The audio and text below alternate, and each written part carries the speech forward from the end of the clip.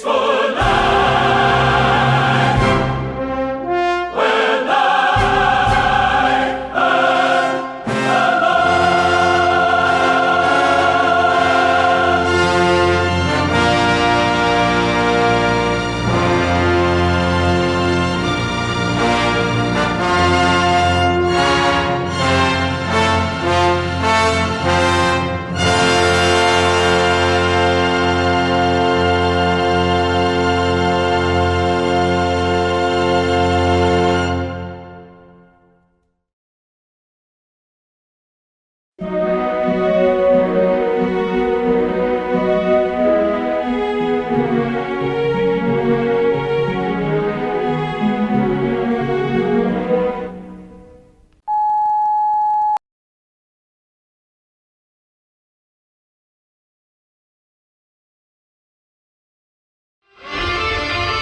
A new consciousness is developing which sees the Earth as a single organism and recognizes that an organism at war with itself is doomed.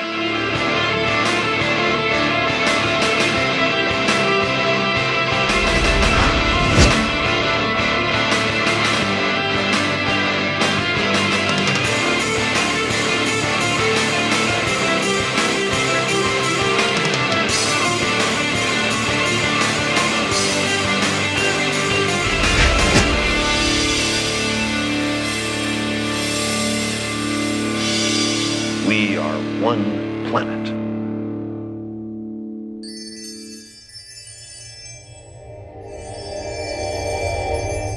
You are all one.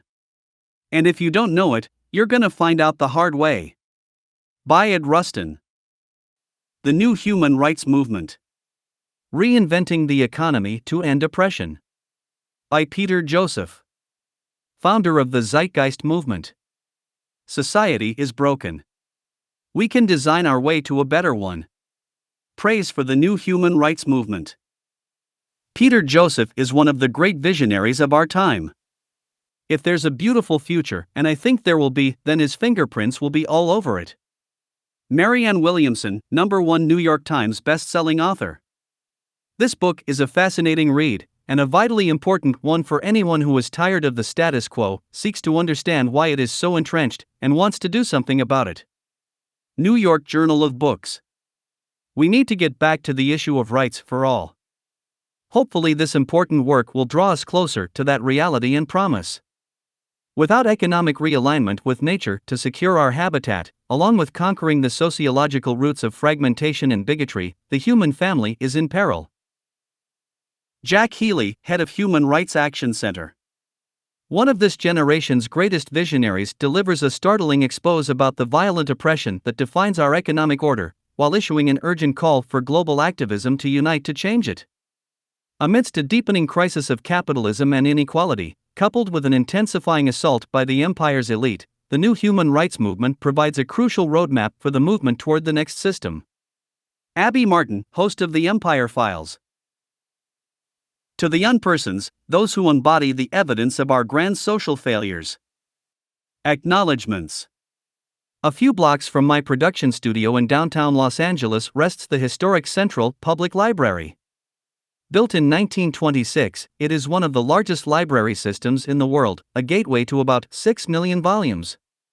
It was here I set up shop to compose this book over the course of 15 months.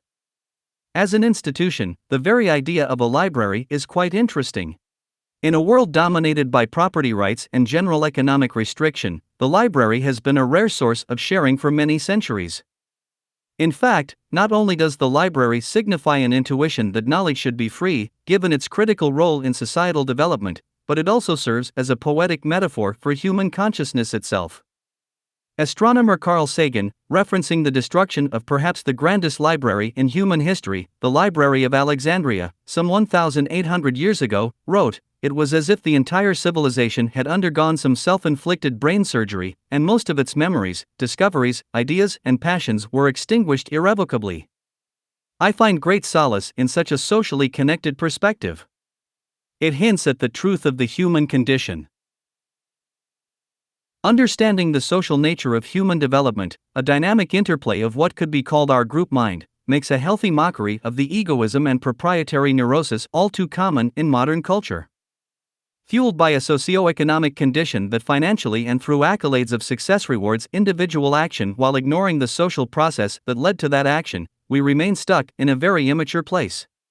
The fact is, world society as we know it is a purely social consequence, ultimately cultivated by a process of sharing. The library, in all its ancient glory and hidden intuition, signifies this deeper wisdom. As such, and as cliched as it may sound, it is to this process I acknowledge credit of this text. This is not to dismiss the many people past and present who have had a direct influence on this work's creation, but to embrace them all in their proper context. I, like them, am just a link in a chain. Moreover, as inspiring and helpful as the downtown Los Angeles library has been while this work was formed, there was another feature of relevance present, a feature I doubt comes to mind when most consider this institution: the homeless. With about 80,000 homeless on the street each night in Los Angeles County, the libraries have served as a common refuge.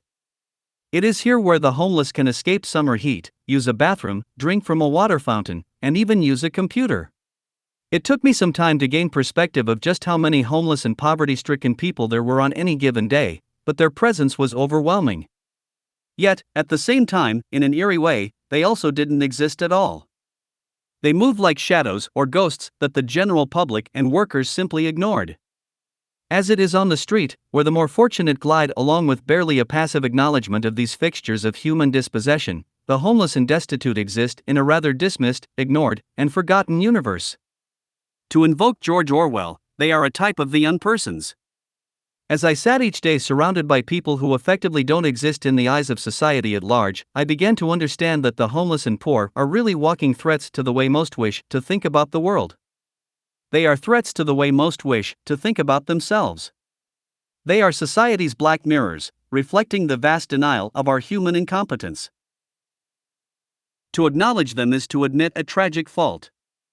Consequently, people go out of their way to pretend those ghosts lurking about them really don't exist at all. And so it is to these people that I extend my acknowledgement. The homeless in that library served as a daily reminder of what is at stake, further inspiring my need to help understand and fix what continues to go horribly wrong in this world. Preface. As playwright George Bernard Shaw eloquently put it, the single biggest problem in communication is the illusion that it has taken place. The depth of this statement took a while for me to understand. Over the course of the past decade, my professional work in film, television, and online media has, to my humble amazement, been experienced by roughly 250 million people and translated into more than 130 languages. I have spoken in a dozen countries, given hundreds of hours of interviews and expositions via radio shows and podcasts, and answered literally thousands of questions from people concerned about the state of society. Yet, in my various attempts, effective communication is still something of an ongoing experiment, especially when it comes to the content presented here. Naturally, any idea, theory, or proposal is only as valuable as how well it is relayed. Each individual is a complex mix of rational thoughts and convoluted biases. There is a threshold of rationality when it comes to the human condition, and I state this not from a paternalistic standpoint but from the standpoint of just another flawed, emotional mind. True intelligence is self-awareness, including a sense of just how wrong you likely are most of the time as a result of your biases. As with any educational content, the more controversial the subject matter, the more difficult the communicative challenge. And there isn't anything more controversial than questioning culture itself. Being the social creatures we are, our very identity is linked to the values and traditions that surround us. This gravitation is largely out of our control. Hence, questioning culture and its norms invariably turns the question to oneself. This is delicate territory, no doubt. Contemplating this problem led me to the context of this work, as inspired by the writings of Frederick Douglass. Frederick Douglass was born into chattel slavery in the American South in the early 19th century. After escaping to freedom in the North, he became one of the most outspoken and effective leaders of the American abolitionist movement. His work led me to recontextualize my activist focus under the umbrella of civil or human rights. Douglass's literary style itself was also influential. His writing is deliberate, incisive, and motivating. There is idealism and yet pragmatism existing at once. So, not only do I hope the core argument of this work will be properly embraced as an extension of the global abolitionist movement, I also hope it will be as efficient in form and tonality as I found Douglas's literary expression to be. As for detail, much here has been necessarily generalized in an attempt to be concise and accessible. The caveat, of course, is that I have made assumptions about what readers may or may not already be familiar with. While I have done my best to avoid unnecessary complexity, tedious clarifications, and fringe terminology, there is only so far one can go before generalizations become self-defeating. Given this, the reader is encouraged to review the source material in the endnotes. A great deal of care has been taken to anticipate unfamiliar subjects, providing rather extensive references to help further exploration and justification. A glossary has also been added to help with custom concepts and general clarity. In most cases, terms presented in italics are included in this glossary. Regarding form, the style here is a combination. Publishing interests originally requested not only a treatment on social justice, but also something of a memoir. This approach did not strike me as productive initially. First, it seems confusing to mix a serious treatment about socioeconomics with personal anecdotes. Second, in the past I have deliberately not talked about my life history or myself in any real way, as I generally find it inhibiting to an audience's judgment. My goal is not to impose conclusions from the position of authority but to show the reasoning or train of thought that arrives at those conclusions. Yet, because I am not credentialed in any particular way, coming from a self-educated perspective, it has been difficult to crack the vault of mainstream dialogue. While I have certainly done my homework over the past decade, exploring hundreds of texts on social theory, history, and economics, I have no plaques or honorary degrees to impress you with. Given the emphasis our society places on perceived authority, the cynicism I often sense is not surprising. It is also natural that in our fast-paced, time-deficient world, most people simply want someone to tell them what to think. Yet there is a serious problem here, as there is a tendency by modern academia to perpetuate existing normative assumptions, especially when it comes to socioeconomic theory. Most people who rise through the ranks of orthodox higher education experience an almost inevitable process of indoctrination. As with many cultural matters, so much has been presupposed about our way of life over time, people tend to assume the social institutions around them are all there is and ever was. Values become entrenched, identities become locked, and dogma is cultivated. The prevailing intelligentsia is far from exempt from this normalizing process, and sometimes one needs to exist far outside the box to make a difference. That stated, I decided I would let down my guard on this issue and try the experiment of explaining a little about where I came from and why I have the focus I do. This humanizing aspect will also, I hope, trigger associations within the reader that make the subjects more relatable. Surprisingly, it wasn't until I began to compile these stories that I came to understand just how predictable my life's unfolding has been. Many seemingly mundane events in my history have actually had profound implications hidden within. I simply didn't have the vocabulary at the time to understand them. However, I do wish to stress that these stories are not to be construed as actual evidence in defense of the conclusions argued. The technical scholarship of this work stands on its own, and the anecdotes are merely supplemental in the hope of sparking a better sense of connection to the reader. Finally, I want to point out that there is some repetition throughout the work. Due to certain topics existing in multiple contexts at once, the chapters often cross-reference one another, weaving in and out. This is mostly done to bypass anticipated confusion or incompleteness.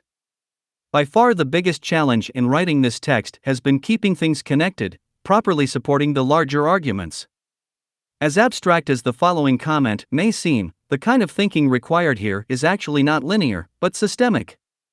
What I mean by that will become clear as you move forward. At the same time, I find that it doesn't hurt to periodically remind the reader of critical themes, especially given how unfamiliar some of this content and overall train of thought may be to some. While this text has been designed for people who have not been exposed to socioeconomic theory before, I admit there is a certain level of complexity that I hope will be tolerated and appreciated. Introduction. We are all one. And if we don't know it, we will find out the hard way. Bayard Rustin. A central message of this book is that solutions to modern social problems are less about the moral aptitude of society and more about how society is technically organized.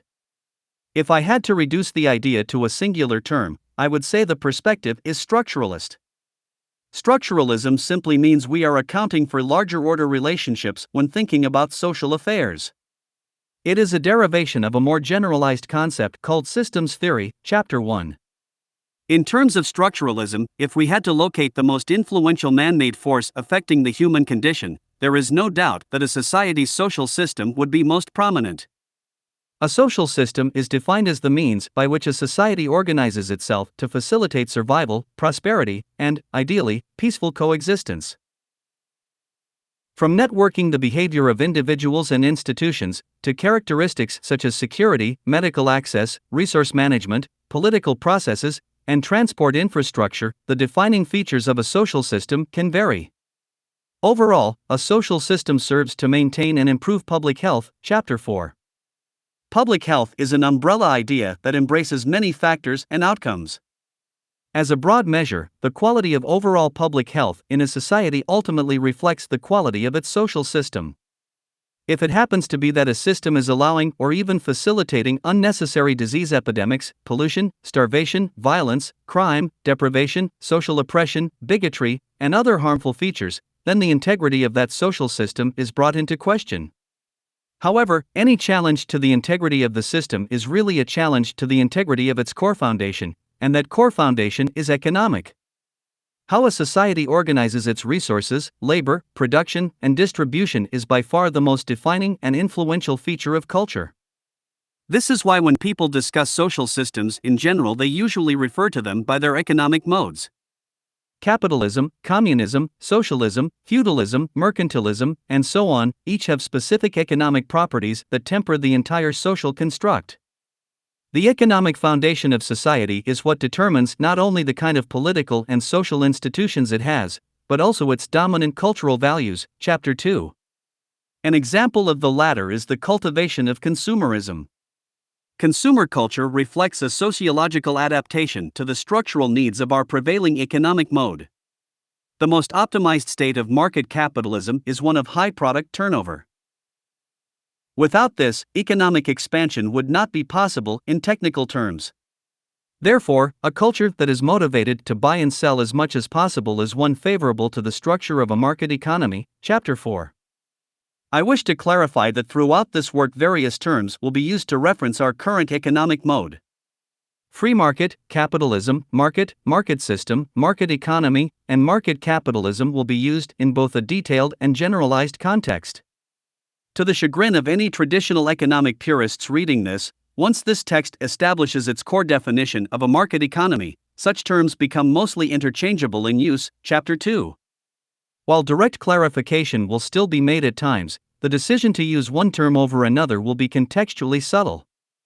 For example, if the context pertains to class relationships, perhaps highlighting the historical wealth and power divide between owners and workers, the term capitalism will likely be used. This is because inherent to that term is the structural distinction between the two labor classes. In contrast, if the context is about dynamics related to trade itself, such as general equilibrium theory, I will likely use the term market economy since it is more specific to the dynamics of exchange. There is, however, one term that is very specific and will be used a great deal. That term is socio-economic. This refers to economic activity that connects to social and personal outcomes. It can be used to describe a cause, or it can be used to describe an effect. A simple example is poverty. Modern poverty is actually not an inevitable byproduct of humans sharing a planet that is supposedly deficient in resources. Rather, poverty today is a systemic consequence native to our current economic mode. In other words, its existence is artificial and contrived, not natural. Poverty is simply a negative externality of the market economy, just as industrial pollution often is, Chapter 3. However, while poverty is certainly an effect of the social system, it can also be separated as a cause. In modern sociological research, poverty is frequently referenced as a starting point or precondition that leads to a spectrum of socioeconomic problems. These include premature mortality, violence, social destabilization, epidemic disease, crime, suicide, mental illness, domestic abuse, and many other public health concerns. Yet, poverty is just one feature of the overall phenomenon of socioeconomic inequality. Socioeconomic inequality links to a range of detrimental social problems, many of which are quite surprising. Chapter 4. For example, as odd as it may seem, a person living in a generally wealthy nation, with a smaller income gap, may experience very different public health outcomes than a person living in another generally wealthy country that has a larger income gap. This statistically occurs even if those people have the same absolute income. The more economic inequality, the unhealthier a country's people are on average. Put succinctly, socioeconomic inequality is the greatest detriment to human health and social stability in the world today. It is a systemic problem that has far-reaching consequences. The new human rights movement is about ending it or coming as close as we possibly can. This is not to ignore other issues of social injustice such as racism, discrimination, or xenophobia, nor is it to bypass growing socio-ecological problems such as biodiversity loss, climate change, water pollution, and other problems that will harm the poor of the world long before the rich. Rather, the new human rights movement serves to unify these issues. While a fragmented focus has been required in pursuit of social and environmental justice historically, there is a dominant through line that has consistently been missed or ignored. That through line is that almost all forms of social oppression are rooted in socioeconomic inequality. And most forms of destructive environmental destabilization are rooted in the essential nature of our economic mode. These two issues are critical to understand. Causality surrounding them may not always be direct or obvious. As will be discussed, our minds have a hard time understanding extended chain reactions. We tend to think in a very proximal sense rather than a systemic one. Chapter 1. This means when we see, for example, a company polluting a water supply, hurting a local population, we tend to blame the company, ignoring the larger structural pressures that may be occurring beyond that company, motivating or even coercing its decision to pollute. The bottom line is that when we trace the systemic chain reactions of our most detrimental social problems, we almost invariably end up at the doorstep of the economy. If we expect to achieve new levels of prosperity, peace, and social justice on this planet, while also stopping or reversing many detrimental trends currently on pace, then it is about time we started to expand our sense of possibility. While the future has yet to be seen, it is safe to say that a business-as-usual scenario can only lead to increasing social problems at this stage of social evolution. While we have seen great strides over the past 200 years, the value of those strides is only as good as our ability to maintain them. Social and ecological trends now show not a path toward further prosperity, but a path toward social destabilization and an overall public health crisis. Chapter 5. I wish to reiterate that the real issue of concern today isn't moral, it is structural. It has little to do with people's general, day-to-day intent and everything to do with the organizing framework of global society. All the best intentions in the world are not going to stop the existing and emerging problems as long as the current socio-economic framework remains unaltered. What we have today is an increasingly incompatible social system, clashing with a world very different than the one it evolved out of. While it is convenient to assume that we humans, as smart as we are, will naturally adapt society to new requirements, given current trends, this very well might not be the case. In the same way the abolition of abject slavery or apartheid didn't occur through polite, rational conversation, at no time has the march toward social equality and rational societal adjustment been fluid. As will be detailed, the character of our social system favors preservation and elitism. Chapter 3. Social dominance and the facilitation of social control and oppression is structurally codified in the system, a normative function born from its inherently competitive, scarcity-driven ethic. Given this, the odds of any kind of easy transition are slim. That is because those with great power and wealth, those who have been rewarded greatly by the system, naturally find cognitive dissonance with the idea of altering the very mechanism that has rewarded them so disproportionately. In the words of Frederick Douglass, power concedes nothing without a demand. It never did and it never will. Find out just what any people will quietly submit to, and you have found out the exact measure of injustice and wrong which will be imposed upon them. Therefore, the need for social movement on the global scale, with very specific and strategic plans to shift the social architecture, is now critical to progress. These needed adjustments have already been made clear by both modern trends in economic or productive means and the sociological and ecological revelations presented by contemporary science. The train of thought as to what socioeconomic preconditions will allow for a highly sustainable and socially just world is virtually self-evident. How we get there, and if we get there in time, is the ultimate question. Chapter 1. System-bound, realizing relationships. Whatever affects one directly affects all indirectly. For some strange reason, I can never be what I ought to be until you are what you ought to be. You can never be what you ought to be until I am what I ought to be. This is the interrelated structure of reality. Dr. Martin Luther King Jr. When I was 11 years old, I was assaulted by a young black teenager who stole the expensive new bike my mother had recently bought for me. The gift was fairly rare, likely provided out of guilt from my parents' recent divorce. At that time, I was living with my father in a poor urban area of Winston-Salem, North Carolina, having moved there from a more rural setting years before. The region was a strange mix of subsidized housing projects and large, circa World War I Victorian homes in bad repair. It was basically the outcome of what some have termed white flight from the decades prior. During more racially turbulent times in America, Caucasians migrated en masse from the cities to the suburbs. The end result was economic stagnation in the regions left behind. While the demographic in the area varied, my Italian-German family was certainly in the minority. Running home after the attack, bruised and traumatized, I was relieved to find my older brother. In my emotional state, I explained the situation. Furiously, protective of his younger sibling, he grabbed a golf club and dragged me out the door and into the car. Speeding around the neighborhood, we ended up in a crowded mall parking lot. Near the top of a hill, I noticed the silhouettes of a couple of young kids, work ing their way up on their bikes against the setting sun. One of the bikes appeared to have the same spoke structure as mine, but I wasn't sure. In my delirium, I really wasn't able to make much sense of anything. "Is that him?" my brother demanded.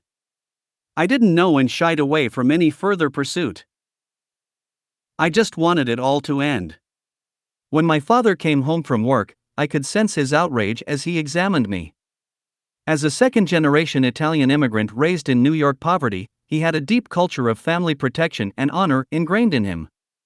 As in the clichés of Italian vengeance popularized in Hollywood mafia films, I could sense his overwhelming need to do something about what had happened to me. This sense of retribution was gestural. After all, it was just a kid, and no one was going to hunt him down and harm him. The police were notified, and a general lookout for the young man went on for a few weeks. Though he was a minor, his being arrested, prosecuted, and penalized would have been the common path of what we call criminal justice in the United States. He was never caught, however. As I will explain in a moment, I'm glad he wasn't. Systems theory. I have set up this childhood story to contextualize a series of observations. Before I begin, however, let's review a tool needed to frame this assessment, something called systems theory. Systems theory was made popular by biologist Ludwig von Bertalanffy in the late 1960s. It is a non-reductionist approach to understanding complex phenomenon, focusing attention on larger-order relationships rather than smaller parts. There has been a tendency throughout the evolution of science to fragment fields, examining them independently. In school, we study biology, mathematics, psychology, sociology, physics, and other areas, generally in isolation. This reductionism is logical in a preliminary phase of investigation. However, it becomes limiting if those fields are not eventually viewed in connection with each other, as they are in the real world. Systems theory highlights this need for inclusive comprehension in the search for causality in nature. Figure 1a. While incomplete, this conceptual graphic represents the biological, psychological, and social, biopsychosocial, influences that intersect to define the health and character of a human being. The larger context of ecology has been included to emphasize the total influence habitat has on all factors. As is the case with the study of the human body, understanding the singular properties of parts only, such as cells or organs, is incomplete. We need to understand how all those parts work together, producing the human being as a single system. Yet at the same time, the human body itself is not an island. It is also a falsely detached construct, as much as we are inclined to separate ourselves in consciousness. A human being is inclusive to the larger order ecosystem or habitat from which it evolved and upon which it relies for survival and health.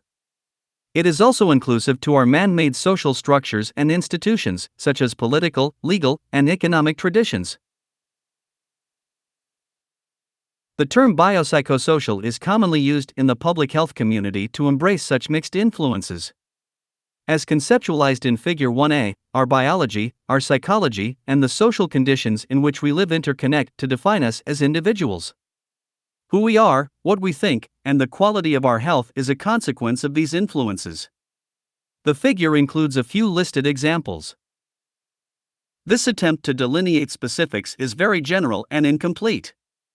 For instance, while genetics as a field of study is considered unique within biology, the broader notion of physiology can be used to embrace both biology and genetics together. Any attempts at hierarchies of this nature are rather ambiguous, as there is always overlap when we are trying to isolate attributes. Noted at the bottom of the figure, ecology has been added as a macro influence overall, basically extending the social component to the habitat. As will be explored further, our habitat and its dynamics influence our social and personal lives in complex ways. For instance, any large-scale environmental disaster could deeply affect our biopsychosocial condition. An earthquake that creates a water shortage in a city is an example. This could trigger social disorder, reducing public safety in terms of both poor sanitation and stress-induced crime. Those suffering from dehydration could suffer serious physiological harm. Likewise, a person genetically predisposed to anxiety disorder might have behavioral reactions that in turn negatively affect others. Some may become so desperate that they end up drinking unsanitary water, triggering the spread of disease. This would further increase negative social stress and other chain reactions. As expressed by this example, while the general idea of extended causality and interacting systems may be simple in theory, the technical, real-world dynamics are overwhelmingly complex. The main focus here is systems theory as related to sociology. Nicholas Luhmann is a notable historical figure in this field and worth referencing. Luhmann basically reduces all social system phenomena to processes of communication. This makes sense since most all societal features, such as economy, law, politics, religion, and the like, are ultimately about human interaction. Each of these subsystems or institutions interconnect to define the larger order social system and its dynamics. This overlap between subsystems, such as how an economy can affect the well-being of a family, is termed an intersection by Luhmann. In this example, the intersection is between the needs of a family and the tradition of economic organization. He refers to everything outside of such interacting, or unifying, systems as the environment, with this environment housing the delineated, intersecting systems perceived. A simple analogy is to consider Earth in the void of space. Given the vast distances between celestial bodies, we experience the Earth as a closed system, composed of endless subsystems such as oceans, forests, and even the human species. In this analogy, space would be the environment, assuming we ignore the sun and other factors actually affecting Earth in an even larger relationship. Necessarily, the study of systems is a process of isolating them on some level, even though the intent of systems theory is the daunting task of comprehending the widest range of intersections, seeking as much unification as possible. How the human being intersects with his or her environment, whether social or ecological, is fundamental to all human sciences. A core observation is that we appear to be built with certain biopsychosocial propensities and expectations. In other words, we have hardwired aspects linking our biological and psychological selves to the social condition. We have evolved not only basic physiological needs but also psychological ones built around our social nature. Just as we completely depend on adults for survival in the first years of life, evolution has wired us for social connection and bonding in deep and profound ways throughout the life cycle.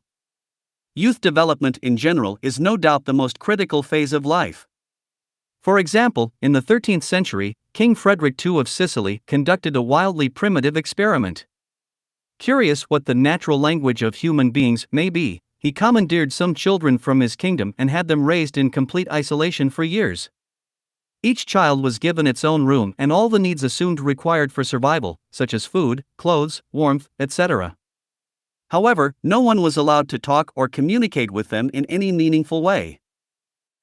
In the meantime, the king and his associates speculated on what language the children would eventually speak. Would it be Greek? Would it be Italian? Unfortunately, the experiment was inconclusive as all the children died of what is called stress or psychosocial dwarfism. Also known as Kaspar-Hauser syndrome, this is the phenomenon in which extreme emotional deprivation leads to endocrinological disturbances that harm development and can even lead to death. The same phenomenon has been witnessed with feral children, who are often abused through social isolation. Some of these children can never learn to speak, in fact, because the critical learning period for language attainment was also never utilized. In order to achieve healthy outcomes, there are things that should occur during child development and things that simply should not.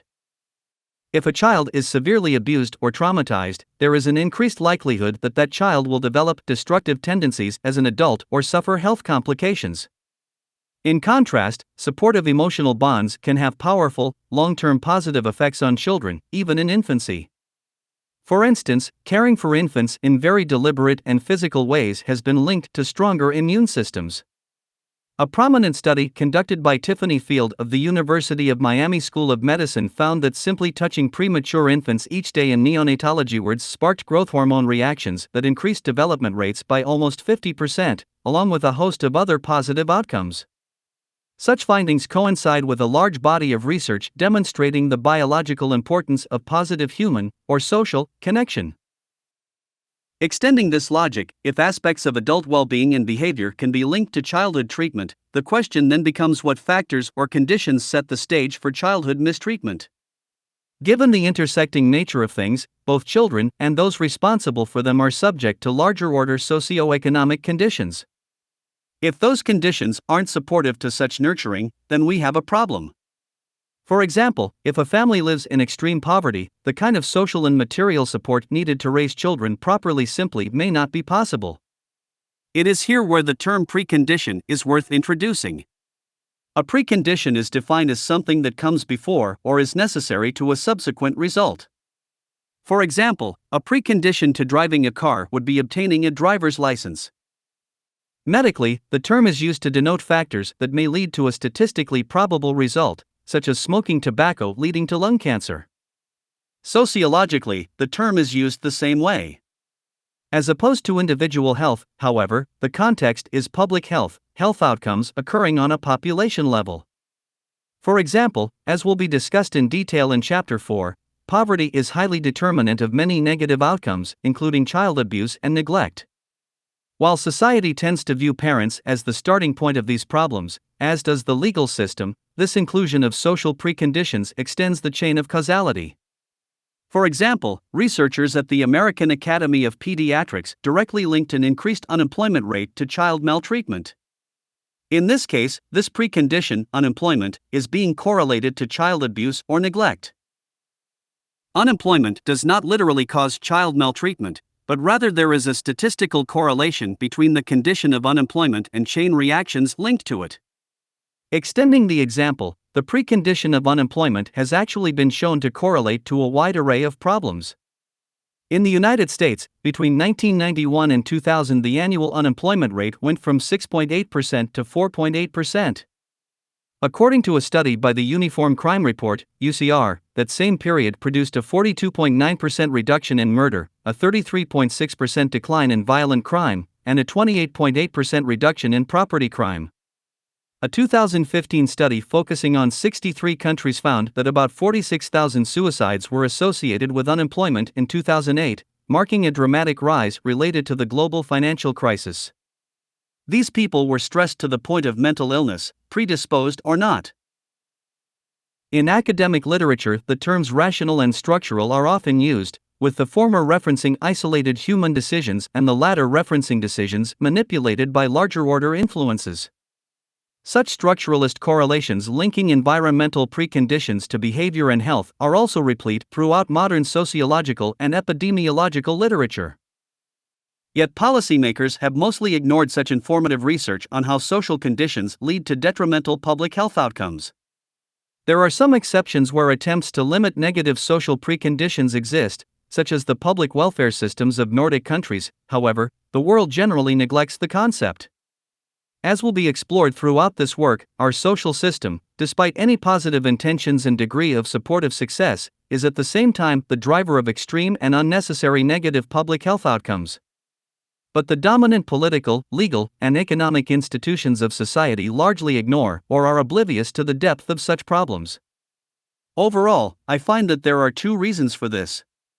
First, regardless of the science, this kind of thinking is very counterintuitive. We tend to perceive in very linear and superficial ways, as opposed to broader, more thorough ways. This contrast could be termed localized perception versus systems perception. Localized perception is what you see directly around you, drawing conclusions and building associations from the incomplete sensory data coming through your five-sense reality. Systems perception or systems thinking is about understanding intersecting processes and chain reactions. Unfortunately, such thinking does not come naturally to us. We tend to see the world as a facade, perpetuating illusions of reality. In fact, I would argue that this perceptual flaw is at the root of most all superstitions and false theories of the past. For example, ancient societies would look up at the sky and watch the sun, moon, and stars appear to circle the flat earth. Why? No other reason than that it simply looked that way. Likewise, as we gaze outward, it is also easy to forget that the light we see is only a tiny portion of the electromagnetic spectrum.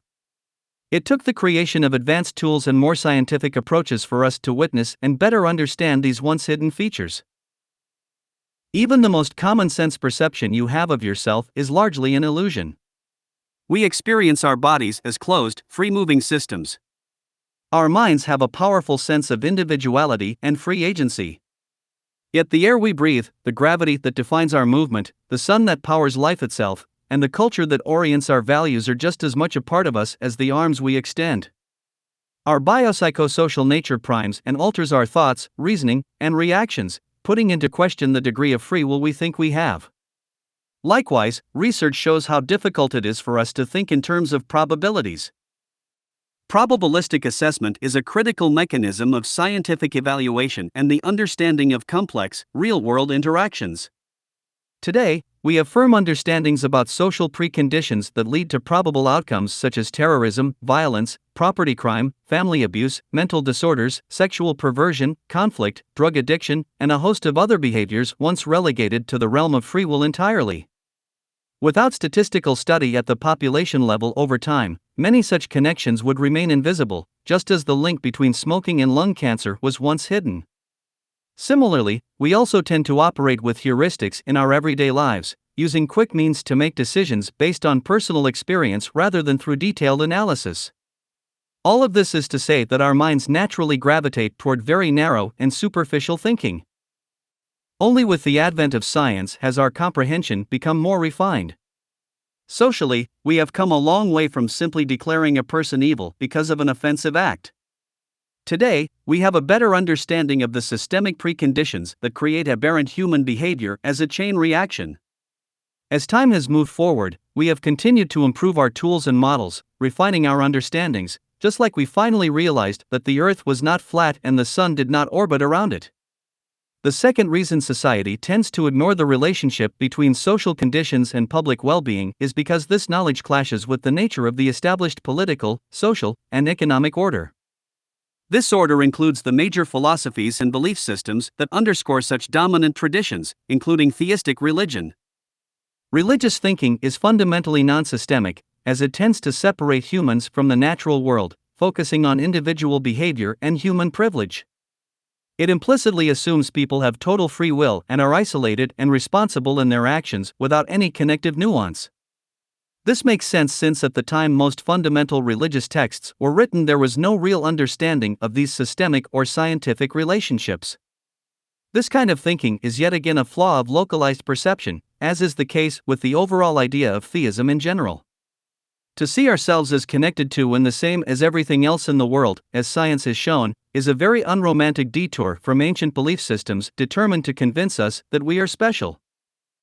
Hence, systems thinking puts into doubt the major foundations of religious belief, eliminating the idea that human beings have a privileged position in the universe.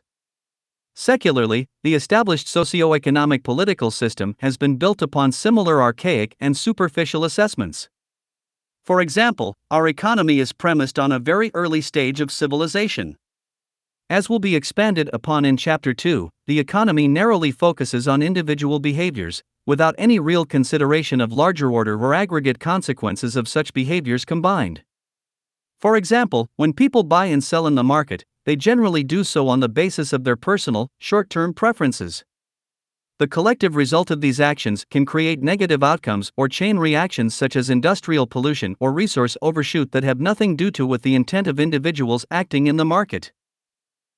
This lack of comprehension, rooted in a truncated or incomplete understanding of systemic economic outcomes, creates constant socio-economic disorder, as we continue to see throughout the modern world. The same goes for our political and legal methods. These practices were also born from periods that had very little scientific foundation, assuming highly localized or truncated ideas about the human condition. Today, intellectual progress has literally left the socio-economic political system behind. A massive sociological cultural lag has been occurring for about a century now, wherein modern understandings that can dramatically improve human life go utterly unincorporated. This is not hard to understand since power systems inherently fight interfering change, as noted earlier. After all, large changes to the social system could mean disturbance to those who benefit disproportionately, along with those in political control. The truth is that if the potential for positive change were truly realized, the entire architecture of society would be forced to shift dramatically. As such, there should be little wonder as to why modern sociological revelations have gone mostly ignored by policymakers. False causality. With this system's framework in mind, let's now return to my story. As stated, from the standpoint of the criminal justice system, my assailants being arrested, prosecuted, and penalized would have been the traditional path.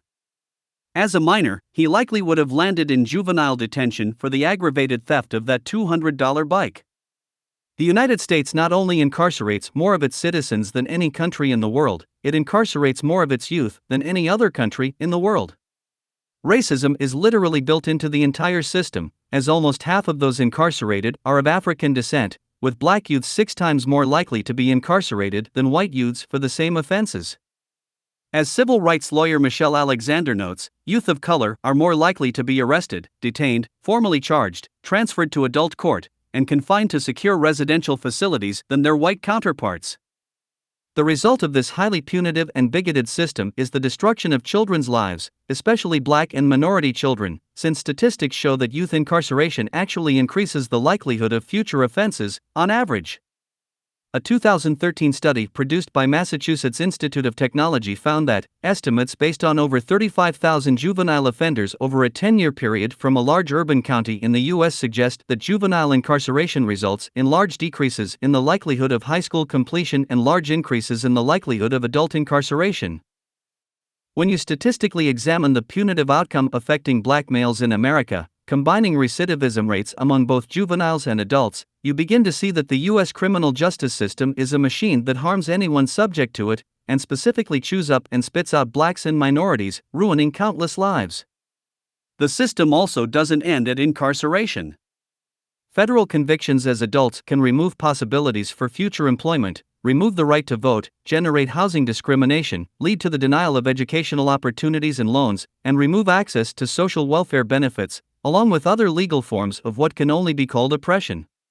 In light of these statistics, coupled with how the peak of this highly punitive approach was occurring in the early 1990s as far as juvenile arrest and incarceration are concerned, I can honestly say I'm glad my offender wasn't caught.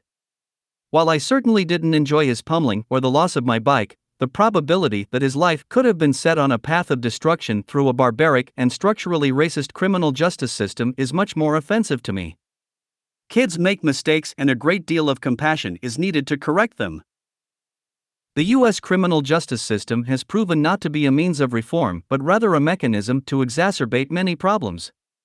Also, since the system has been shown to actually breed violence, as will be touched upon in a moment, it's possible that other people could have been victimized as a result of his exposure to such punitive conditions. All this begs the question of how such a distorted penal system came to be and why the black and minority population have been so disproportionately victimized by it. What cultural, socio-economic, and historical influences have intersected to produce such an institution? At this time of writing, not only have the U.S. criminal justice system and its systemic racism been under attack by activists, but there is great outcry over repeated acts of police brutality against blacks and minorities as well. Organic grassroots organizations such as the Black Lives Matter movement, coupled with older, more established rights groups such as the ACLU, American Civil Liberties Union, and NAACP, National Association for the Advancement of Colored People, have made these concerns a top priority in public appeal. Of course, the efficacy of any policy proposals can only be as good as the cause and effect understood. To consider this further, let's first review the basic premise of criminal justice itself. While approaches vary from country to country, the idea that operant negative conditioning will deter unwanted behavior is the central theme. In other words, punishment or the threat of punishment is the assumed means of control. While the term rehabilitation is often used in regard to incarceration or parole, it's hard to take that term seriously when the mechanism is mostly punishment. While it is true that operant conditioning works to a degree, as in the case of a child who learns not to touch a hot stove after being burned, the approach is incomplete. It is once again localized, not systemic. The justice system generally ignores the social preconditions that lead a person to commit crime.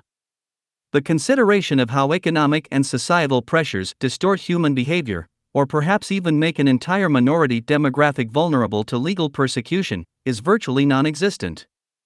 Instead, a superficial process of individual judgment occurs, with no consideration for one's life experience or social condition. While removing behavioral threats from society may be required, just as the need arises to quarantine a person with a highly contagious disease to prevent its spread, the overall premise of legal judgment is fundamentally short-sighted. In the words of Bertrand Russell, when a man is suffering from an infectious disease, he is a danger to the community, and it is necessary to restrict his liberty of movement. But no one associates any idea of guilt with such a situation. On the contrary, he is an object of commiseration to his friends.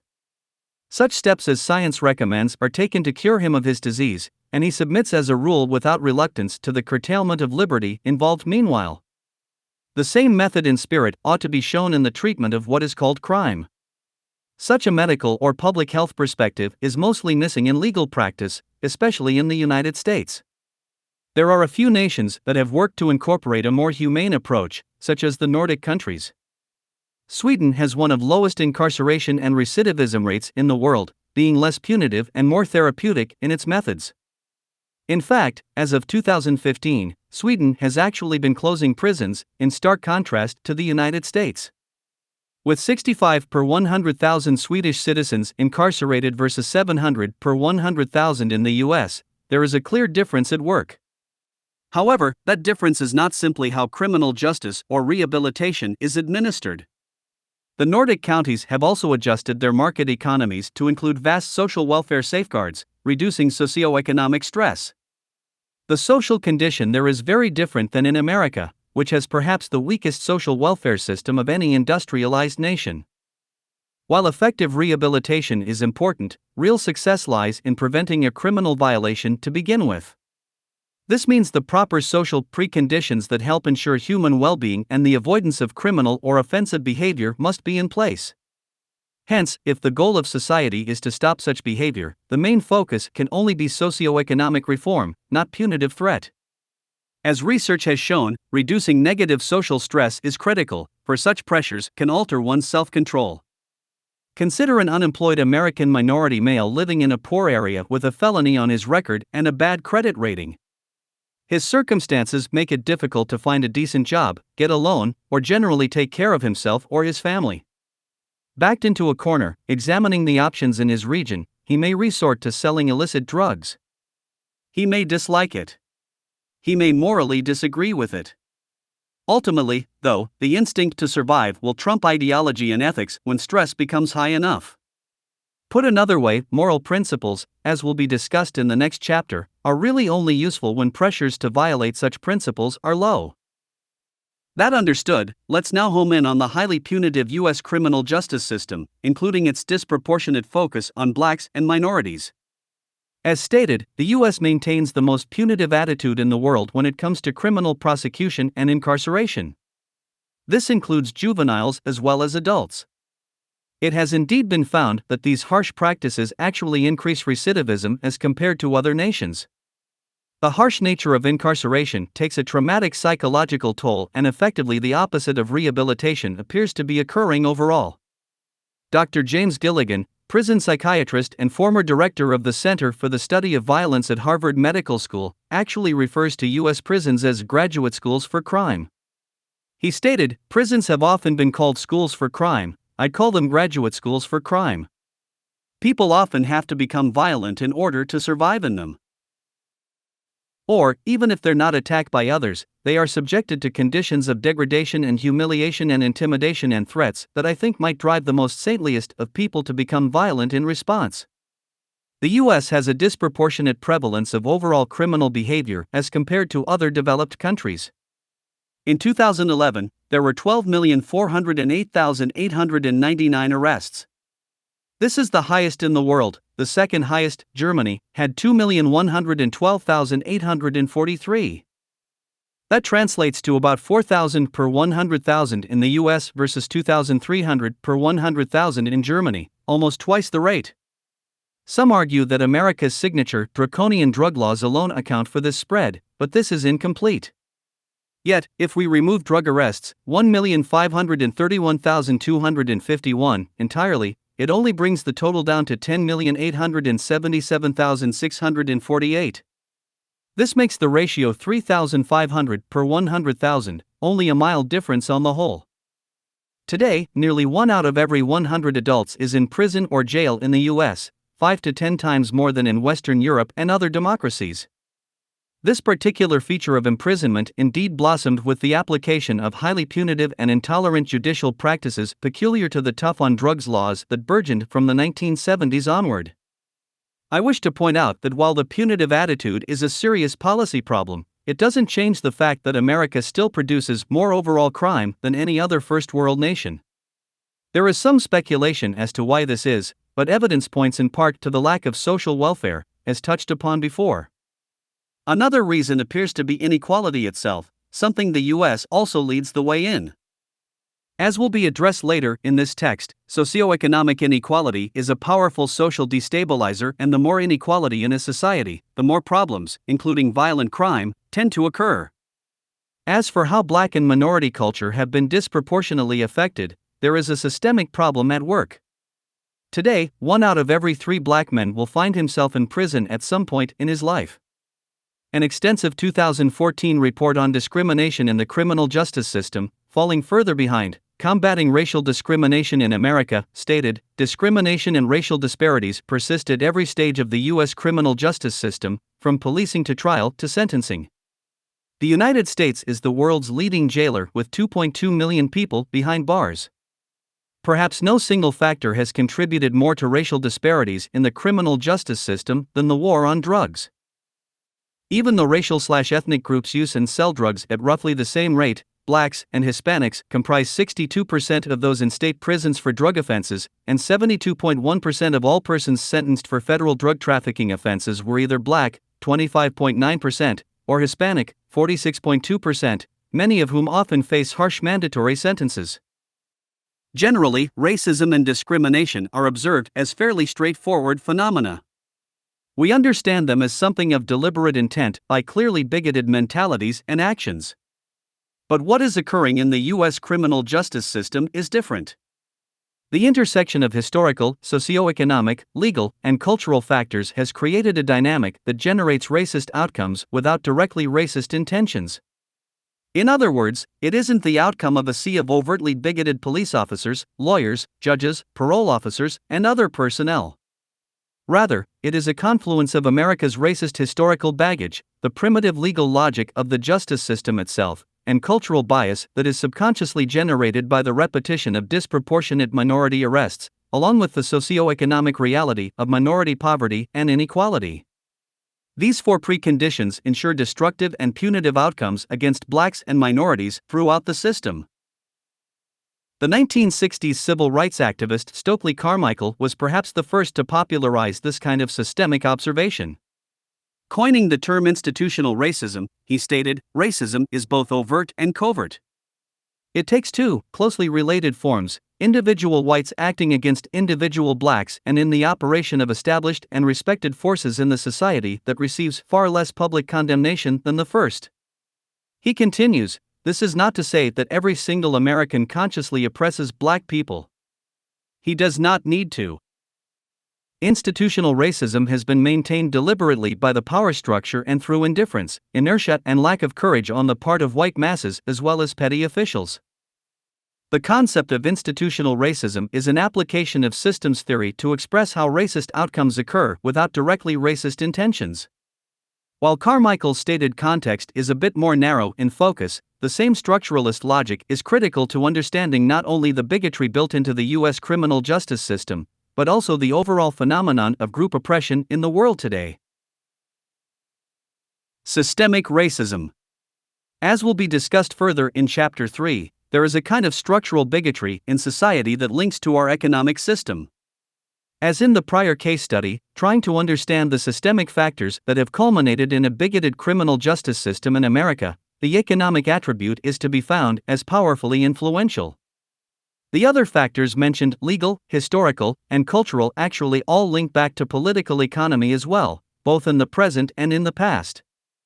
As for the historical relationship specifically, while many countries employed abject slavery long ago, the focus on race-based slavery, with the condition of servitude even passed from parent to child, was fairly unique to the emerging U.S. of the 17th century. This set in motion a cultural divide that differs from such divides in other nations. The long-term result is a turbulent process of societal integration. From abject slavery to segregation to the spectrum of civil rights abuses, the racist baggage of U.S. history is visceral and entrenched. And as much as many assume or demand a colorblind society in the 21st century, the truth is that American culture is still trapped in a systemic unfolding that goes back centuries. Yet seldom does one ask how race-based slavery came to be. The prevailing view often taught in elementary school is that white Europeans enslaved black Africans because they simply thought Africans were inferior. While the idea of white superiority is certainly documented, especially during the late 19th and early 20th century with blacks deemed natural slaves through what is now termed scientific racism, this isn't the real origin of American slavery. Rather, American slavery was a market-based economic decision to secure cheap labor and profitable investments. In the words of sociologist Robin M. Williams Jr., in a very basic sense, race relations are the direct outgrowth of the long wave of European expansion, beginning with the discovery of America. The resulting so-called race relations had very little to do with race. Initially, it was historical accident that the peoples encountered in the European expansion differed in shared physical characteristics of an obvious kind. But once the racial ideologies had been formed and widely disseminated, they constituted a powerful means of justifying political hegemony and economic control. While eons of slavery have been common by way of war, conquest, or debt, justification by physical appearance alone was little practiced until the time of the American colonies. Upon settlement, white European indentured servants were mostly used. However, they had fairly short multi-year terms and became limited in number as time went on. Eventually, African slaves were sought when it was obvious they were better business investments than the indentured Europeans. As explained by Professor of Sociology William Julius Wilson, the conversion to slavery was not only prompted by the heightened concern over a cheap labor shortage in the face of the rapid development of tobacco farming as a commercial enterprise and the declining number of white indentured servants entering the colonies, but also by the fact that the slave had become a better investment than the servant. As life expectancy increased, resulting from the significant decline in the mortality rate from disease, planters were willing to finance the extra cost of slaves. Indeed, during the first half of the 17th century, indentured labor was actually more advantageous than slave labor. During the initial stages of African slavery in the colonies, racial bias wasn't much of an issue. Black slaves worked alongside white indentured servants as equals.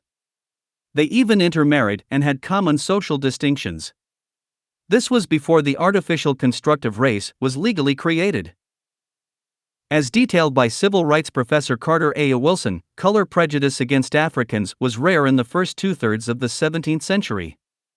Legal distinctions between black slaves and white servants did not appear until the 1660s. At first, the plantation owners relied more on European indentured servants than African slaves. Initially, attitudes and behavior toward the African slave differed little from those toward the European servant, except that the servant served only a short term, usually 7 years, and the slave generally, but not always, served for life. Interracial marriages were common in the first half of the 17th century, and at this time they provoked little or no reaction. Christian status and Christian morals were important. Race was not.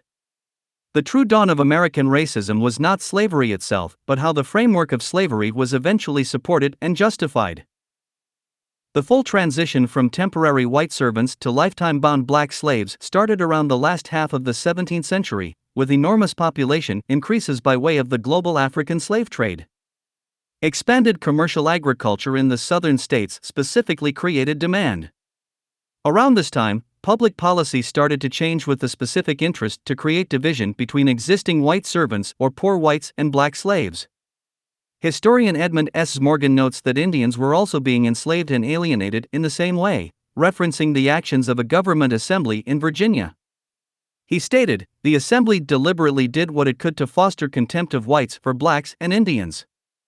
In 1680 it prescribed 30 lashes if any Negro or other slave shall presume to lift up his hand in opposition against any Christian. This was a particularly effective provision that allowed servants to bully slaves without fear of retaliation, thus placing them psychologically on par with masters. It was this tactic of social division, separating black slaves from poor whites, that served as a form of security through hierarchical dominance, stabilizing the economic practice. Over time, various excuses for black inferiority were concocted. These ranged from being non-Christian heathens to being beasts of burden. This reorientation slowly generated a culture of bigotry and dominance that echoes to this day. So, in a sense, racism has effectively been a system reinforcer to optimize slave labor by way of sociological manipulation.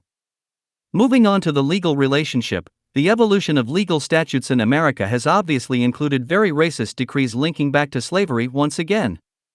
The interest in controlling the black population as conditions moved away from slavery has been obvious.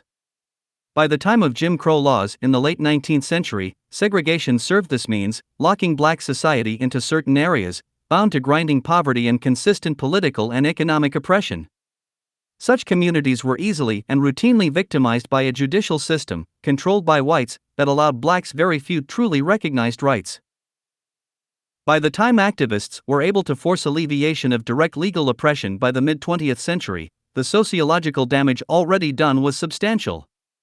Here you had a large, poverty-stricken minority population, isolated in poor regions with limited economic opportunities. Not only was the cultural baggage from generations of white oppression lingering, but the black community was faced also with internal destabilization due to a lack of basic means. By the 1970s, there was strong outrage and general disorder. Sensing this, a paranoid white political establishment gravitated toward policies to further control the black community. Richard Nixon's chief of staff, H.R. Haldeman, noted in his diary that Nixon held highly racist views. He wrote that Nixon emphasized that you have to face the fact that the whole problem is really the blacks. The key is to devise a system that recognizes this while not appearing to. Nixon is famous for starting the war on drugs in 1971, which was eventually escalated by Ronald Reagan in the 1980s and then Bill Clinton in the 1990s, resulting in an enormous, disproportionate increase in black arrests and overall lower-class minority incarceration.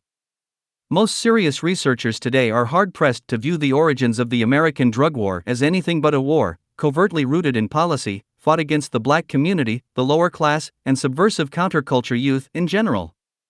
This isn't to say the drug war was entirely deliberate in its targeting. But it is easy to see how policymakers could find ways to justify such actions in euphemistic ways, with the thought of social control and systemic oppression clearly in the back of their minds. After all, During the time of the drug war's conception, the two great forces proving they could alter the political establishment were youth and minority culture. The 1960s had some of the most effective social and civil rights movements in history. It is not out of the question for the political establishment to see this subculture as a threat, seeking means to deflate its power. As will also be discussed in Chapter 2, such dominance patterns have been constant throughout social evolution for a long time. In sum, the legal system morphed from direct racial oppression to indirect by targeting the outcomes of historical and present socioeconomic inequality, rather than any specific group. Between the draconian drug laws and the effects of destabilizing poverty and deprivation in the black community, law enforcement could easily fill its arrest quotas. Racial profiling doesn't need to be police policy when all police see, day in and day out, is minority crime. They have been conditioned by superficial experience to associate black culture with criminal behavior.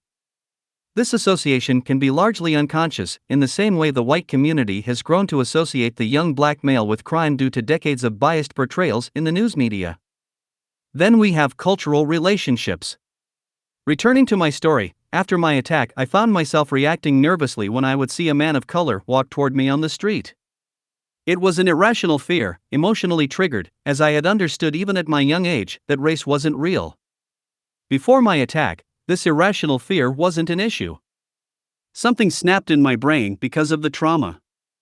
While the effect went away after a few years, particularly when I attended a mixed-race, international art school from the age of 13 on, I realized later that it wasn't just the traumatizing attack that created the effect. It was the overall social climate of paranoia and racism in the American South that primed me for the reaction, specifically the highly negative stereotyping of the young black male. For instance, there was a popular television show in my youth called Cops. This show featured white police arresting poor black men constantly. At the same time, news footage I would see of American prisons always showed a sea of dark-skinned people, while depictions of crime and drug-infested black ghettos painted a primitive, uncivilized picture of black society. Even in my elementary school, there was a subtle segregation, with black youths often undergoing more scrutiny and accusation than white youths. These children were also likely to underperform on tests. Such outcomes are troubling because they again reinforce superficial and bigoted assumptions. If people see statistics such as black children performing worse on academic tests, black adults arrested and incarcerated more, or higher black unemployment, they may superficially gravitate toward assuming it is just the way they are, having no other information. Our localized perception fails us in this way. Rather than looking at the condition the culture finds itself in as cultivated over time by such former pressures as abject slavery and Jim Crow segregation, compounded by ongoing economic deprivation and poverty, it isn't difficult to see how a culture of misguided bias can be created and perpetuated, even without malicious intent. Now, returning to the issue of economy, the central argument here is that the economic foundation of our society is at the root of the problem. The early economic decision to exploit Africans for labor and profit helped give birth to the nature of our modern criminal justice system, resulting in a self-perpetuating machine of bias and bigotry. It is not just the generational tradition of racism in the white legal community that has created this pattern, but the ongoing socioeconomic inequality that has been common to the black community ever since. This has created a feedback loop that condemns the natural outcomes of socioeconomic deprivation, i.e., crime, lack of education, further securing systemic oppression of the black and minority community by law enforcement and even society at large. A culture of aberrancy has also been groomed, such as the modern epidemic of black-on-black gang behavior in inner cities. While superficial assumptions condemn gang behavior, blaming the people involved, the reality is that this behavior has been the culmination of intersecting socioeconomic pressures over generations. In short, the consequences of systemic racism are now producing preconditions that ensure the future preservation of systemic racism. It is a cycle, and this cycle can't be broken in a real way without the removal of poverty and low socioeconomic status. Dr. Martin Luther King Jr. understood this. While remembered mostly for his help in enforcing black voting rights, ending segregation, and promoting the Gandhian vision of nonviolent civil dissent, he also led an anti-poverty movement few seem to be aware of. Before his death, King was working on an economic bill of rights to basically end poverty in the United States. He knew that all the prior civil rights successes to help black culture prosper would not be as effective if the perpetuation of poverty continued. The systemic consequences of poverty were too strong, preserving bigoted reactions and oppression. To put it another way, the black community, no matter what legal or civil rights it obtained, was still locked into a tragic cycle of discrimination, and poverty was the binding factor. King made his position clear in his final book, Where Do We Go From Here, Chaos or Community? He wrote, "We have come a long way in our understanding of human motivation and of the blind operation of our economic system. Now we realize that dislocations in the market operation of our economy and the prevalence of discrimination thrust people into idleness and bind them in constant or frequent unemployment against their will. The poor are less often dismissed from our conscience today by being branded as inferior and incompetent. We also know that no matter how dynamically the economy develops and expands, it does not eliminate all poverty." His solution was direct. Since the market system will unfold as it does, perpetuating its signature feature of economic inequality, the simplest approach was to install a universal minimum guaranteed income to counter it. He stated, "I am now convinced that the simplest approach will prove to be the most effective. The solution to poverty is to abolish it directly by a now widely discussed measure, the guaranteed income." He also added, in the same spirit, "For years I labored with the idea of reforming the existing institutions of society, a little change here and a little change there, but now I feel differently. You have to have a reconstruction of the entire society, a revolution of values. Universal minimum guaranteed income means each citizen gets paid to live, with no job requirement.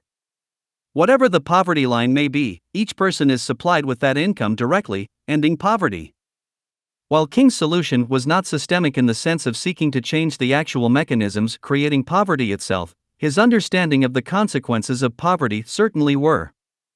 However, as this text will argue in later chapters, while patches such as universal minimum guaranteed income are just as relevant and needed today as they were in King's time, they are still only one step in the right direction, seeking, as he put it, a reconstruction of the entire society.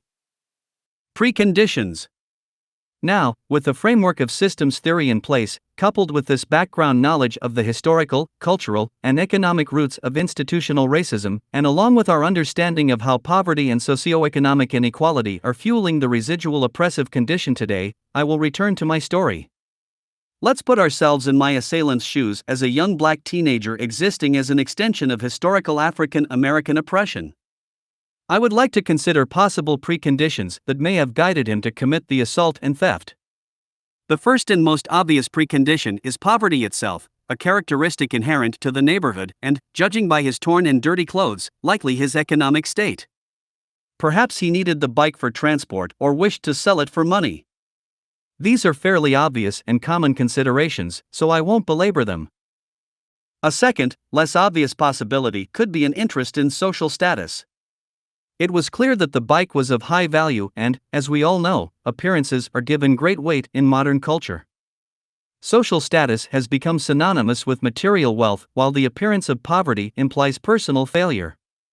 Interesting studies conducted on class inequality found that high status, or high-priced, goods are of more interest in places with larger wealth gaps between the rich and poor.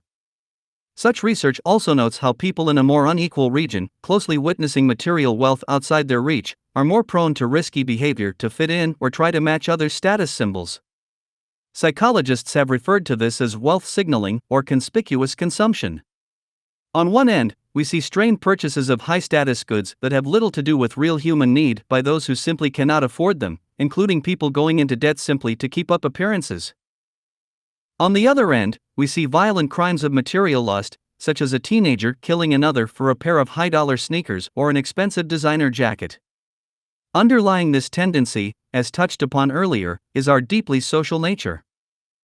Generally feeling connected, respected, and accepted by others to some degree is not a subjective preference, it is a hardwired emotional requirement for good health. How this expresses itself may be tempered by an individual's characteristics, but it is generally a universal phenomenon. Being without a sense of social inclusion, humans can become neurotic, just as our non-human primate brethren have also been shown to do in controlled experiments. As independent as we may feel, social connection is a deep need, built directly into our evolutionary psychology. If connection is not obtained, imbalance and biological distortion can occur. The effects of exclusion, disrespect, and overall social class hierarchy can produce a spectrum of negative outcomes. Feelings of being marginalized or of having lesser value than others have been correlated with mental illness, violence, crime, heart disease, and a host of other public health issues. It is just as much physical as it is psychological, meaning people can be in social settings but still feel excluded owing to status perception and other influences. The materially obsessed consumer behavior we see today is really less about a given item's purpose and more about what that item means in terms of societal bonding. In effect, mere wants have been artificially turned into emotionally demanded needs by the drive for social inclusion. While many economists have argued that this insatiable desire is simply part of our shared human nature, it appears this tendency is only human nature in the sense of a shared social reflex, not some uncontrollable compulsion for material gain. As will be further explored later in this text, such materialism is really a byproduct of the nature of our economy itself, structurally induced. At the same time, this pattern also produces a kind of perpetual human dissatisfaction. In the words of psychologist David G. Myers, compared with their grandparents, today's young adults have grown up with much more affluence, slightly less happiness, and much greater risk of depression and assorted social pathology. Our becoming much better off over the last 4 decades has not been accompanied by one iota of increased subjective well-being. Because social connection and self-worth has been partly relegated to relative material success, people find themselves on what some social psychologists label the hedonic treadmill. The more wealth people generate in this environment, the more they tend to expect things, thus reducing their capacity to be happy with less. The effect also trickles down in a socio-economically stratified society from the public perception of the opulent, creating a reduced sense of inclusion. It has been exacerbated in more recent times by the accelerated rise of modern consumerism. Abner Offer, professor of economic history at Oxford University, details this evolution in his book, The Challenge of Affluence.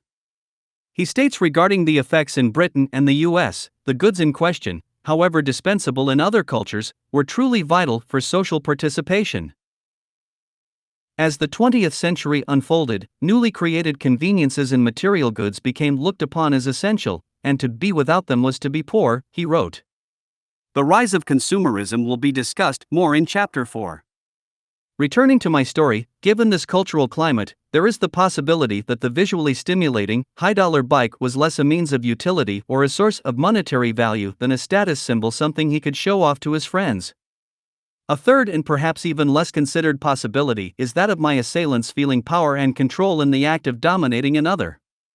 Poverty, while often talked about only in terms of material deprivation, is also about a lack of control, lack of respect, and feelings of shame and helplessness. Dr. James Gilligan, again the former head of Harvard's Center for the Study of Violence, had this to say about the relevance of power and respect in such acts. I used to think that people committed armed robberies in order to get money, and indeed, that is the superficial explanation that they would often prefer to give, to themselves and to us. But when I actually sat down and spoke at length with men who had repeatedly committed such crimes, I would start to hear comments like, "I never got so much respect before in my life as I did when I pointed a gun at some dude's face." Psychological research shows that feelings of shame, inferiority, and being disrespected are foundational preconditions for violence and crime. If you have seen a bar fight in which the cause was merely one stranger uttering an insult to another, you have witnessed the reactive need for social respect.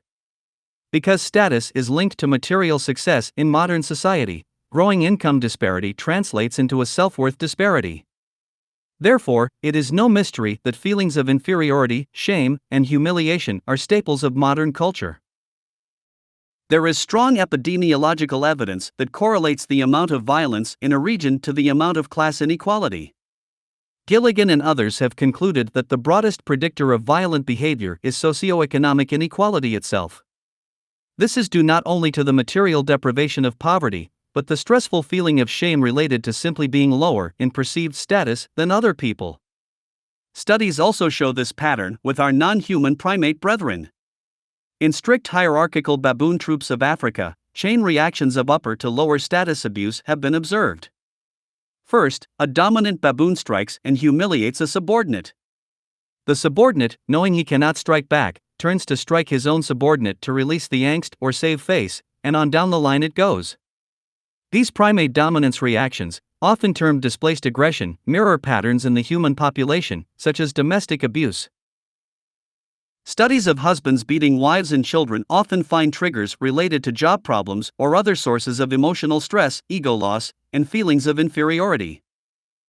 Sourcing a range of studies, domestic violence researchers Van Wormer and Roberts state, low economic status of men and the inherent stress of trying to eke out a living can also be a factor associated with violence, most likely in the form of displaced aggression by the husband onto the wife.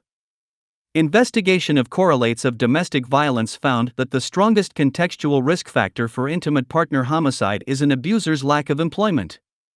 This overall line of thinking has led Gilligan to conclude, if we wish to prevent violence, then, our agenda is political and economic reform.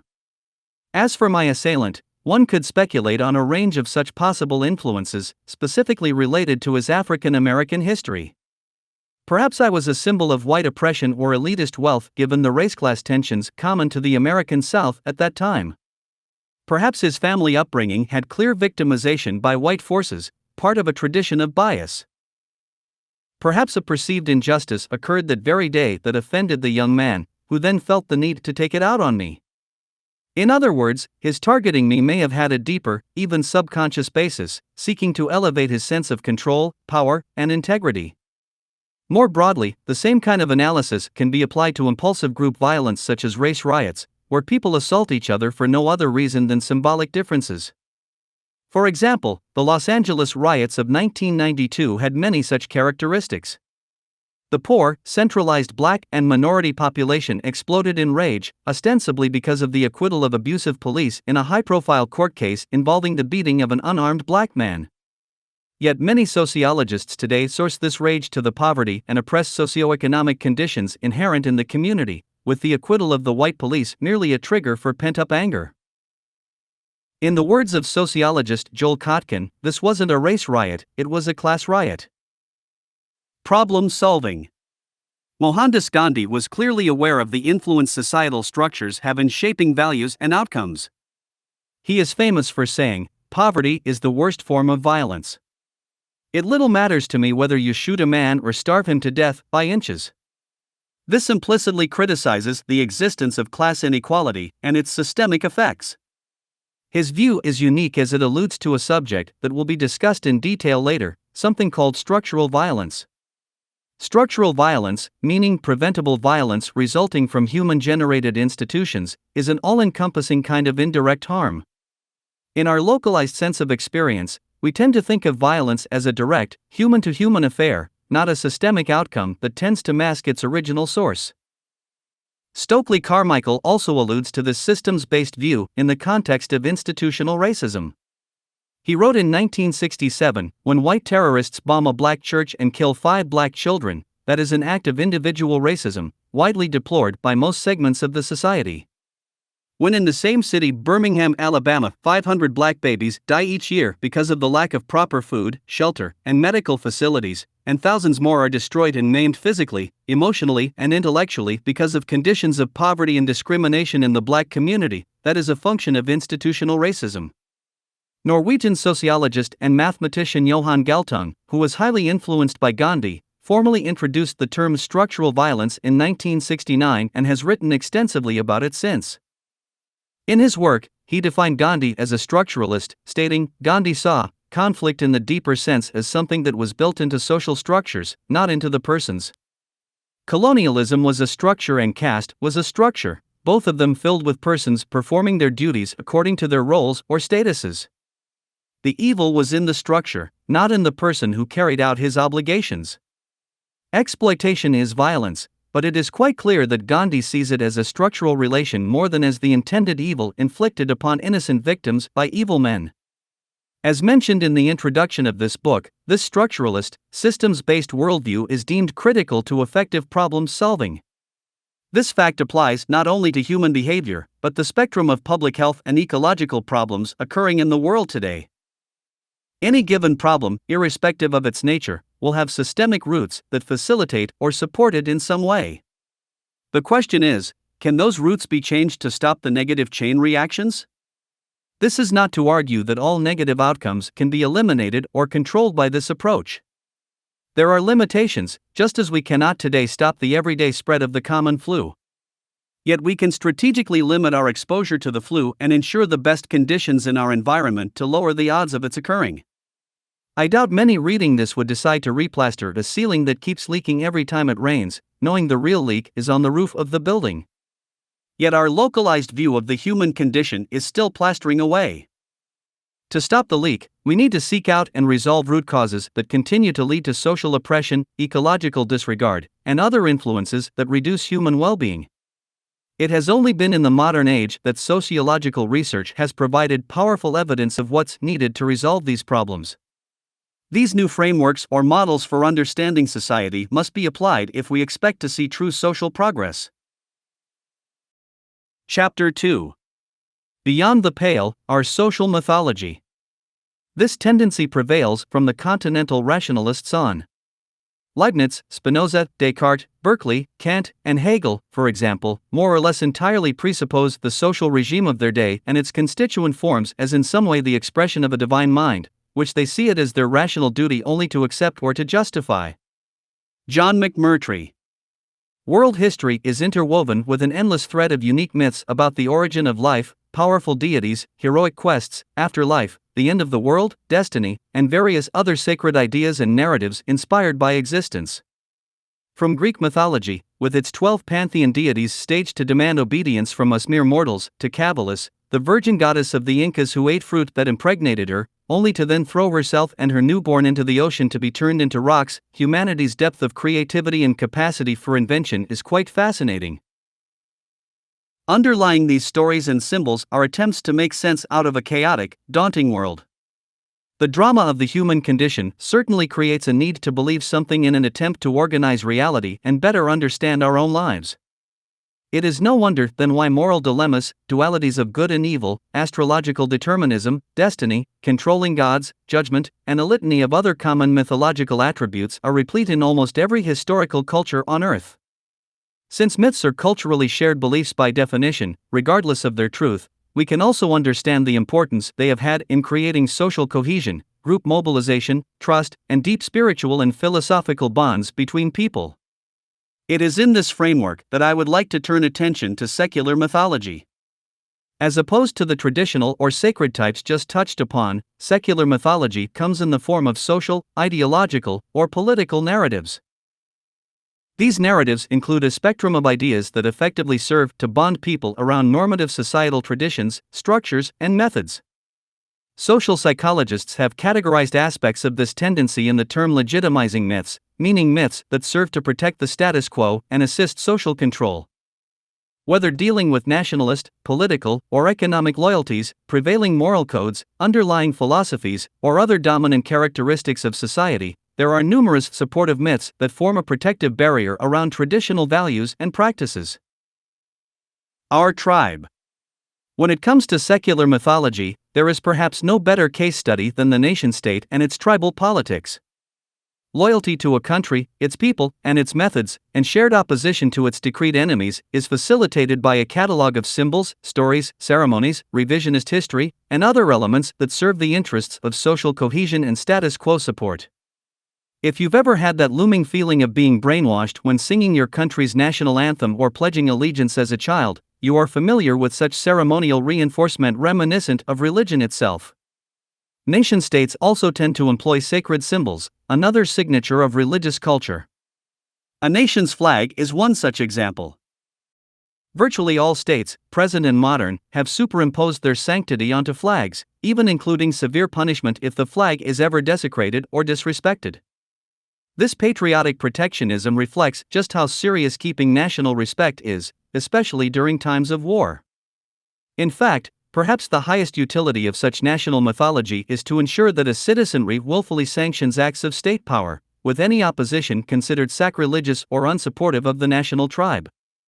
This tradition of unquestioningly holding military forces in high public esteem, psychologically buttressed by ubiquitous ceremonialism including medals, parades, and other adornments, has been a historical constant across the world. The taboo against criticism is even extended to where questioning any aspect of the war apparatus is condemned as showing disrespect for the sacrifice of the honored, noble soldiers. In modern-day America, the current global empire, gestural yet irrational slogans such as "I am against the war but for the troops" are common, creating a form of Orwellian doublethink that limits critical judgment. Likewise, a vast array of euphemistic language and rhetoric is common to war politics, specifically on the side of an aggressor nation. American journalist Walter Lippmann, famous for his concept of manufacturing of consent, a euphemism itself for how state power often uses propaganda and myth rather than direct force as a means of social control, sarcastically stated, "We must remember that in time of war what is said on the enemy's side of the front is always propaganda, and what is said on our side of the front is truth and righteousness, the cause of humanity and a crusade for peace." As George Orwell wrote in his classic 1964 essay Politics and the English Language, in our time, political speech and writing are largely the defense of the indefensible. Things like the continuance of British rule in India, the Russian purges and deportations, the dropping of the atom bombs on Japan, can indeed be defended, but only by arguments which are too brutal for most people to face, and which do not square with the professed aims of political parties. Thus, political language has to consist largely of euphemism, question-begging, and sheer cloudy vagueness. Social critic and comedian George Carlin satirized this phenomenon by coining the term humanitarian bombing. Since we effectively think in language, cultural associations made to specific terms outside of their clinical meaning can often bias one's reasoning in an irrational way. For instance, stigmatizing labels can deter examination of issues simply by a kind of branding. Derisive use of the term communist in the early to mid-20th century is an example. This label was often imposed upon anyone with anti-capitalist sympathies, even when the accused might have had no other interest than to see a more egalitarian and equitable society. The term conspiracy theorist is another, more modern label, which serves to deter people from inquiring into any dishonest acts on the part of government or business. This term has become synonymous with irrational, used mockingly by politicians and the media. Likewise, the term terrorism has become the preferred politicized imperial symbol to incite fear and insecurity in a population. It can be viewed as a more modern version of the term communism in this sense. This insecurity helps open the door to various power abuses, as seen in the past with the spying and intimidation that occurred during McCarthyism in the 1950s. Today, the threat of terrorism is used similarly, justifying power abuses on the part of the government and allowing for acts of civil oppression and military aggression that otherwise would have no justification. As political theorist Carl Schmitt often argued, without a perceived enemy of a given society, something the majority feels threatened by in a unifying way, social cohesion and control may be jeopardized. Overall, political language by its very nature imposes an associative mental framework that, if reinforced properly, can narrow one's thoughts about social issues. Through this process, people lose focus on other possible factors or viewpoints. Political language also exploits our innate tendency to be superficial, short-sighted, and fragmented, as explored in Chapter 1. Language, therefore, beyond being our main tool to learn and communicate, can also function as a tool for social control by strategically imposing or restricting ideas, values, and biases through associative influence. Historically, the use or threat of violent force has been the general route to ensure public compliance by state power. We still see this extremism in societies such as Saudi Arabia's that engage in stoning, beheading, limb removal, crucifixion, and other barbaric practices for fairly modest crimes. Highly controlled state media, propagandized education, and concentrated political power have also contributed to ensuring social uniformity and compliance. However, the past half-century has seen a rapid rise in demand for democracy and freedom. I place these terms in quotes since how they are defined is highly subjective, as this text will explore in future chapters. Regardless, the Arab Spring event triggered in 2010 is a modern example of this general growing global interest in moving away from overt dictatorship, monarchy, regimentation, and other echoes of older methods of state oppression and elitism. This long-term trend toward democracy, to whatever degree of definition or application, has challenged the nature of how national loyalty and status quo preservation is to be maintained. In other words, with populations becoming increasingly intolerant of overt oppression, other methods of social control by the establishment have been required, effectively cloaking the dominance effect. These newer techniques are perhaps best thought about as similar to those used in mass media persuasion or commercial advertising. It is increasingly about cultural manipulation rather than direct violent force. Interestingly, as shadowy as all this may seem, such control theory is far from obscure, despite the contradictory mythology assumed by most living in the self-proclaimed free societies of today. There has been consistent discourse among the intelligentsia that people simply need to be controlled. This has been viewed as a social imperative, not a nefarious act. One prestigious advocate of this view was Edward Bernays, who wrote a classic text appropriately titled Propaganda in 1928. As will be addressed later in this book, Bernays's work also strongly shaped American advertising, helping to engineer a culture of material dissatisfaction to boost an economy driven by consumption. However, his ideas have also been applied to political persuasion. In fact, Nazi propagandist Joseph Goebbels is noted to have regarded Bernays's work quite highly in this context. Yet Bernays was not malicious and simply saw this kind of need for social control as natural and necessary. He casually described the use of dishonesty and influence as though he was talking about an academic, anthropological reality. In Propaganda, Bernays writes, "The conscious and intelligent manipulation of the organized habits and opinions of the masses is an important element in democratic society. Those who manipulate this unseen mechanism of society constitute an invisible government, which is the true ruling power of our country. We are governed, our minds are molded, our tastes formed, our ideas suggested, largely by men we have never heard of. This is a logical result of the way in which our democratic society is organized. Vast numbers of human beings must cooperate in this manner if they are to live together as a smoothly functioning society."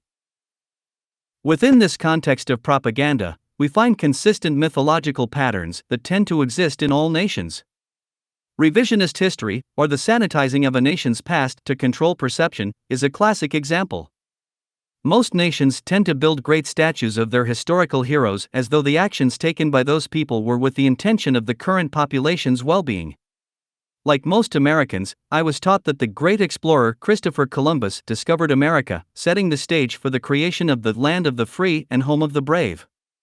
I was taught the settlers worked to civilize the stubborn native Indian savages, bringing advanced knowledge and tools to help them evolve.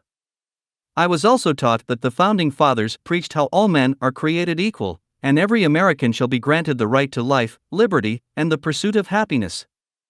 Of course, none of those things are true. Millions were living in North America before Columbus's arrival. Settlers systematically closed in on the native cultures with genocidal techniques. The Founding Fathers omitted those of African descent from any form of equality to justify slavery, and the right to the pursuit of happiness could only have been directed toward the property-owning, white male elite who were the ones originally granted political privilege. At the time of the first major presidential election in 1789, only 6% of the population, white male property owners, was eligible to vote. From Genghis Khan, to Napoleon, to Alexander the Great, to Francisco Pizarro González, we see regional homage still given to these great conquerors today. The rhetoric is as though their actions were of a benevolent loyalty to their people. Of course, if the true acts of any of these figures were witnessed in the modern day, they would be seen as intolerant, xenophobic monsters. Modern variations on this theme range from the suggested worship of political leaders via noble portraits hanging in civic areas, as made famous by more totalitarian regimes, to the soft idolatry of naming libraries or airports after past U.S. presidents. These are echoes of a long tradition of power worship, harking back to such doctrines as the notorious divine right of kings of 17th-century Europe, which declared the monarch was subject to no earthly authority, deriving the right to rule and act directly from the will of God. This general pattern of codified or implied group superiority represents perhaps the most common and effective dominance myth in history. The view that one nation, religion, race, or whatever group is fundamentally superior to another has been at the root of vast historical injustices and atrocities. Of the numerous wars conducted over the past couple of centuries, very few have been publicly justified in terms of stealing something from another group of people or seeking strategic advantage over them, even though that has indisputably been the case overall. Arguably, all acts of war are foundationally acts of dominance, conquest, colonialism, or imperialism. Yet, This aggression is generally cloaked with the claim of defense or a humanitarian act of help. Today, this syndrome is best exemplified by the now cliched Western imperial ruse of seeking to spread freedom and democracy.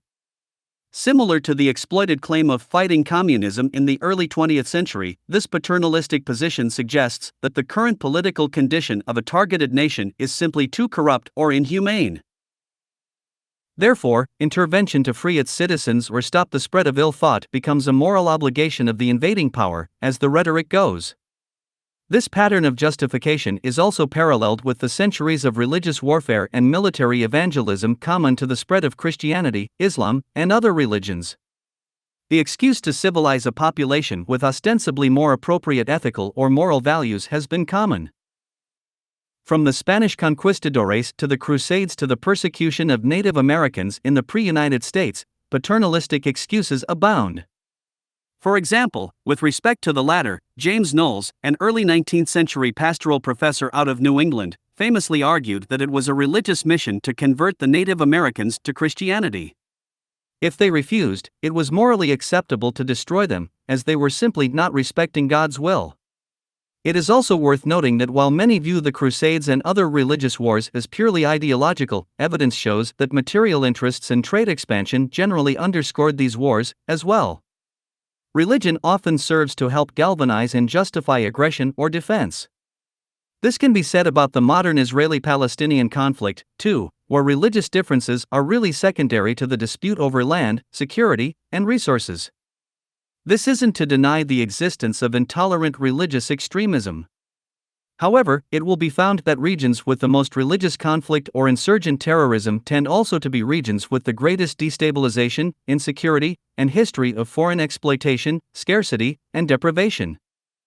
The process is systemic, with increased bigotry, racism, and xenophobia in themselves natural consequences of social and economic insecurity overall, even if disconnected in perception over time.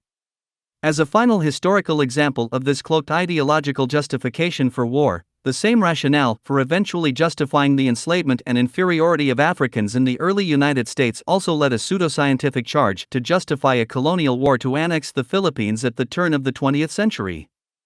Fulfilling the emerging ideal of America's manifest destiny, this war was blatantly characterized in U.S. media as battling a primitive, backward people, even prompting the 1904 World's Fair to have on display imported villagers from the Philippines. Believe it or not, they were featured in the context of early man and stages of evolution. This display clearly reinforced the American public's sense of superiority and the illusion that the U.S. invasion was for the better in some paternalistic way.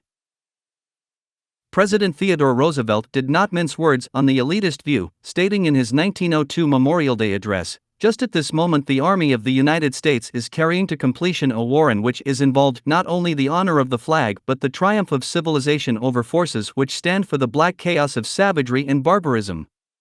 The warfare that has extended the boundaries of civilization at the expense of barbarism and savagery has been for centuries one of the most potent factors in the progress of humanity." This claim of cultural superiority also paves the way for other degrees of exceptionalism, invariably influencing the views of citizens almost subconsciously due to repeated media persuasion. Today, for instance, when American citizens hear about U.S.-led international drone airstrikes that assassinate people deemed a threat to U.S. interests, there is great public outcry when apparent mistakes are made. For example, in Pakistan, U.S. drones have killed hundreds of innocent civilians in recent years. Yet little is said about why the U.S. is somehow exempt from international law and can send drones into almost any country, killing people with robots. That the U.S. has not been at war with Pakistan, and Pakistan certainly does not approve of the drones being sent into their region, makes it illegal. Yet the Western population has been so indoctrinated into this assumed exceptionalism, currently under the guise of anti-terrorism, that it barely raises an issue with the overt criminal behavior in and of itself, only questioning the apparent mistakes. Dominance theory. Building on the phenomenon of cultural exceptionalism, the study of social dominance has been a long-standing interest of sociologists. Whether we are dealing with international dominance between countries or socioeconomic dominance between domestic classes, certain features and dynamics are consistent, leading to various theories attempting to explain why.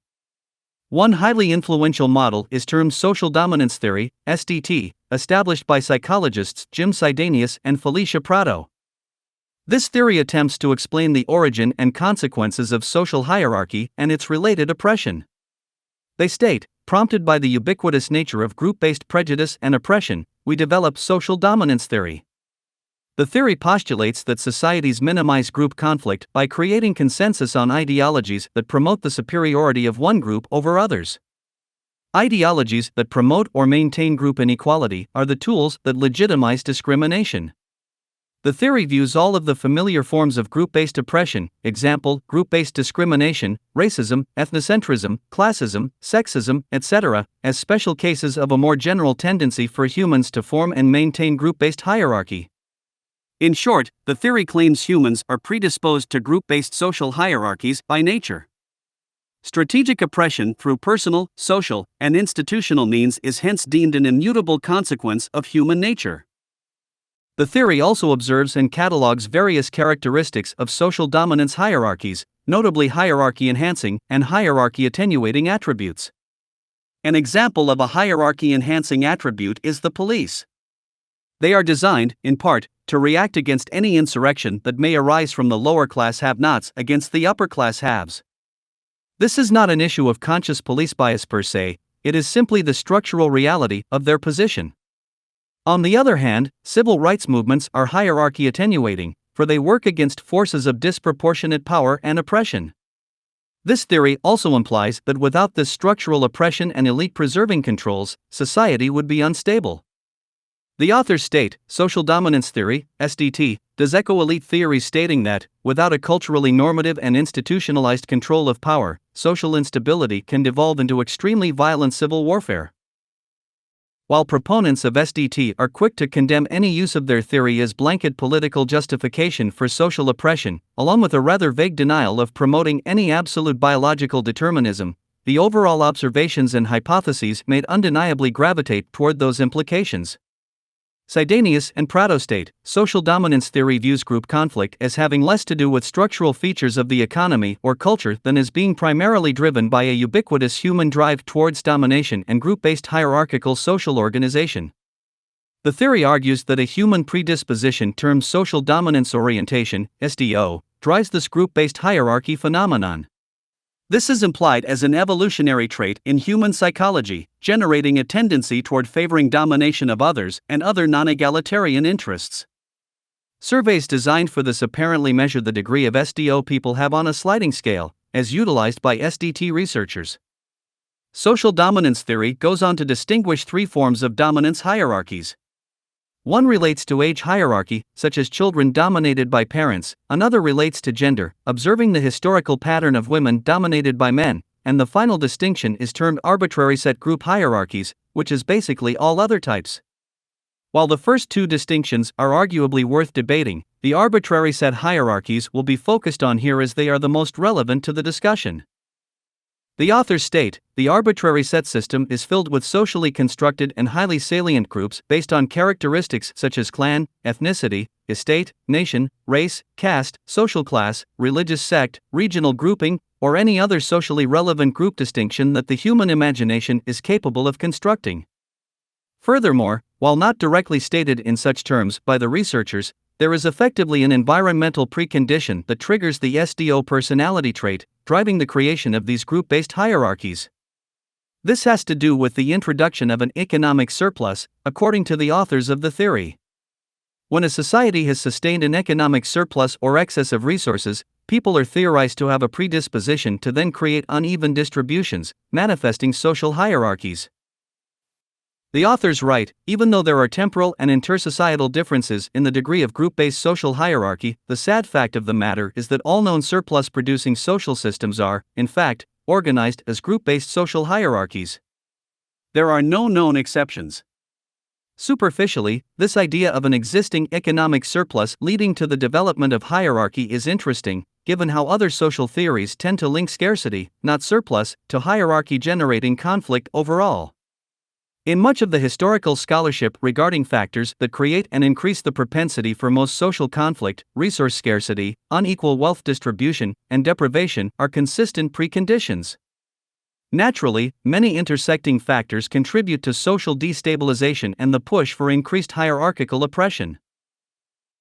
However, while a society's political system, religious values, and overall culture are important influences, the relevance of economic survival by way of needed resource access is no doubt the most critical. Any society, confronted with a severe survival risk, will likely become more divisive, aggressive, and competitive. The consistent emergence of property crime, inner-city gangs, sectarian violence, and even terrorism in areas plagued by insecurity and limited means shows how deprivation, along with the consequential feeling of injustice, sets the stage for not only appropriative competition, violence, and war, but also jingoism, racism, and bigotry. In fact, the effects of scarcity and related environmental conditions can be recognized both on a micro and macro scale as well as short-term and long-term.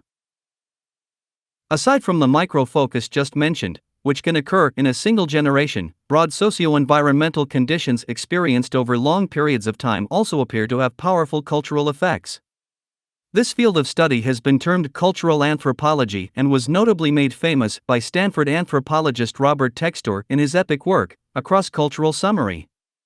It has been found that cultures spawned from resource-scarce desert regions are more prone to monotheism, conflict, stratification, male dominance, and female oppression, while cultures originating from lush, abundant forest regions tend to be more prone to polytheism, egalitarianism, fewer sexual taboos, improved women's rights, and less conflict.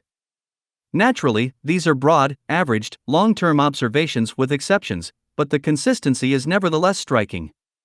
Even non-human primates exhibit this broad geographical influence. Anthropologists have compared chimpanzees to bonobos, two species of apes that are the closest living genetic relatives to humans. Scientists found that due to their different environments, each ape culture has dramatically different social behaviors. Bonobo troops, living in lush, abundant rainforests, with females in alpha roles, have very little conflict relative to chimpanzees. In contrast, chimpanzee troops, living in raw, resource-scarce desert landscapes, with males in the alpha roles, have consistent conflict both in and out of a troop. Yet these two species are genetically almost identical. Of course, such primate analogues are never declaratory in and of themselves. Humans are simply not chimps or bonobos. Nevertheless, the correlations do have merit, given our evolutionary relationship. Overall, the evidence shows that higher relative abundance, coupled with equitable distribution, correlates with a less stressful, more tolerant, and more peaceful society. Of course, this certainly doesn't mean a simple reduction of relative scarcity and inequality would immediately change culturally ingrained behaviors. Assuming a culture had already adapted to a life of scarcity and inequality, it would take adjustment away from the customs and values cultivated by that scarcity-based condition. Economist Herschel Grossman talked about the paradox of anticipated abundance, where groups who are expecting more resources will actually fortify protectionist activity and prepare for future conflict rather than simply ease such activity. In other words, economic surplus can create an immediate fear of future loss in this context, not a sense of ease. This makes sense given thousands of years of psychological, sociological, and structural patterns reinforcing the existence of conflict and dominance.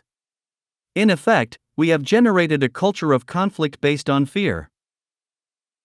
This is not to deny evolutionary psychology as a factor, but to point out the extensive power that cultural tradition has over human behavior and social institutions. SDT omissions. While social dominance theory, SDT, offers insight into certain dynamics of how group-based human hierarchies interact, its view of causality is highly suspect. Social dominance orientation, SDO, the deterministic ubiquitous drive that is said to lead to these hierarchies, generally omits the role culture plays in influencing behavior. Again, the basic logic is that once an economic surplus is introduced into a society, the SDO is triggered via people's evolutionary psychology and groups then divide into hierarchies. As convenient as this theory is and as empirical as the evidence may appear, environmental, social, and cultural factors are profoundly downplayed, as will be argued. The aforementioned statement, the sad fact of the matter is that all known surplus-producing social systems are, in fact, organized as group-based social hierarchies and there are no known exceptions, is interesting because the distinction made is clearly in reference to hunter-gatherer societies, which, according to anthropologists, were generally without social hierarchy and did not have an economic surplus according to the definition of SDT proponents. I submit that when we contrast the relatively egalitarian hunter-gatherer cultures with more recent hierarchical societies, the relevance of socio-environmental influence and culture becomes quite strong.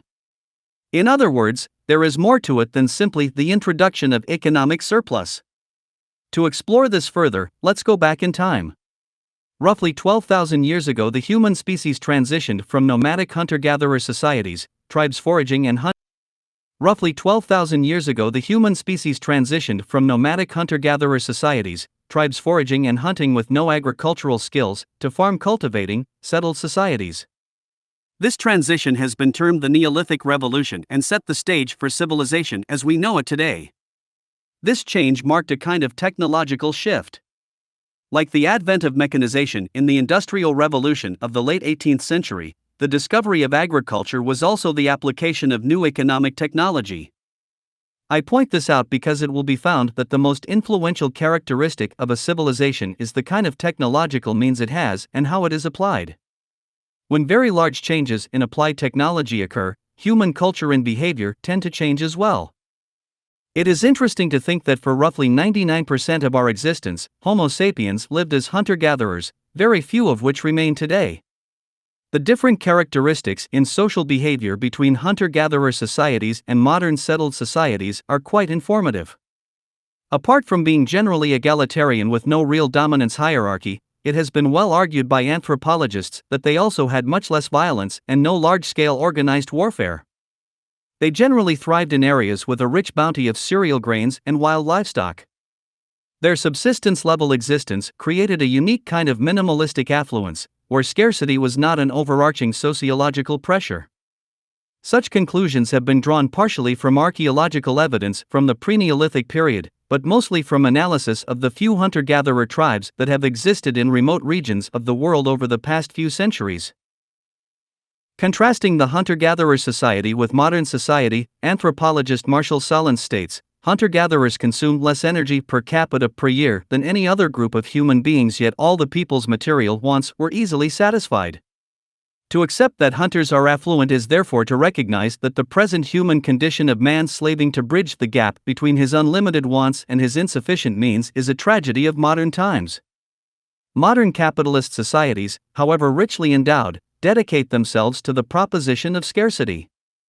Inadequacy of economic means is the first principle of the world's wealthiest peoples. The market industrial system institutes scarcity in a manner completely without parallel. Where production and distribution are arranged through the behavior of prices, and all livelihoods depend on getting and spending, insufficiency of material means becomes the explicit, calculable starting point of all economic activity. In terms of sustainability, the economic simplicity of life made living beyond one's means virtually impossible. Unlike today, with the high technology to both create and destroy, there was a primitive natural balance with nature. At the same time, the inherent characteristics of nomadic life resulted in a very different sociology and culture from what we have today. For instance, since mobility was essential, hoarding property or basing identity on material possessions would have been impractical. The very idea of property rights, which underscores modern economics and in many ways our society itself, really didn't exist in hunter-gatherer culture. If we were to put these concepts in modern terms, hunter-gatherers had a gift economy in their communities, where they shared with no expectation of reciprocation. In fact, there are stories of outsiders being given handcrafts from existing tribes, only to feel the need to give something in return, as many in modern culture do. This reciprocal behavior was considered offensive by the tribe, as they felt the exchange was a refusal of friendship. British anthropologist Tim Ingold highlights the idea that the difference between giving and exchange has to do with social perception based around autonomous companionship versus involuntary obligation. He states, clearly, both hunter-gatherers and agricultural cultivators depend on their environments. But whereas for cultivators this dependency is framed within a structure of reciprocal obligation, for hunter-gatherers it rests on the recognition of personal autonomy. The contrast is between relationships based on trust and those based on domination. The Neolithic Revolution set in motion a chain reaction, moving society toward very different social structures and values. The central mechanism of this change was the increased dependence on those geographical features required for economic success in the new paradigm of agriculture and settlement. In what has been called geographical determinism, it has been established that certain societal characteristics of a particular culture are historically shaped by geographic conditions. Similar to the aforementioned work in cultural anthropology, with unique differences developing between desert and forest societies over long periods of time, these ancient environmental preconditions set in motion trajectories for development that tend to become separated from their origins. In other words, over generations, people lose touch with why their traditions and practices exist, perpetuating them regardless. As extensively argued by researcher Jared Diamond, the developmental path of human society, specifically the modern reality of socioeconomic and national inequalities, has been linked to different geographic exposures since the Neolithic Revolution.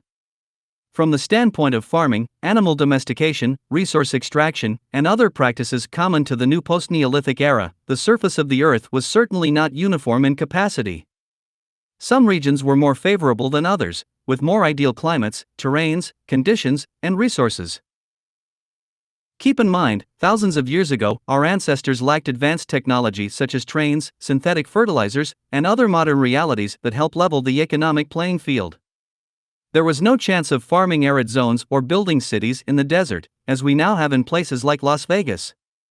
These early differences have had a dramatic effect on the evolution of human civilization, since the geographical advantages and disadvantages inherent resulted in some regions developing technology and improved means faster than others. This unequal development set the stage for material inequality and disproportionate power in terms of a region's capacity for conflict and war. For example, if one regional group discovered how to make guns while another regional group was still using only swords, the latter region would clearly be at a disadvantage in times of war.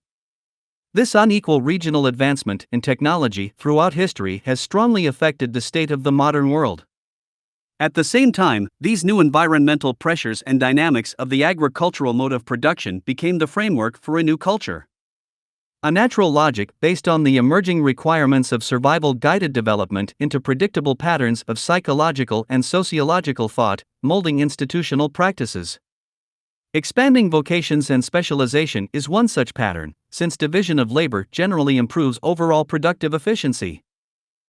A specific person in the community is tasked to create a tool the community can use, developing a disproportional skill over time. Suddenly, that skilled person has a differential value compared to those who lack that specific skill, but maintain other skills that may also be helpful. This then logically leads to barter, credit systems, and other means of trade, slowly evolving economic exchange networks between and within communities. Furthermore, the practice of expanding trade naturally stimulates the formal institution of property and the need for rights and protection to help ensure some security and fairness. After all, creating a basic tool in early history could be very time-consuming and resource-intensive. Growing a field of corn, only to have it rot or be stolen, was certainly something to protect against. From this emergence of property, we get the root foundation of state regulation and institutional force. We also get the formation of a culture whose people begin to perceive life through a kind of scarcity and protectionist worldview. Again, this is something that really didn't exist in prior hunter-gatherer reality. Given disproportionate production skills and the unequal benefits of certain geographical features, geographical determinism, the outcomes of inequality, competition, and conflict were inevitable. As such, it isn't difficult to understand how the requisites of the new agricultural mode of production and its related dynamics would create ever-hardening values around protectionism and competitive self-interest. This self-interest generates a psychological gravitation that then extends into a sociological one, in turn forming social structures, institutions, and customs derived from the scarcity, competitive, and protectionist worldview. From there, it is also easy to see how the offensive and defensive tendencies of dominance, war, and appropriative conflict would materialize in an institutionalized or normative way. Once established, this then solidifies an overall culture based upon competition, inevitably fostering inequality and insecurity in a vicious, self-perpetuating cycle of fear and dominance. Worse, this worldview was compounded by the fact that the new mode of production, agriculture, was proving inefficient as population tried to grow, specifically with regard to a phenomenon and time period now termed the Malthusian trap. The Malthusian trap refers to the eon-long inability to substantially increase the income or resource consumption of the overall population, resulting in little expansion in overall human well-being or population growth before the 19th century. Population could only expand so far, due to insurmountable scarcity and lack of means inherent to the new economic mode, causing die-offs. After the die-offs, things would even out a little, only to have the process repeat over and over again. This locked income and population growth into a cycle of expansion and contraction. The term is named after 18th century economist Thomas Malthus, who insisted this pattern was a law of nature, with human population and income unable to expand in any real way due to the natural state of the world itself. Malthus even suggested that helping the poor was more or less pointless and that their suffering and death should be looked upon as a welcomed, natural process. He was proven wrong by the Industrial Revolution, which dramatically increased economic efficiency through advancing technology. This efficiency sparked an exponential increase in incomes and population growth. As we see today, this important shift will be discussed further in Chapter 5. In the words of economic historian Gregory Clark, indeed, in 1800 the bulk of the world's population was poorer than their remote ancestors. The lucky denizens of wealthy societies such as 18th century England managed a material lifestyle equivalent to that of the Stone Age. But the vast swath of humanity in East and South Asia eked out a living under conditions probably significantly poorer than those of cavemen. The average hunter-gatherer had a diet and a work life much more varied than the typical English worker of 1800. Hunter-gatherer societies are egalitarian and material consumption varies little across their members. In contrast, inequality was pervasive in the agrarian economies that dominated the world in 1800. Broadly, the emergence of class inequality or socioeconomic stratification is a consequence of the Neolithic Revolution. Since that time, people have been divided into two groups: those who toil for little reward and have little social or political power, and those who maintain vastly disproportionate wealth, social influence, and political power, generally at the expense of those toiling. We see this broad socioeconomic duality across all historical social systems, such as abject slaves and ruling monarch deities in ancient Egypt, vassals and lords in medieval feudal societies, handicraft merchants and state monopolists of mercantilism, and workers and owners in contemporary capitalism. Regardless of the era, economic and social inequality has persisted for millennia. While terms for the privileged or elite in-group have changed over time, from god-kings to aristocracy to bourgeoisie to today's ownership or investment class, the systemic framework that has assured one group will be superior to another has not changed. Given this, some researchers have even referred to the Neolithic Revolution as an inevitable mistake, separating man from a primitive yet unique balance with nature. In the words of Stanford neurologist Robert Sapolsky, hunter-gatherers had thousands of wild sources of food to subsist on. Agriculture changed all that, generating an overwhelming reliance on a few dozen food sources. Agriculture allowed for the stockpiling of surplus resources and thus, inevitably, the unequal stockpiling of them, stratification of society, and the invention of classes.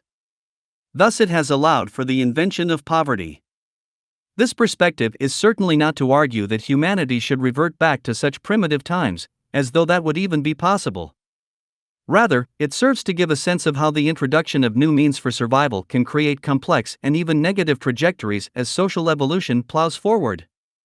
In fact, how we define progress itself in society becomes equally complex, for what may seem like a logical step in the right direction at one time may very well prove problematic in certain ways as time goes on.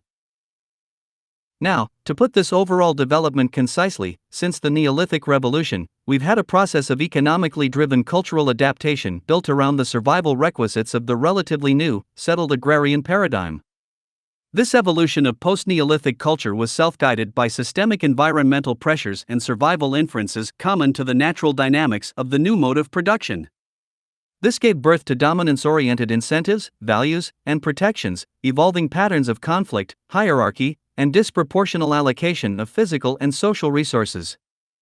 Over time, these incentives, values, and protections became accepted as just the way it is, and what most consider normality today has been the result. That understood, let's return now to the idea, promoted by social dominance theory, SDT, that economic surplus is the precondition that triggers the noted social dominance orientation, SDO, trait, the trait that, in turn, leads to group-based hierarchy. It seems clear that this idea is grossly oversimplified, if not fundamentally wrong. Conflict in group-based hierarchy was inevitable to the new mode of production, regardless of any assumptions related to human nature. It was a geographically determined recipe for social inequality and the institutionalization of competition, conflict, and dominance. Saying that it could go another way would be to assume early cultures would choose to misalign with what was going to serve their advantage for survival. In short, as stated by Tim Ingold prior, the culture went from one of gift-giving trust, of hunter-gatherer culture, to one of a trade-strategizing dominance, of the newly settled cultivating culture. As SDT also implies, hunter-gatherers are claimed to not have expressed this SDO trait for hierarchy because they simply didn't have the economic surplus precondition. This is again a very weak assumption because it ignores all aforementioned issues regarding socio-geographical influence and the structural pressures inherent to the new mode of production. However, to further challenge the suppositions underlying SDT, there is good reason to assume that a sustained surplus of resources would not disrupt hunter-gatherer life, forcing the emergence of hierarchy in and of itself. In fact, many hunter-gatherer groups already had quite abundant resources by nature in the lush regions where they flourished. More important, hunter-gatherers are known to have generated a culture based upon cooperation, interdependence, sharing, and equality. They actively created a culture of egalitarianism. They were conscious of the interest in equality, and if others attempted to rise up or assume control, the tribe as a whole would correct the behavior through various strategies, something anthropologist Christopher Bohm termed reverse dominance hierarchy. Evolutionary psychologist Peter Gray theorizes other cultural factors that preserved the egalitarian ethos, including the playful nature of their socialization and the customary manner of childbearing. So, the power of culture being what it is, there is little reason to assume such established social norms would be changed into group-based hierarchy by members consistently bringing back a surplus to store. In truth, we can't even really know what constitutes a surplus when the mode of production is hunting and foraging as opposed to agriculture. One wonders if the notion of economic surplus, meaning stored goods in excess of current needs, was even possible in the pre-Neolithic time to the same degree as in the post-Neolithic time.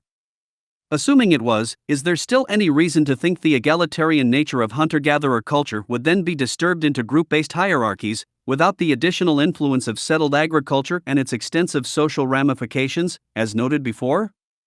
From a historical, sociological perspective, the evidence and logic supports a synergy of influences linking back to the structure of the new economic mode and the incentives it creates. Economic surplus can hence only be relevant in the context of other determining features and pressures inherent to the post-Neolithic world, as discussed. As summarily rebuked by Turner and Reynolds in the British Journal of Social Psychology, SDT is both reductionist and philosophically idealist in that it seeks to derive all political ideologies, intergroup relations, and indeed the whole social structure from one psychological drive abstracted, reified and distorted to stand for some hardwired original sin of biology, the beast within. Whereas, in fact, intergroup attitudes are not prior to but follow from social structure, they follow from the beliefs, theories and ideologies which groups develop to make sense of their place in the social structure and the nature of their relationships with other groups. SDO is a product of social life rather than an underlying cause. Scarcity culture. SDT aside, we further see the power of this socio-economic development in the evolution of intellectual culture. With the advent of writing around 3200 BCE, this scarcity and conflict-based worldview slowly became formalized in educational awareness. Recorded history is replete with conclusions similar to those that Malthus reached with his theory, further supporting the perpetuation of inequality, hierarchy, and dominance. For example, a century prior to Malthus, Thomas Hobbes, considered the father of political philosophy, famously proposed that humanity's natural state was one of war. Therefore, a dictatorial sovereign power to oversee society and keep control was required to keep stability. When Charles Darwin came along with his theory of evolution, the survival of the fittest notion was quickly bastardized to mean survival of the dominant class in support of the Malthusian worldview. It was haphazardly called social Darwinism, furthering intellectual speculation that dominance and inequality must not only be a fact of life, but being aggressive and winning also means you are doing a just service to the natural order itself. As to be expected, these prevailing assumptions became codified in the very architecture of society, its systems, structures, institutions, and traditions, with the most notable and powerful manifestation arguably being the market system of economics. This system is premised in the Malthusian period. Its root dynamics are based upon the observation of universal scarcity and the need for strategic dominance for survival, with its mantra being not enough to go around. The very foundation of market theory and practice reinforces a social view that makes any notion of equality or abundance almost inconceivable and the gravitation toward dominance and exploitation virtually inevitable. Anything contrary to those assumptions simply doesn't exist in the lexicon of market theory or the behavior it incentivizes. This is why, for example, profit is directly tied to scarcity, and the scarcer an item in demand is, the higher its exchange value will be. Therefore, the incentive system of the market actually prefers a general condition of scarcity, since it translates into more short-term gain for producers of an in-demand good or resource. Abundance, on the other hand, has no value in this kind of economic logic. In other words, abundance has no structural function or reward. Creating or preserving abundance doesn't help income, job creation, or economic growth. If you think about it, preservation, abundance, and even sustainability are problematic for the market economy, as they remove instruments of exchange. As a mechanism, the market is based entirely upon the need for real or assumed deficiency and insecurity. In fact, not only is a threshold of resource or goods scarcity ideal to keep prices higher, increasing profits, but an insecure culture conditioned to want more and more material possessions is also ideal. Emotional insecurity, room to be rectified by material gain, neurotically becomes a positive feature of culture as it helps the market system work via increased demand. Pick up any introductory textbook on market theory and you'll notice the rationale of the market's very existence starts with one basic premise: resources and means are scarce. From that premise, the architecture of not only the economy but of society itself has been derived, again rooting back to trajectories set in motion from the Neolithic Revolution onward. This root socioeconomic orientation then justifies competition, self-interest, hierarchy, inequality, and oppression. It is important to make clear that the economy is not some secondary institution that is only engaged when needed. Rather, economic decisions permeate virtually everything we do. From the stability of personal relationships, to the focus of vocation, to one's sense of security, to our perspectives on violence, crime, and competition, to the very vocabulary of political and social action, the prevailing economic method and its institutions are the strongest root sociological influence there is. One could argue that this economic orientation is perhaps second only to established religion. However, the retributive, polarized, and fear-based worldview rooted in most established religions actually shares the same stamp of economic scarcity and resulting xenophobia. This makes sense since the two dominant religions in the world today, Christianity and Islam, are desert-derived. As noted prior, they are rooted in a socio-geographical precondition that, among other things, distinctly highlights similar competitive and hierarchical worldviews. The main point here is that there is constant operant conditioning occurring, reinforcing behavior that narrowly serves a person's or group's economic success. This creates value systems and justifications that perpetuate a culture oriented around fear, self-interest, competition, and inevitably oppression and dominance. Put another way, a thought syntax is created in which people narrowly navigate life, focused on a contrived game of economic survival. This tunnel vision can blind us to the relevance of other issues, such as long-term social and ecological repercussions of our economic actions. The sustainability and pollution crises we see abundant today have been driven mostly by narrowly focused economic behavior, for example. And it isn't just the procedural incentives of market behavior that are the problem. Over time, our brains literally become wired to this dominant worldview, as has been confirmed by research in social cognitive neuroscience. Given this, it isn't difficult to see how patterns such as what we call greed can become second nature. One would rationally expect a person to ease his or her sense of self-interest once he reaches a higher degree of wealth. Yet the very wealthy often conduct their business with the same self-maximizing, strategically competitive logic regardless of their current financial security and lack of need. The fact that they may have $1 billion in the bank has no relevance. They only see the game as oriented by this root socioeconomic orientation that is based upon scarcity, competition, and self-interest. As such, they are able to rationalize walking over homeless people in the street without a second thought. That reality has been accepted as just the way it is, as per the thought syntax, expressing the win-lose gaming mentality.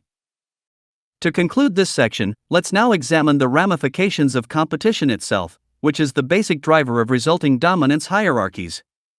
I'm sure we have all been in a social setting where the subject of war or conflict is being discussed, and somebody inevitably interjects, "Well, humans are just competitive and warlike." End of story. Such an intuitive diagnosis certainly seems to make sense from a superficial view of recorded history. Under the surface, however, we see a complex mixture of collaborative and competitive behavior throughout time. Social science finds that we have the option to be competitive or collaborative, peaceful or warlike, both of which arise given the circumstance or environment in which we find ourselves. We are adaptive to circumstance and culture and will generally conform to what is working. As noted earlier, one of the great misinterpretations that has led to confusion surrounding competition was the introduction of the term survival of the fittest, in relation to Darwin's concept of natural selection. This phrase has been abused for over a century as meaning survival of the strongest, fastest, and most aggressive. Yet, fittest actually refers to what best suits the environment. This could be a range of behaviors including collaboration, tolerance, patience, and so forth. Survival of the fittest is about adaptation to a given environment, not the reign of the most dominant. Unfortunately, such fatalistic views of competition have been part of a long-standing hierarchy-enhancing mythology, with endless historical claims invoking the idea that competition is an insurmountable impulse of human nature. In 1937, anthropologist Margaret Mead published a book called Cooperation and Competition Among Primitive Peoples. This work profiled 13 indigenous cultures, finding that the variability among cultures could only mean being cooperative, competitive, and individualistic is the result of the culture they live in, and is a habit, a taken-for-granted daily activity, learned from parents and other members of the society.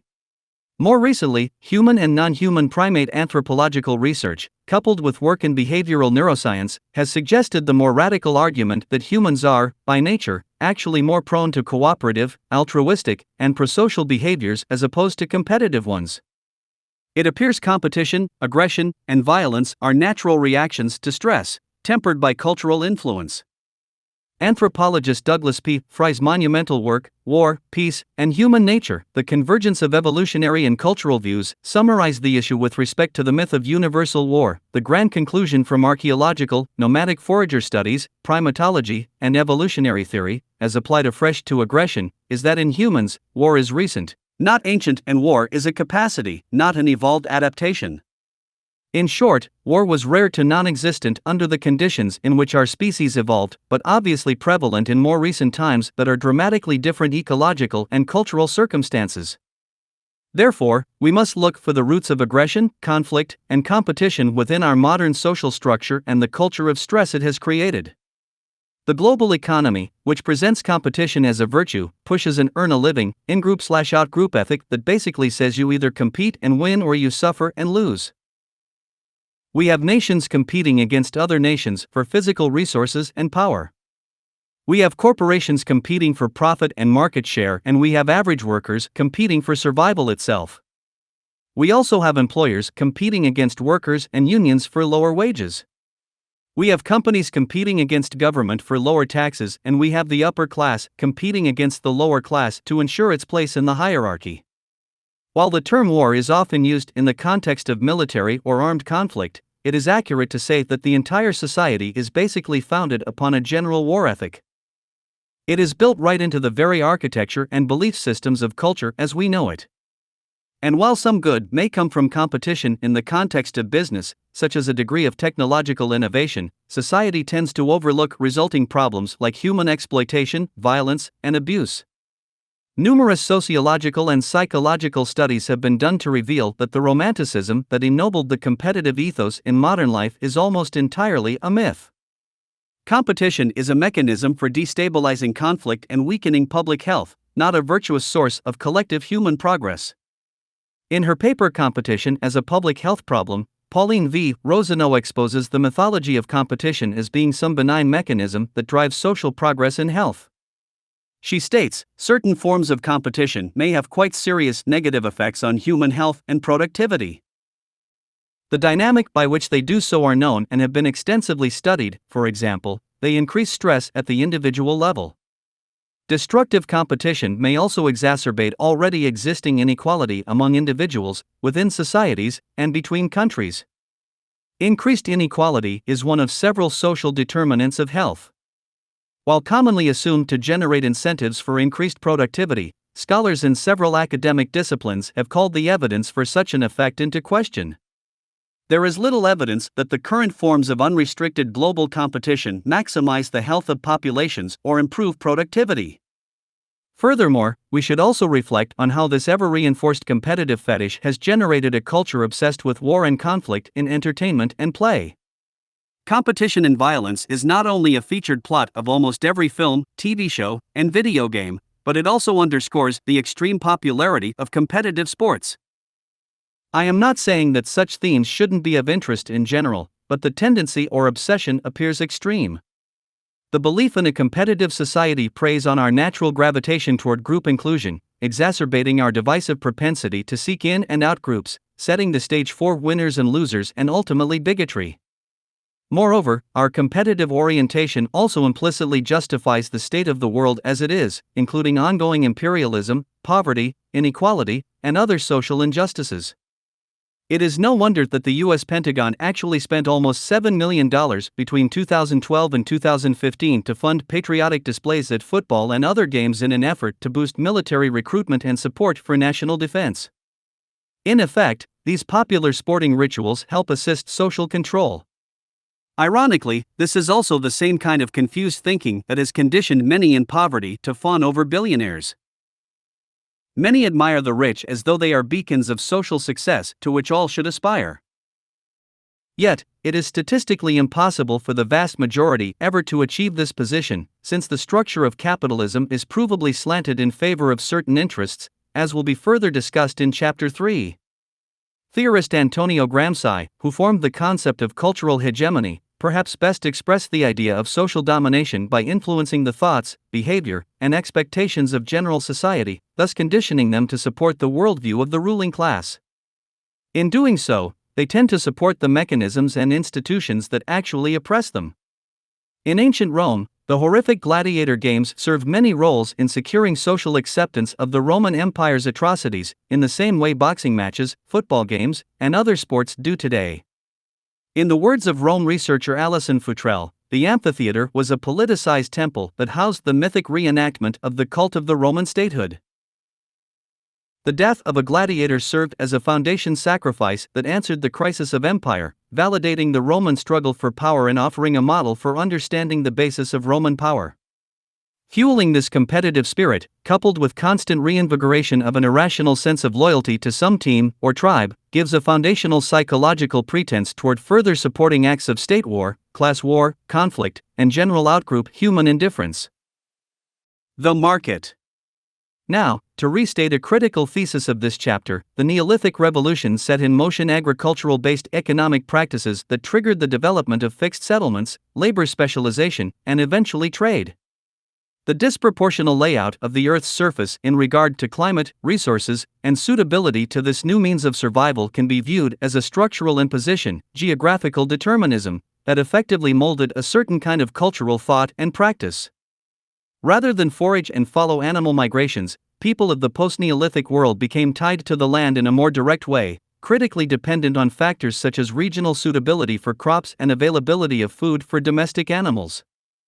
This adaptation then led to inevitable borders between settlements that also didn't exist in nomadic life. As such, emerging settlements were vulnerable, requiring protection of their location and economic productions. This then meant the need for increased organization through new social institutions. To translate into terms of modern political economy, you thus have the basis for property, ownership, capital, means of production, labor specialization, jobs, regulation, government, and protection, law/police/military. In other words, you have grounds for what is now the ultimate mechanism of survival once again, the market system of economics. Now, I say system of economics as these attributes are indispensable to its real-life functionality. While trade in one form or another has been with humanity for thousands of years, it wasn't until the Enlightenment that a truly formalized conception of market behavior and economy was born. This is perhaps best categorized by the term free market theory, which is the market economy's purest theoretical formula for economic behavior. In traditional education, a pure free market is idealized as self-regulating, without the need for outside interference, such as government regulation. A pure free market is said to feature unobstructed trade between voluntary parties, with the prices people pay determined through supply and demand. Supply and demand is the self-regulating mechanism of price determination, adjusted dynamically by the ongoing actions of buyers and sellers in the marketplace. While both buyers and sellers effectively compete to gain the most optimal price in exchange, sellers also compete against other sellers to ensure they get enough sales or market share from the consumer public. This competition is also considered self-regulating, with the assumption that ineffective marketing strategies or poor relative product quality on the part of a given seller will naturally lose buyers, while the opposite will attract buyers, reallocating market share to the best performer.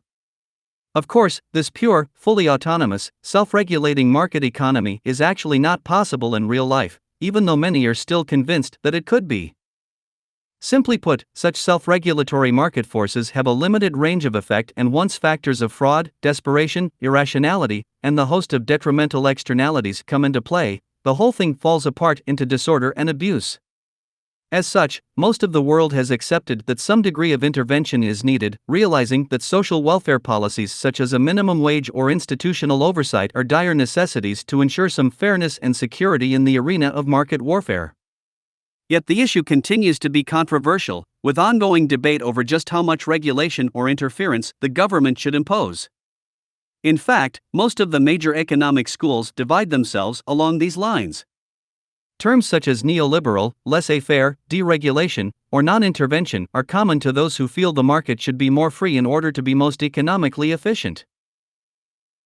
Conversely, those who argue for increased regulation, state controls, unions, welfare, and increased legal safeguards tend to be categorized along an ever-slippery slope that leads to the derided, pejorative bowels of market socialism at the other extreme of thought. The bias, of course, is always toward the former side, not the latter, since free market theory is foundationally based on the reduction of interference, as the term denotes. Put another way, at the very epicenter of the debate is the degree of faith in market self-regulation. Adam Smith, the 18th-century philosopher largely considered the father of this worldview, coined the now famous term invisible hand to suggest that people, acting selfishly in their economic behavior, will paradoxically produce outcomes that improve society as a whole. Smith wrote, "Every individual necessarily labors to render the annual revenue of the society as great as he can." He generally, indeed, neither intends to promote the public interest, nor knows how much he is promoting it. He intends only his own gain, and he is in this, as in many other cases, led by an invisible hand to promote an end which was no part of his intention. By pursuing his own interest, he frequently promotes that of the society more effectually than when he really intends to promote it. Smith's concept of the invisible hand basically laid the foundation for general equilibrium theory. This theory seeks to explain the functioning of the market as a whole in terms of the dynamics of supply, demand, and prices, generally arguing for a kind of inherent resulting balance. The theoretical ideal assumes that through this self-regulation, market forces should find equilibrium and be stable to an acceptable degree without institutional intervention.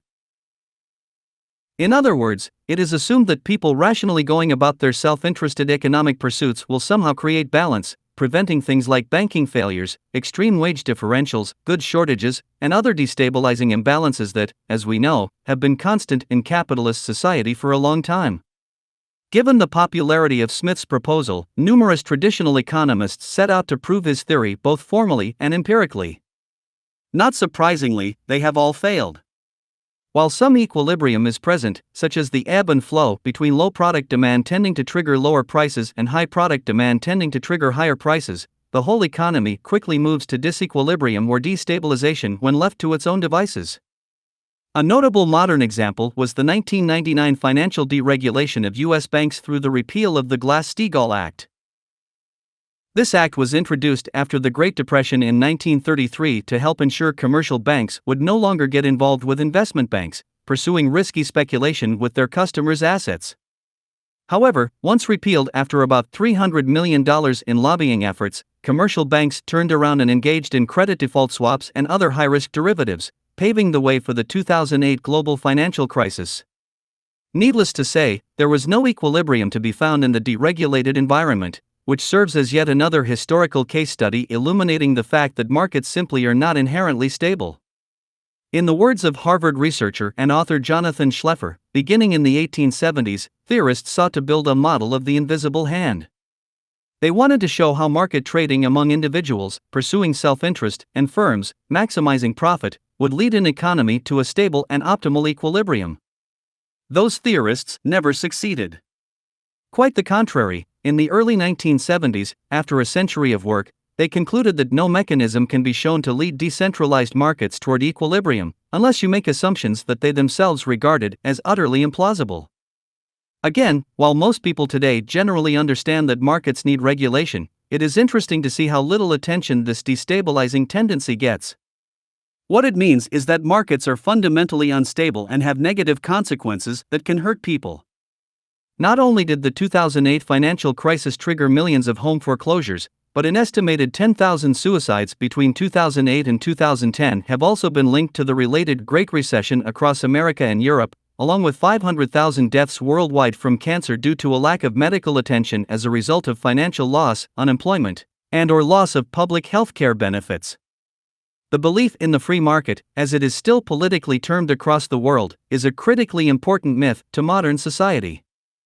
The public's faith in the market system, with all its claims of freedom and empowerment, serves to protect the status quo, dominance hierarchy, and, most important, the vast social and economic privilege enjoyed by the elite minority. It is a system, as will be explained, that paints the illusion of a non-totalitarian social order that engages in no real coercion or violence against the population.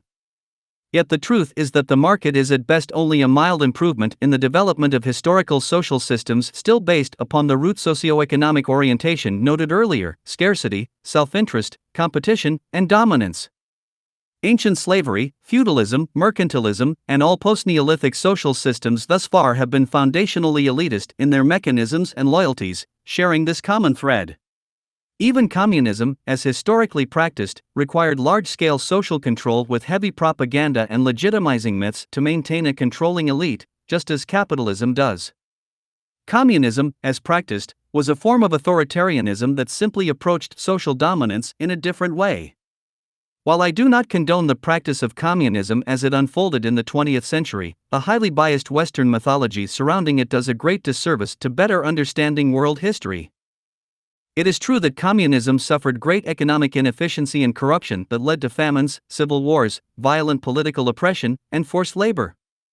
Some historians have estimated a death toll of around 94 million across all major practicing countries, with this figure sourced from a text called the Black Book of Communism that has been widely criticized for bias and inflating death tolls. Regardless, for the sake of argument, let's assume this death toll is correct. When you strip away the traditional manner of thinking about violence, capitalism is far from an improvement when it comes to the structural nature of its effects. The difference is in how one defines violence and oppression. As will be expanded upon in Chapter 4, capitalism is and has always been vastly inefficient in its allocation of resources across populations, with now virtually half of the world's wealth owned by 1% of the population. To put these figures into perspective, it is estimated that the annual income of the richest 100 people is enough to end extreme global poverty 4 times over. Given this characteristic of the market to create inequality and relative poverty, researchers in the 1970s found that roughly 18 million people die every year due to these uneven distributions. Extrapolated for the 20th century, that is 1,800 million deaths due to perhaps the most fundamental social characteristic of capitalism, inequality. In less than 6 years, capitalism's inequality arguably kills as many people as communism is claimed to have killed during the entire 20th century. While communism in its original Soviet-style form is now a thing of the past, millions continue to die unnecessarily every year in the now overwhelmingly capitalist world due to economic inequality. When the end result is unnecessary death and suffering, what is the difference between people who are consciously executing mass genocide and those who participate in a game of commerce that systemically creates comparable group death tolls, even if not deliberately intended? To repeat the words of Gandhi, it little matters to me whether you shoot a man or starve him to death by inches. So, I would again argue that while there are indeed improved features of capitalism relative to prior systems, the main difference between its method of oppression and older systems is really the degree of public acceptance and identification with it. The beauty of this free market mythology is that, from the standpoint of elitism, it poetically cloaks the severe dominance implications, giving the public a shallow illusion of volition, social mobility, and freedom. In fact, this mythology has been so deeply politicized and moralized as some mechanism of human dignity, you will find free markets often associated with democracy itself in political and economic discourse. People are even said to vote with their dollar, which is ironic since that is exactly the problem when it comes to most corruption in the world today. A person with $1 billion can certainly outvote the vast majority of people in the world, as we know all too well from global corporate lobbying of governments. And this brings us back to the polarized debate between free markets and government regulation. Again, how and to what extent should governments regulate markets or interfere is an endless debate when it comes to political economy. In principle, the ultimate issue is what condition creates the best economic efficiency and stability. Those on the political left tend to want more control and safeguards, while those on the political right tend to want more market liberalization or self-regulation. However, when you begin to think more deeply about the synergy of the market and government, noticing how blurred the lines really are when it comes to loyalties, these ideological debates appear increasingly less coherent. It isn't that regulatory actions taken by state power don't often have negative consequences on trade efficiency in specific circumstances. This is often quite true, to the credit of proponents of laissez-faire. The problem is that people misunderstand why certain government actions are taken to begin with, missing the motivation. A simple example is the tariff. A tariff is a tax placed on imported or exported goods by a government. Macroeconomic theorists have long argued that tariffs are inhibiting to broad economic efficiency as they hurt the flow of capital and goods while disturbing natural price relationships. So why is it done? Of all the forms of taxation a government can impose, why this one? Is it possible a tariff is actually a tool that helps to protect certain favored industries from the risk of outside competition? If so, what does that say about the focus of government itself when it imposes such things?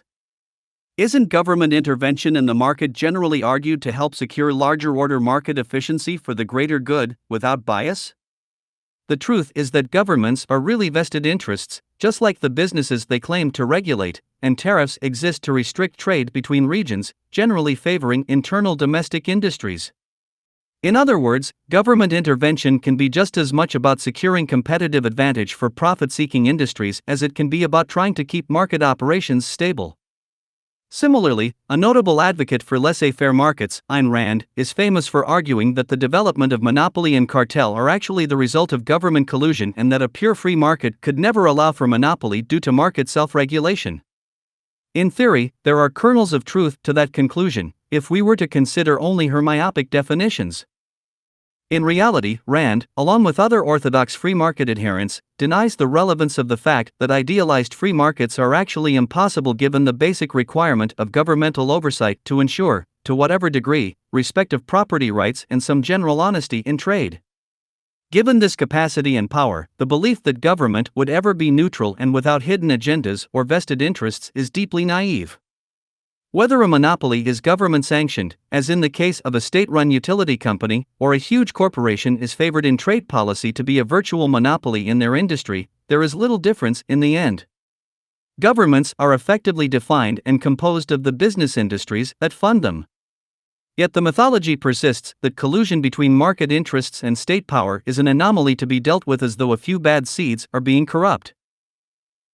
On the contrary, the market economy is and has always been one of direct and constant collusion with state power, because they are interlinked as one synergetic system. The mythological idea that markets are a system of natural liberty and that any corruption is a rare, moral problem simply serves establishment preservation by distracting attention from a deeper and much more troublesome reality. Now, since this line of thinking may be new to some readers, I have created a semi-satirical short story depicting what happens when the basic logic of free market trade is taken to its final conclusion. Tom wants an apple. John has an apple and offers it for $1. Tom counteroffers 50 cents. John recounters at 75 cents. They agree. Sale. John decides this is a business he likes. But he notices other sellers are nearby. So, John needs to be competitive. One day John has some older apples that he normally doesn't sell. But he thinks they are still good and he really needs the income. Tom buys these apples, eats them, and gets sick. Tom returns to John and asks for his money back. John refuses, claiming Tom has no proof it was his apples that made him sick. Tom calls his lawyer and sues John to pay for his doctor's visit. John goes to court and loses. John learns a lesson about the power of the government. Yet Tom wasn't alone in reporting bad apples. Besides John, others have also been selling bad goods, causing many lawsuits. So the government decides to set up an organization to regulate the production and distribution of apples. John, bothered now by costly new regulations that are threatening the profitability of his apple business, decides to befriend the regulators and offers money in exchange for leniency. They agree, albeit covertly, and suddenly John has even better profitability, with his competitors now at a disadvantage. Over the next few years, John expands his apple business, buying up other shops in the region to limit competition. At a certain point, he is able to undercut just about everyone else around due to mass production, putting many small shops out of business. One of the people he put out of business goes to the government and complains that there is no way others can compete with John in the market. The official decides the man is correct and, under public pressure, forces John to break up his apple shop monopoly. John, who has become quite wealthy by this point, does not like this and quietly arranges for his executive friends to take control of the now divided apple shop monopoly. Then, in secret, the different shops work together to ensure they get maximum returns by keeping prices fixed overall, creating a cartel. Over time, John's public stature in the community grows as he gives to charities, attends fundraisers, and makes friends with government officials. John is happy. That is until it comes to his attention that a new apple shop is working to import apples from another town, posing a competitive threat. So, John, who gave generously to financially help a government friend get re-elected to office, asks for a return of the favor, that being to increase the town tariff on apple imports, making the cost high enough to ensure the other shop would no longer be profitable. It works and John is happy again, but not for long. It appears John's apple farm has been employing illegal workers and paying them very little. A gaggle of annoying human rights activists then come to his farm, causing a stink. John claims he was unaware of the illegal hiring and fires some of his staff as scapegoats. He then rectifies the situation, assuring his regulator friends it was all just an honest mistake. Unfortunately, one of John's former staff members, upset by being fired, then goes to the authorities with legal documents and memos proving not only that John gave orders to hire illegal workers but also revealing payments to the apple shop regulators, the conspiracy to ensure cartel power, and the collusion with government officials for the tariff hike. After being found guilty on all counts, John stands up to face the judge in court. Judge, do you understand the crimes you have been proven guilty of? John, no, sir. I was only following the ethic of the free market. Judge, clearly you must have failed economics in school, as you have engaged in government collusion, conspiracy, price fixing, and illegal employment. John, no, sir. I have simply let supply meet demand and voluntary choice decide each action. Judge, so something like price fixing is not against the theory of free market practice? Last time I checked, a free market was to be free of interference and collusion. John, no, sir. A free market is having the freedom to trade and compete as you see fit, buying and selling whatever you choose, with all parties voluntary in exchange. Judge, that may be so, but your actions, such as conspiracy and tariff fraud, are clearly going against such principles, as you are using force to stifle your competitors. John, your reasoning confuses me, sir. All acts of competition exist to stifle and outperform competitors. Only voluntary exchange binds how the active competition unfolds in a free market. One does not make your claim when a company purchases advertising, disproportionately exposing consumers to an item over other competitors. Using government to my advantage is the same thing. Judge, so let me get this straight. You are telling me that the free market allows for buying and selling of the very mechanisms designed to regulate the free market? John, that is correct, sir. The free market includes the freedom to take away the market freedom of others through the act of competition. Judge, well, I'm sorry to break it to you, John, but not everything in this world can be bought and sold. Our society was not set up to benefit those with the most money. Your sentence is 15 years in jail or a $50 million fine. The judge then drops his gavel in a bold sign of dignity and satisfaction. John pauses, grins in amusement, and pulls out his checkbook. He pays the full fine, gets in his Ferrari, and goes back to his mansion in time for a dinner party. Welcome to the true free market. I call this the paradox of free trade. This paradox points out that to decide what is and is not for sale in the market is entirely subjective. Who is to decide if buying an apple is any different from buying government policy? The truth rests in the contradiction. Either we have a real, pure free market that requires no respect for law, buying and selling anything and everything, or we don't have a free market and never possibly could, for the act of buying and selling the mechanisms used to regulate the free market or simply interfering in general through monetary means will always be a problem, voiding the logic of its idealized foundation. I would add that in my personal experience with debating this issue, proponents of free markets tend to dismiss this ever-present reality as crony capitalism. They view the phenomenon as moral corruption rather than a natural gravitation of market strategy to seek advantage along a competitive continuum, hence creating a morally relativistic logical fallacy. Business democracy. In the words of famed 19th-century-born economist and sociologist Thorstein Veblen, legislation, police surveillance, the administration of justice, the military and diplomatic service, all are chiefly concerned with business relations, pecuniary interests. They have little more than an incidental bearing on other human interests. The impression that our major civil institutions exist to help perpetuate the well-being of society as a whole is one of the more notorious social mythologies to be found because it is a half-truth. We are taught that the police are there to protect the individual, the military works to protect the nation, legislation exists to ensure fairness and safety, while self-proclaimed democratic government itself represents the interests of the majority, adapting the society for the betterment of everyone. In reality, while the average person will find some modest protections and benefits from these institutions as per the traditional claims, government's underlying loyalty and priority is and has always been to protect dominant business and economic interests. This is not to say that the average employee involved in law enforcement or legal service willfully and consciously focuses his or her attention away from general public good. It isn't necessarily about conscious, personal intent.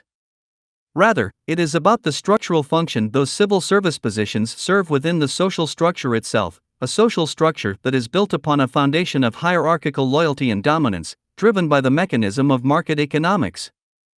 For instance, while a policeman may come and get your cat out of a tree or chase down a purse snatcher on the street, the police as an institution are there to preserve the existing status quo of a nation.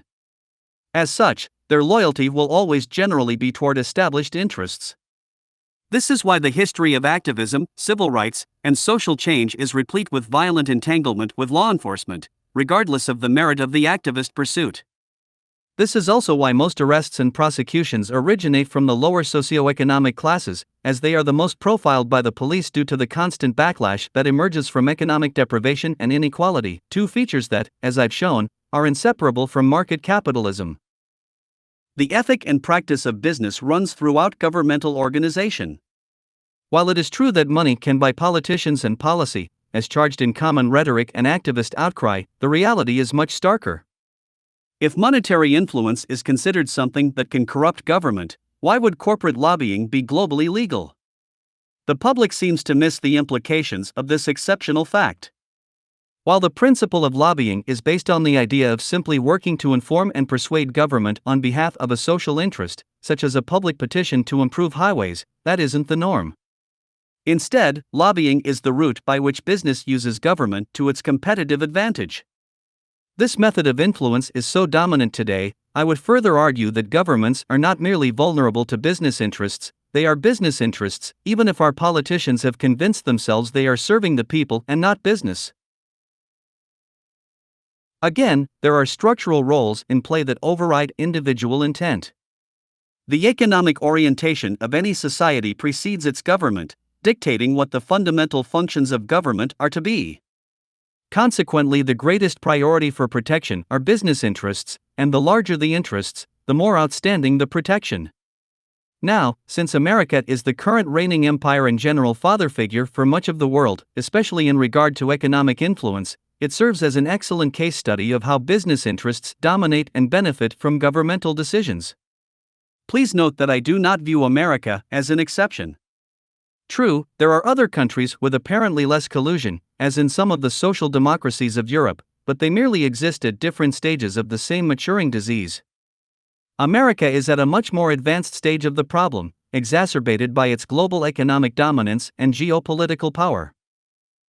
As of 2015, more than half the members of the United States Congress are millionaires. It has been estimated that the number of working lobbyists in the U.S. is around 100,000 and that lobbying brings in $9 billion annually. The infamous revolving door between big business and politics is an everyday, characteristic feature. It's now standard operating procedure for political figures to come from powerful business origins only to eventually leave office and either return to those prior vested interests or actually become lobbyists themselves. Thomas B. Edsall, researching for the New York Times, concluded, when Washington politicians leave office, many, if not most, no longer return home. Instead, they head straight to the lucrative world of K Street, the nation's lobbying corridor, which runs through the heart of Washington. A former member of the House or Senate with even modest seniority can now expect to walk into a job paying up to $1 million or more a year, and much more when bonuses are paid for bringing in new clients. Given this, it is no wonder that a detailed study in 2014 conducted by Professors Martin Gilens of Princeton and Benjamin Page of Northwestern University concluded that the preferences of the average American appear to have only a minuscule, near zero, statistically non-significant impact upon public policy. The researchers concluded that lawmakers' policy actions tend to support the interests of the wealthy, Wall Street, and big corporations.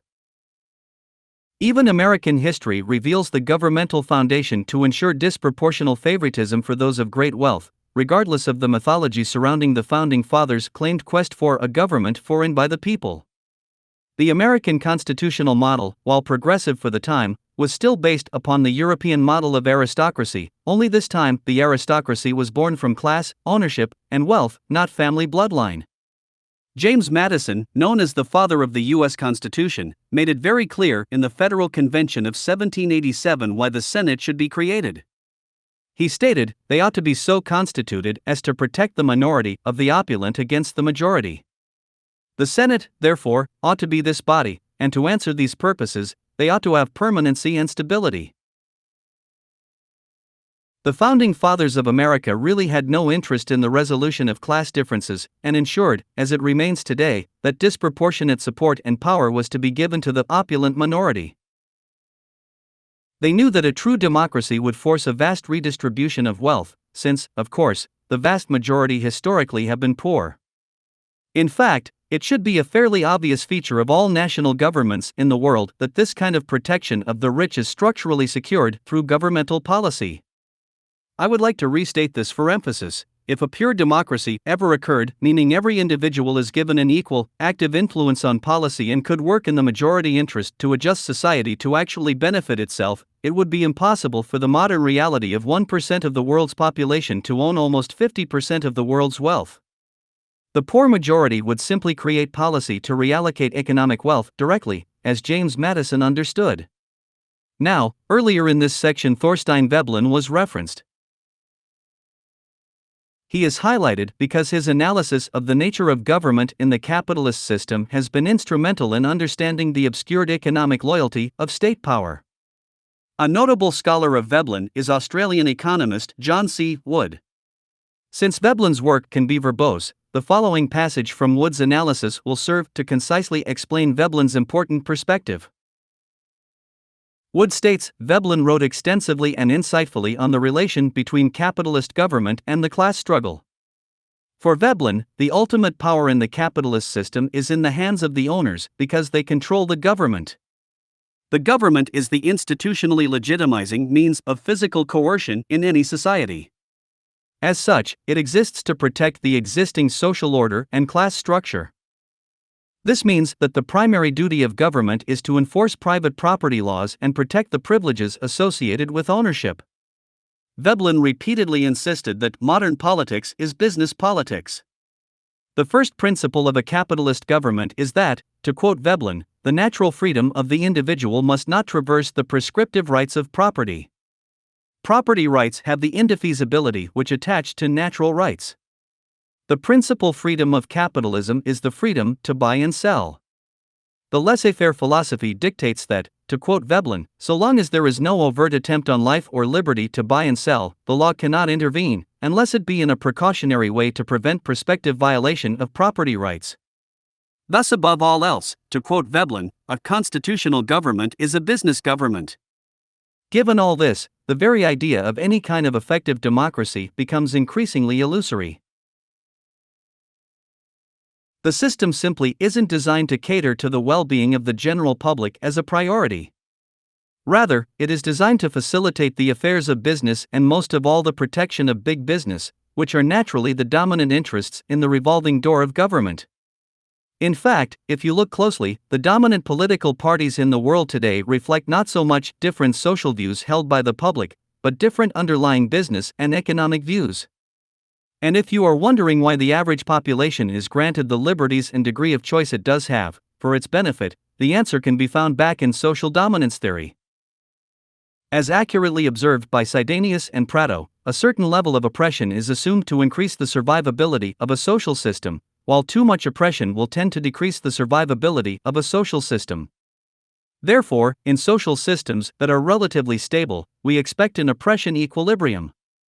Put another way, those at the top of the hierarchy, who are invariably the large business political powers today, are often delicate in their acts of strategic self-interest and elite preservation, since they know that too much imbalance, inequality, or oppression will result in social backlash that can put their positions at risk. Now, I would like to conclude this section by emphasizing that people in government and business engaging in this preferential behavior at the expense of public well-being generally do not do so with malicious intent. It is rather their belief system that is the problem. They may very well be somewhat indifferent, but the socio-economic belief system they subscribe to allows for the rationalization of such abuse and imbalance, in the same way religion can justify inhumane behaviors. It is simply part of a moral ethic, as per the supposed virtues of business and freedom. In the words of Thorstein Veblen once again, it is not that these captains of big business are naughty. It is not that they aim to shorten human life or augment human discomfort by contriving an increase of privation among their fellow men. The question is not whether this traffic in privation is humane, but whether it is sound business management. As long as there is no sin in one's behavior, as dictated by the market faith, all resulting outcomes and atrocities can be dismissed, including global poverty, human trafficking, resource overshoot, climate change, sweatshop slavery, water pollution, and other externalities that the market god need not recognize or understand. I would argue unmetaphorically that money and markets now serve as the prevailing religious order of the modern world. The free market, with its still upheld religious invocation of the all-seeing and all-knowing invisible hand, is the center of the faith. This idea that one can navigate selfishly and then expect outcomes for the greater good is profoundly mystical. As such, why should money and business, in all of its all-knowing omnipotent glory, not be the force that drives public policy? At the time of writing, there are many frustrated grassroots campaigns saying, "Get money out of politics." As well-meaning as they are, this is equivalent to, "Get liquid out of soup." We live in a world where everything is for sale and the act of sale is considered sacrosanct. Life has been commodified, packaged, and made available to the highest bidder. So why should the line be drawn with government when it is drawn virtually nowhere else? Moral illusions. My first real introduction to the business world was a corporate desk job as an entry-level video editor and music composer for a small production company in Midtown Manhattan. Within 2 years, I found myself as a manager, overseeing the work of a small creative team. Everything was fine for a while, but slowly the company started to fall apart. Paychecks started to be delayed here and there. And then they stopped. The bosses promised the issue was due to pending client payments. We became used to the ebb and flow of inconsistency, working diligently as we were told with confidence that everything would work out in the end. Unfortunately, that end proved more and more distant, and eventually the entire staff found itself almost half a year behind in payment. I decided to go to City Hall and look up the company to see if it was going bankrupt. It turned out it was, and if the company kept up appearances long enough, it would not only void its debts, but it wouldn't have to pay the employees either. I certainly needed to move on, but losing the money the company owed me was not an option. I was now in substantial debt, living off credit cards to make ends meet. I thought about small claims court, but if the bankruptcy went through, the company would not be held accountable either way. It was a trying personal experience, not only for myself but also for the other desperate employees, many of whom had families and children to take care of. Talking to the bosses proved fruitless, as they were not going to level with us given what they had at stake. I think in the back of their minds they were honestly trying their best, seeing the bankruptcy as a proactive stopgap, hoping they would turn the ship around for the sake of everyone. Unfortunately, when the walls start closing in and risk takes hold, ensuring personal survival is often not conducive to social goodwill or honesty. So, growing increasingly desperate, knowing there was value to the data and projects I had on my server, I transferred files I had been working with onto an external hard drive and held them hostage. Upon quitting, I explained I had the files and would not return them until I received the salary owed me. After a week, I was sent a check and I returned the data. As it turned out, I was the only one who ever received back payment, leaving about a dozen others with aggregate losses of almost $200,000 after being officially laid off. This experience really made me think about not only the market economy's inherent ethical challenges, but also how long one's moral convictions to be respectful and honest can withstand increasing levels of financial stress. The bosses were a married couple and they had just given birth to a second child a month prior. From their perspective, I suspect the well-being of their employees was secondary to family, as would probably be the case with most people. Was their decision to cover up what was going on unethical? What about my behavior of holding their files for ransom? Was it unethical for me to have held those files and not demand payment for all the employees, rather than just myself? In an economic reality where it is expected that some companies will fail as a natural law of competitive market dynamics, how are moral lines in behavior to be drawn when well-being or survival is constantly at risk? To consider such questions, which will be returned to later, let's examine the general history of moral debate. While it's certainly a vast and complex subject, with a range of theories as to the nature of what it means to be right or wrong, most traditional discourse revolves around the duality between moral relativism and moral objectivism. Moral relativism means different people, or different cultures, can hold different moral views of the same situation. For example, a person with the conviction that eating meat is immoral, hence deciding to be a vegetarian, stands in contrast to a person who sees no moral issue with the harvesting of animals for food. Yet that same person who does eat meat might find certain kinds of meat appropriate, while other kinds not so much. For example, a Western meat eater, accustomed to the traditional fare, along with a culture of dog domestication, might very well find it repulsive and immoral that in areas of Asia people eat dog. Such is the nature of moral relativism. German anthropologist Franz Boas extended this theory to demonstrate the power of culture itself in determining core values and beliefs of people within it. Boas coined the term cultural relativism, a further distinction expressing the strong influence social tradition has when it comes to what individuals consider appropriate or not. Cultural relativism is obvious from a historical perspective, with a vast spectrum of deemed moral behaviors common to some cultures standing in stark contrast to others. From accepted human sacrifice of the Aztecs, to the polygamy of Mormonism, to the endocannibalism of the Yanomami tribe of the Amazon, social variance across time and region is quite fascinating. It is also easy to see how one's acceptance of a given belief, moral or not, can become reinforced simply because it is shared by many in the same culture. Moral objectivism, on the other hand, says moral truths must be universal, that is, they are external to the beliefs of an individual or culture, like a law of nature. This view is where the debate really heats up, since moral relativism is more of an observation than a method for analysis. There is something to be learned from the phenomenon of relativism, such as the power of culture to shape people's beliefs, along with the day-to-day heuristic logic that leads individuals to come to moral conclusions based on their personal experiences. However, most moral concerns gravitate toward an imposition on others. After all, anyone with a true moral conviction generally expects others to conform to that belief as a matter of general integrity. They tend not to just sit by and allow the seemingly immoral behavior of others to go unaddressed, especially if they deem it severe. I have yet to meet a person who holds a strong moral belief who isn't socially active on some level, seeing the need to try to persuade others to share his or her view as a moral obligation. Philosopher of science, Michael Ruse, argues that humans evolved to think of morality as objective to motivate us to act. If we do not feel the need to act and influence others, it could even be argued that the very purpose of moral conviction, or morality in general, is useless. Yet, moral objectivism as a theory has serious faults. The first is the reality of conflicting moral dilemmas. A man comes to your house and asks if you know where a friend of yours is, saying he is going to kill him. You do know where he is and you happen to have the moral conviction not to lie. Yet, if you tell the truth, your friend will be in danger. Since you also hold the conviction that murder is wrong, you have a conflict. What do you do?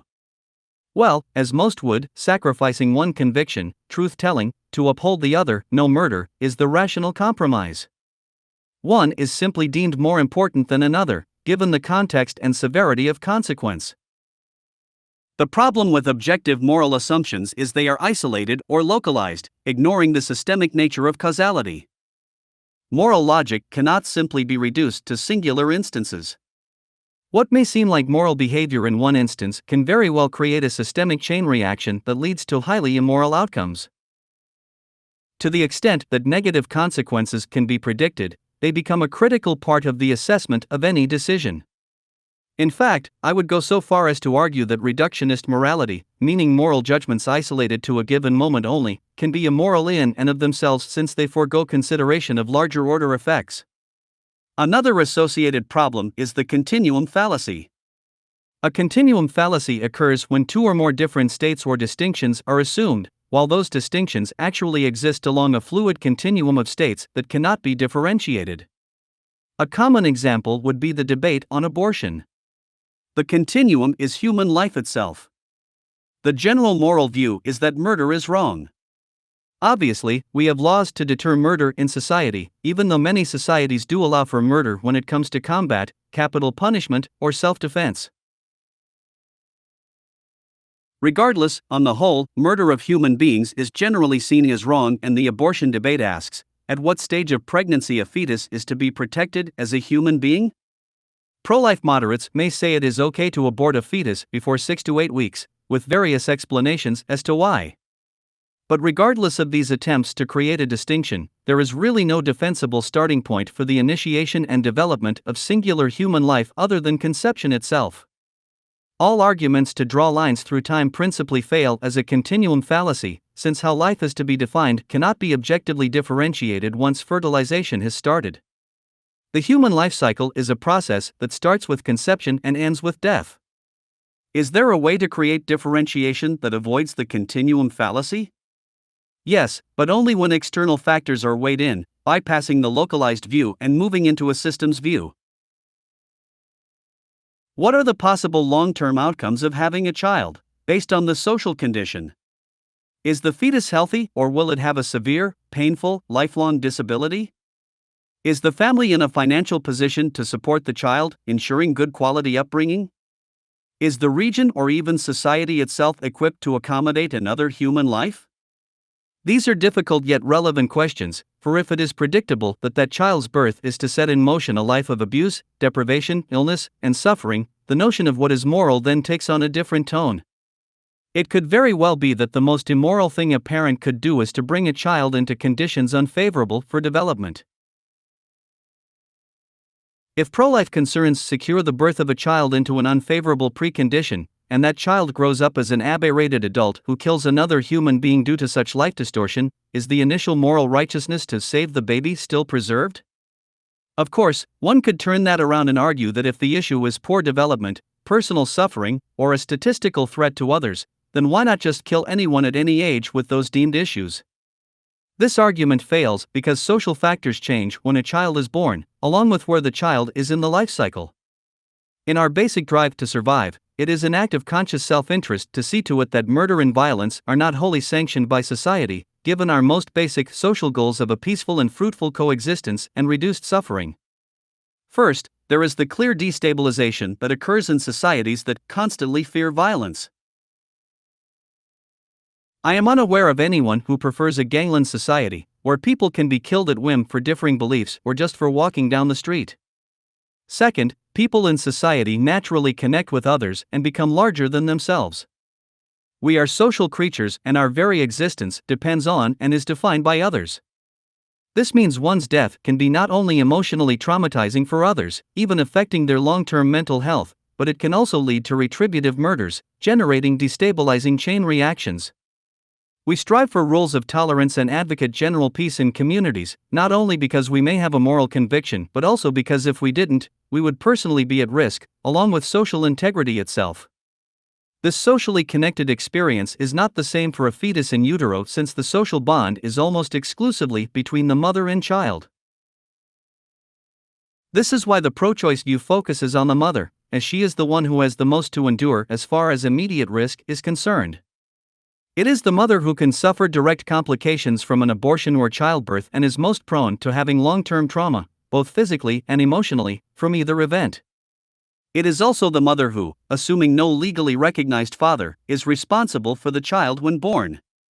While it is indeed difficult to consider the level of awareness of an unborn child in utero, especially at the later stages of pregnancy, we do know that the unborn have yet to experience social existence in a real way. That can only occur once born, locking in a range of social bonds between mother, father, and other members of the family or tribe.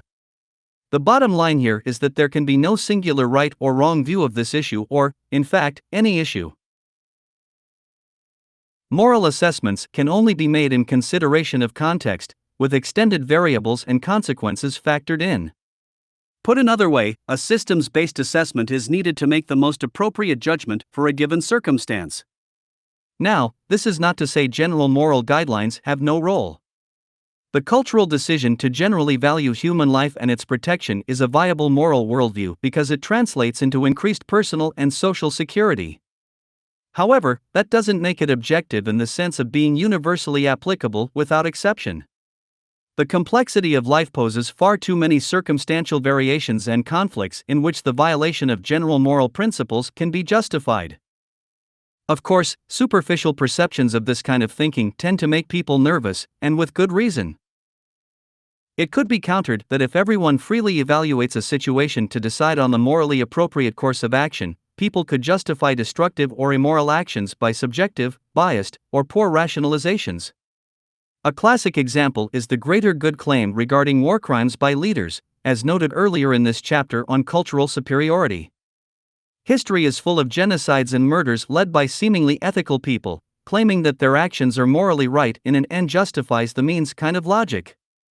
Still, as problematic as this is, it does not change the fact that judgment is invariably contextual and multidimensional. So, just because an apparent wrong judgment occurs does not suddenly mean the only solution is the objectivist view. We see this mistake made by religious institutions, codifying moral laws such as the Ten Commandments. It is very easy to simply declare that some singular act should be right or wrong. Social establishments have attempted this for thousands of years, with great, hypocrisy-ridden failure. The old but still common view that religious moral objectivity is required by society to have any hope of not producing rogue, murderous, raping cannibals has also been a long-standing myth of many faiths. The truth is that moral reasoning is really no different from any other form of intellectual judgment in the interest of truth. As such, the proper context for moral evaluation is epistemological, which simply means there must be some kind of justifying and inferential framework for validating ideas and knowledge. From this epistemological perspective, moral objectivism, as in the nature of religious moral codes, falls under the umbrella of what is termed philosophical foundationalism. Foundationalism is the view that all knowledge ultimately rests on a foundation of non-inferential understandings or pre-justified belief. Non-inferential means that at some point a given idea or statement of fact requires no further justification. It's deemed a fact, and that is that. In other words, it should no longer be questioned. To use a tree metaphor, the firmly rooted trunk is like an unquestioned, foundational belief, while the branches are derived beliefs, built upon, or inferred, from the foundational trunk. For example, there is a God is a foundational statement that, through faith in its truth, requires no further justification. From there, people can inferentially build or justify a host of other beliefs, as is common to theistic religious philosophies. Foundationalism is partly a response to an intellectual phenomenon known as the infinite regress. Infinite regress is considered the central problem in fully understanding anything. It expresses the fact that logically, any proposition or statement of assumed fact requires a justification. Yet all justifications must in turn be justified by something else. This means that any proposition or statement of assumed fact can be endlessly questioned to infinity. A classic example of this regress is in questioning the existence of God. Somebody says, God created the universe, with the logical thinker next to him chiming in with, okay, then, who created God? Aristotle was perplexed by this problem, as it makes trying to understand anything rather unstable.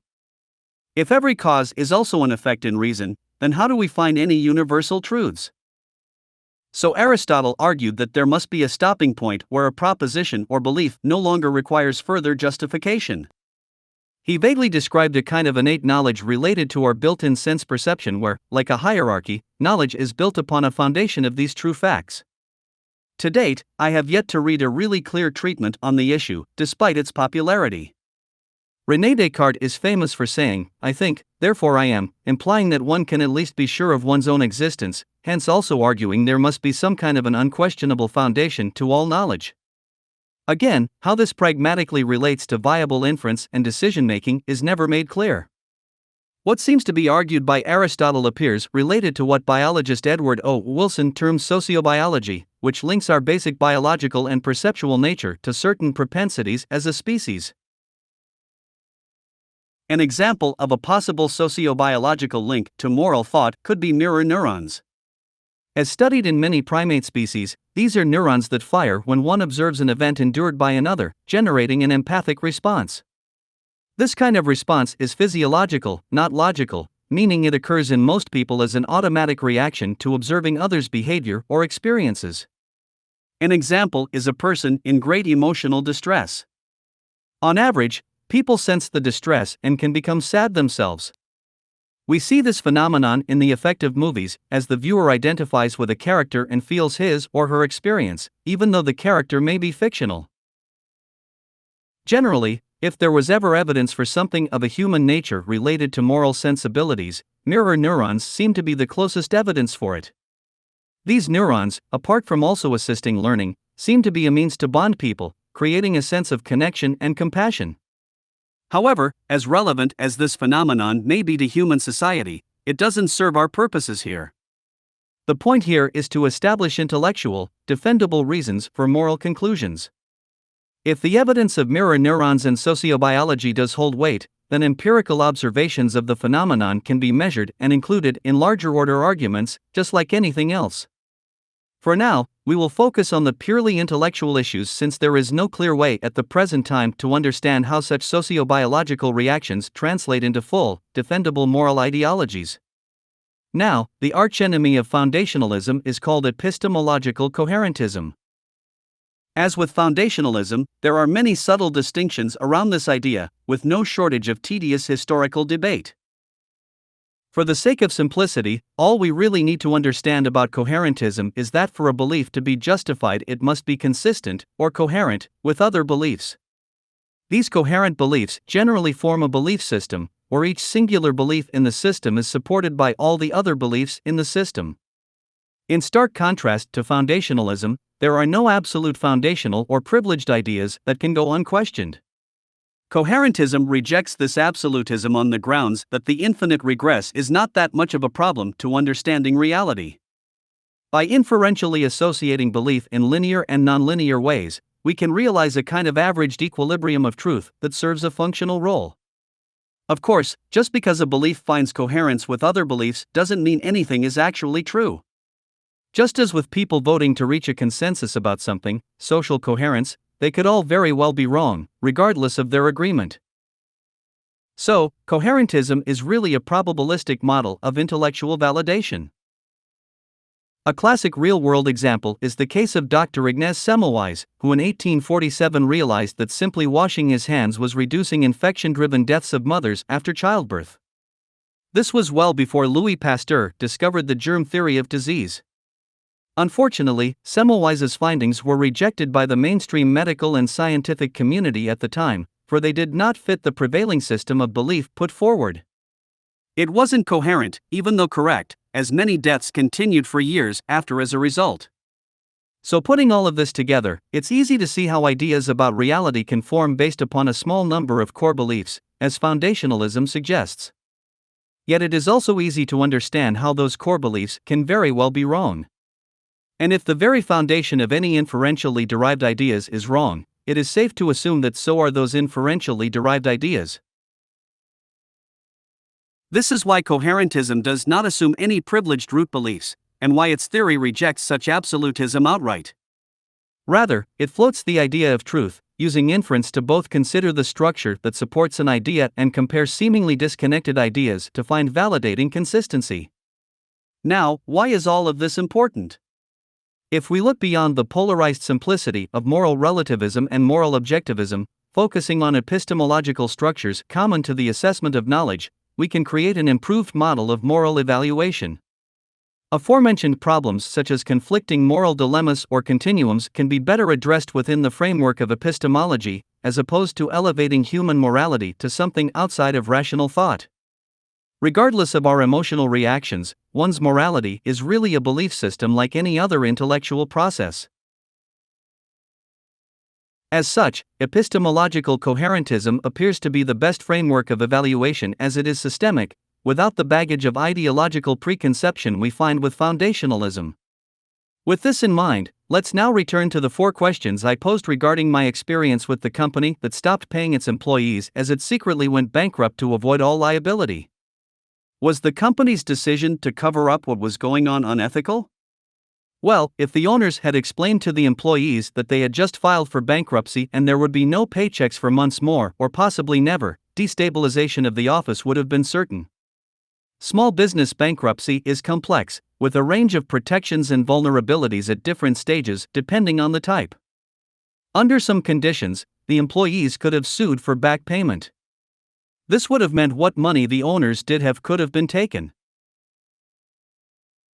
If they were honestly working to save or transform the company through bankruptcy, it isn't hard to see how they could have morally rationalized their dishonesty in not presenting the truth, because they wished to avoid such destabilization, assuming the best interests of the employees in the end. What about my behavior of taking their files and holding them for ransom? While certainly illegal, this action didn't trouble me given the state of desperation I was in financially, owing back rent and living off credit cards. Effectively mirroring the logic for the owners to file for bankruptcy as a failsafe, knowing it would mean screwing the employees in the end, my self-interest was also in play, coupled with the sense that I had worked hard for the salary owed to me and that getting that payment was an ethical right. Such is the nature of living in a social system that's foundationally oriented around competition, generating winners and losers. Was it unethical for me to have held those files and not demand payment for all the employees, rather than just myself? While common good interest has always been something I feel is morally important in general, there was a good possibility that the large amount of money owed to the whole workforce exceeded what the owners had in total. Attempting to use the file ransom tactic to help everyone reduced the possibility of getting anything at all. And finally, and most important, in an economic reality where it is expected that some companies will fail as a natural law of competitive market dynamics, how are moral lines in behavior to be drawn when well-being or survival is constantly at risk? This question illuminates a systems view of market economics, one that creates a coherent framework to better understand not only the other three questions, but the entire sociological condition. While we may look at isolated actions in this world and try to judge their moral integrity one by one, the real moral evaluation occurs on the systems level. Remember, modern society, with its basis in market capitalism, as derived from the root socioeconomic orientation of scarcity, self-interest, and competition, as born out of the Neolithic Revolution, functions like a game, except this competitive game is about survival and well-being. As such, the game takes on a very different dynamic than a game in which there is nothing to lose. Not only does this game pose the threat of loss, but its very architecture actually makes loss and suffering inevitable for a large percentage of players. Given this, society's long-standing moral claims and ethical demands find limited expression in such a condition. If the moral goal of society is to try to create the best condition of public health, happiness, and stability possible for the world's population, seeking to prevent suffering, it must be realized that the structural impositions of our economy actually work against that goal. Contrary to prevailing philosophical mythology, moral behavior isn't just about people's individual nature, their education, parenting, peers, social bonds, personal intentions, or other such factors commonly discussed concerning a person's character. This mythology, that morality is only about individual behavior, ignores the incredible, stress-inducing pressure placed upon a civilization that is based upon its members fighting with each other to survive. In such a world, ethical behavior as we traditionally consider it is severely limited in its capacity for expression. It isn't that people aren't capable of more caring, compassionate, helpful, and socially respectful behavior, it is that the socio-economic system won't support it. In fact, I would argue that the more ethical you are, the more likely you will fail in the game of commerce. The system simply doesn't support real human compassion on the sociological level. It isn't designed to.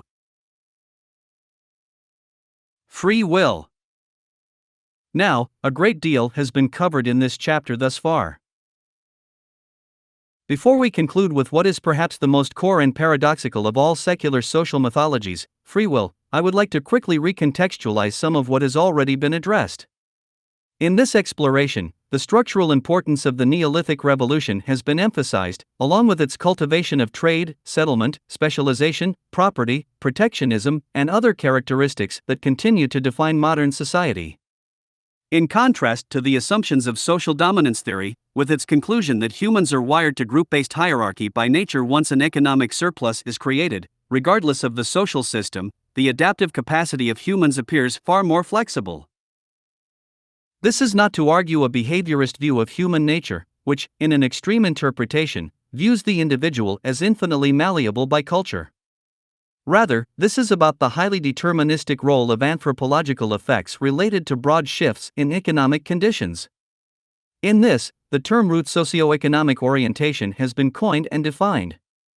This specifically refers to the nature of a society based upon competition, self-interest, and ultimately, a sociology formed around scarcity, fear, and in-group/out-group bias. While many may counter by pointing out that the animal kingdom generally operates in this same primitive way and humans should therefore not be expected to be any different, this response misses the fact that most species have no option but survival through force and competition. In contrast, humans are not like any other species when it comes to intelligence, variability, and adaptation. The real problem is that we have blindly accepted as custom a society based upon competition and scarcity, regardless of our vast intellectual ingenuity and the growing scientific evidence that we could, indeed, live quite differently if proper structural adjustments were made. In other words, we are reacting within a social system we have grown to perpetuate and assume is final, not reacting to some immutable restrictions imposed by the earthly habitat, human nature, or some natural law. It is also important to make clear that the current economic mode of capitalism, while touted as the most productive and free system humanity has ever known, is really a system of social control, like all prior systems post-Neolithic Revolution. Its trademark is socioeconomic inequality, a feature that artificially partitions human well-being and power in favor of a very small minority. The modern manifestation of this is called business, which is the competitive mechanism that sets in motion the inevitable inequality we see, organized in lockstep around government power, diffusing any attempts at meaningful democracy. Government, used as a means to create stability in commerce, since there is no true invisible hand to be found, is also used to secure competitive advantage by a select breed of large business powers. These business powers circumscribe government behavior overall, even though the myth that government exists as an extension of the general public, i.e., as the will of the people, persists today. This is why the noted national or tribal mythology has been so critical for social compliance and order. The statues, symbols, language, taboos, and other means of cultural manipulation are constant since the needed cohesion to stifle any interfering social change depends on it. In this, the use of moral impositions and the idea that the problems of the world exist on the individual level and not the structural level are very powerful in effect. As argued, there is a tendency to be objectivist with our moral views, with overly simplistic slogans such as just say no or do the crime and do the time, etc. Yet, moral decisions cannot really be separated intellectually from overall reasoning and logic. In this, we are faced with a systems-based reorientation since everything is far more entrenched in causality than has ever been understood before. Science has opened these doors and each situation presents a new set of variables. Proper decisions are contingent on a range of considerations, not static moral declarations. And the ultimate moral conundrum today is this: how can we expect highly moral or ethical decisions by a population submerged inside a social system that rewards the exact opposite behavior? Market capitalism is simply not conducive to mutual human concern. It is a system based on social warfare, cultivated by its root socioeconomic orientation. Now, with that stated, the final subject of this chapter will extend this primitive moral mythology to the notion of free will. Free will is the most reinforced and consistent ideological assumption in the world today. Not only does it rest on the foundation of the central moral and philosophical belief systems of modern civilization, but it also appears to validate itself at every turn in society's architecture and institutions. Every human action is generally assumed to be a conscious, willful, free decision by both others and ourselves. It is a powerful intuition we all share. Our minds are simply wired this way. Yet, once a system's perspective is taken, accounting for statistical research showing the effects of larger-order environmental and social conditions, and coupled with modern understandings in cognitive neuroscience, the mythology of free will quickly begins to unravel. Returning to the subject of preconditions from Chapter 1, it is easy to notice the power of regional culture in determining the language we learn as a child, the religion we are taught, or the customs we embrace. It is less easy to notice how people can develop predictable, long-term behavioral propensities as a result of childhood experiences. It has taken advanced scientific study to identify our bioevolutionary requirements, whereby certain things generally need to happen in child development to ensure long-term mental and emotional well-being, while certain things should not happen for the same reason. Our biology has been pre-programmed by evolution to respond in certain ways to stimulus and stress, with predictable outcomes when certain experiences happen. As one's life progresses, the biopsychosocial synergies of life dramatically shape one's thoughts, beliefs, impulses, and actions. This shaping makes certain propensities highly probable, with others highly improbable, regardless of the free will of the person. Drug addiction, as noted by neurologists and pharmacologists, is a kind of hijacking of the brain that subconsciously leads a person's behavior toward the reward of use. The addict is often fully disgusted by his, or her, actions, but the addiction pattern continues as changes to brain chemistry drive changes to both thoughts and behavior, justifying the next use of a drug. One may indeed overcome an addiction by choice, willpower, and likely external help, but that single end does not discount the general loss of control found during the addiction period. Likewise, analysis that takes a biosocial view of the issue finds great evidence that child abuse, stress, and emotional loss can contribute to one's development of addiction as a form of self-medication. In fact, an entire range of health and behavioral issues can arise later in life, since childhood abuse literally changes and damages the brain. Not only can abuse disturb the brain's neurochemistry, but it can also shrink and distort critical areas, such as the hippocampus. This can lead to severe impairments in one's ability to make decisions and judgments, in the same way a person who has severe brain damage from head trauma in a car accident may no longer be able to speak. Do we judge a person's speech impairment in such a case as a problem of free will? No, we understand the impairment. In 1966, Charles Whitman, an American with no prior history of mental instability, suddenly murdered his mother and wife. He then proceeded to the University of Texas, climbed inside a tower, and killed 14 others with a gun before taking his own life. In his suicide note, he talked about his feeling of going insane and not understanding his thoughts, and he even requested an autopsy. While the public stood in horror at this monster mass murderer, doctors discovered that he had a brain tumor pushing against his amygdala in the prefrontal cortex. This was, without a doubt, a major factor in his violent acts. While this is a rare case, it raises the question of where along the continuum of body-mind influence we can draw the line and conclude that a person is 100% responsible for his or her behavior. In modern culture, most people draw very clear lines between decisions they feel are free and decisions they feel are not, often with unrelenting judgment and criticism of others who act in ways deemed unsavory. This moral high ground is ever present, which makes perfect sociological sense because once again, mainstream society flaunts the ideas of independence, free will, volition, and human choice as the starting point of all personal success and human virtue. There is a term in social psychology called the fundamental attribution error. This is an error of judgment people make when they experience a person's behavior as unethical, without knowing about other factors involved. A simple example is a man who dines at a restaurant and, upon paying the check, exits without leaving a customary tip. From the standpoint of the waitstaff, that person could be judged as inconsiderate. After the employees share a cathartic verbal bashing of the seemingly rude person, the man then re-enters and puts down a tip. When asked about leaving, the man explains he had no more money on him and needed to get some out of his car. This idea of mistaking a person's apparent behavior as being entirely representative of his or her character can be extended to one's life experience and biology. In a sense, the entire criminal justice system is predicated upon expressing the fundamental attribution error as a formalized method of evaluation. This is not to argue that all human actions can always be clearly traced to delineated preconditions, nor is it to absolve anyone of wrongdoing by default. It is to point out the general dismissal of such considerations in legal practice, focusing on the fragmented actions of the single person. I would even argue that to exclude the biosocial condition of a person is really a crime in and of itself when one attempts to evaluate someone's actions. The myth of free will makes it easy, while helping to preserve the legal system's role as a means of social control, once again. The same goes for the economy, which has a clear coherence with the legal view.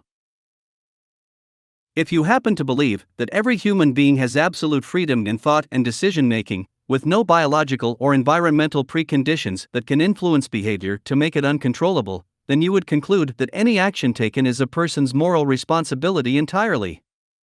Similarly, if you also happen to believe the common capitalist myth that economic prosperity is available to everyone who works hard, disregarding any structural elements that may create insurmountable social immobility, then you will likely agree that everyone who becomes wealthy or poor simply deserves what they get.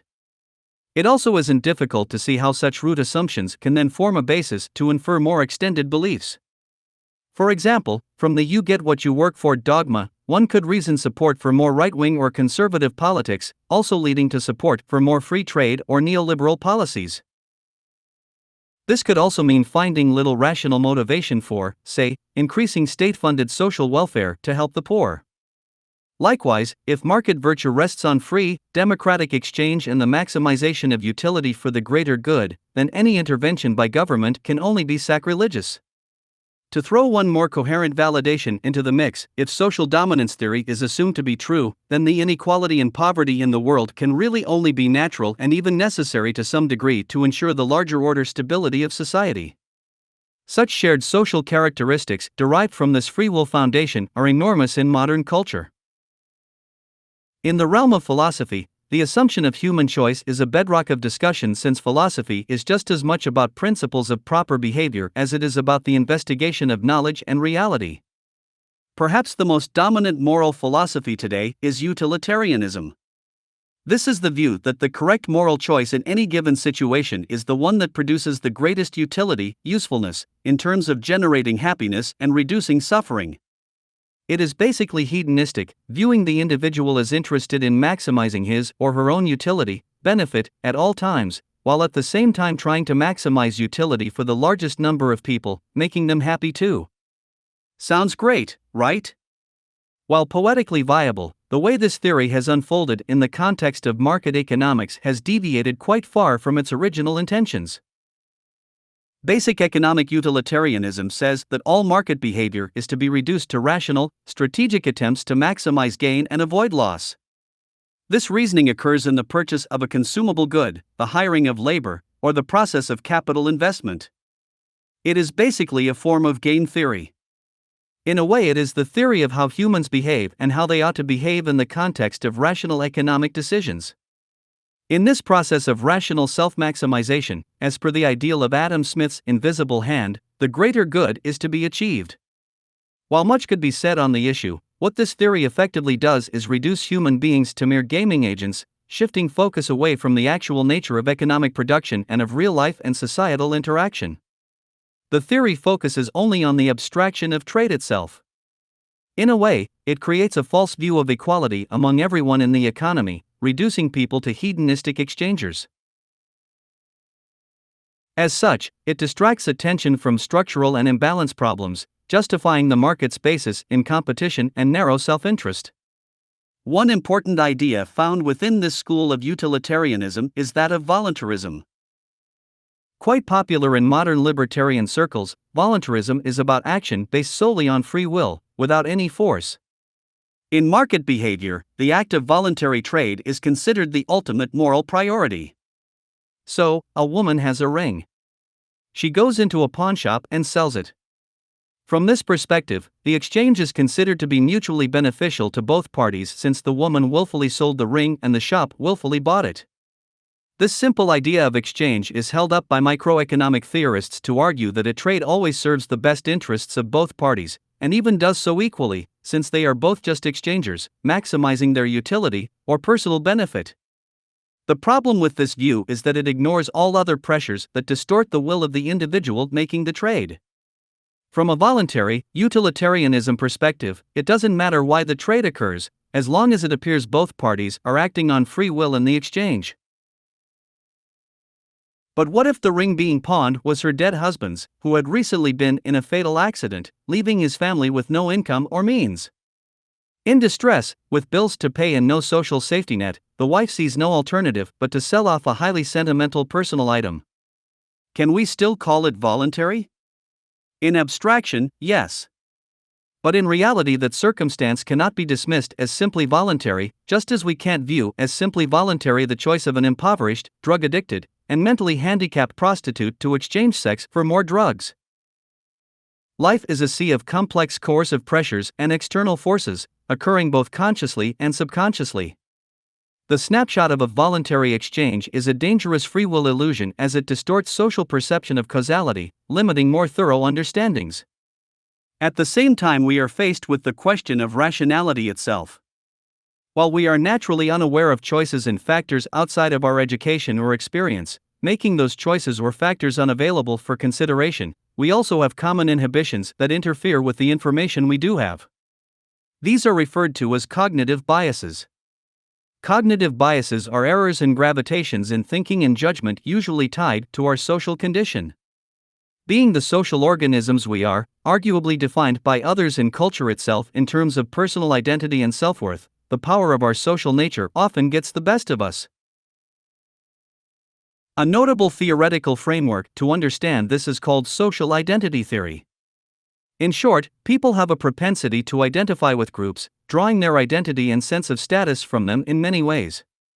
It is observed that people often view their own group as in, with other perceived groups as out, as is characteristic of racism and other forms of group-based bigotry.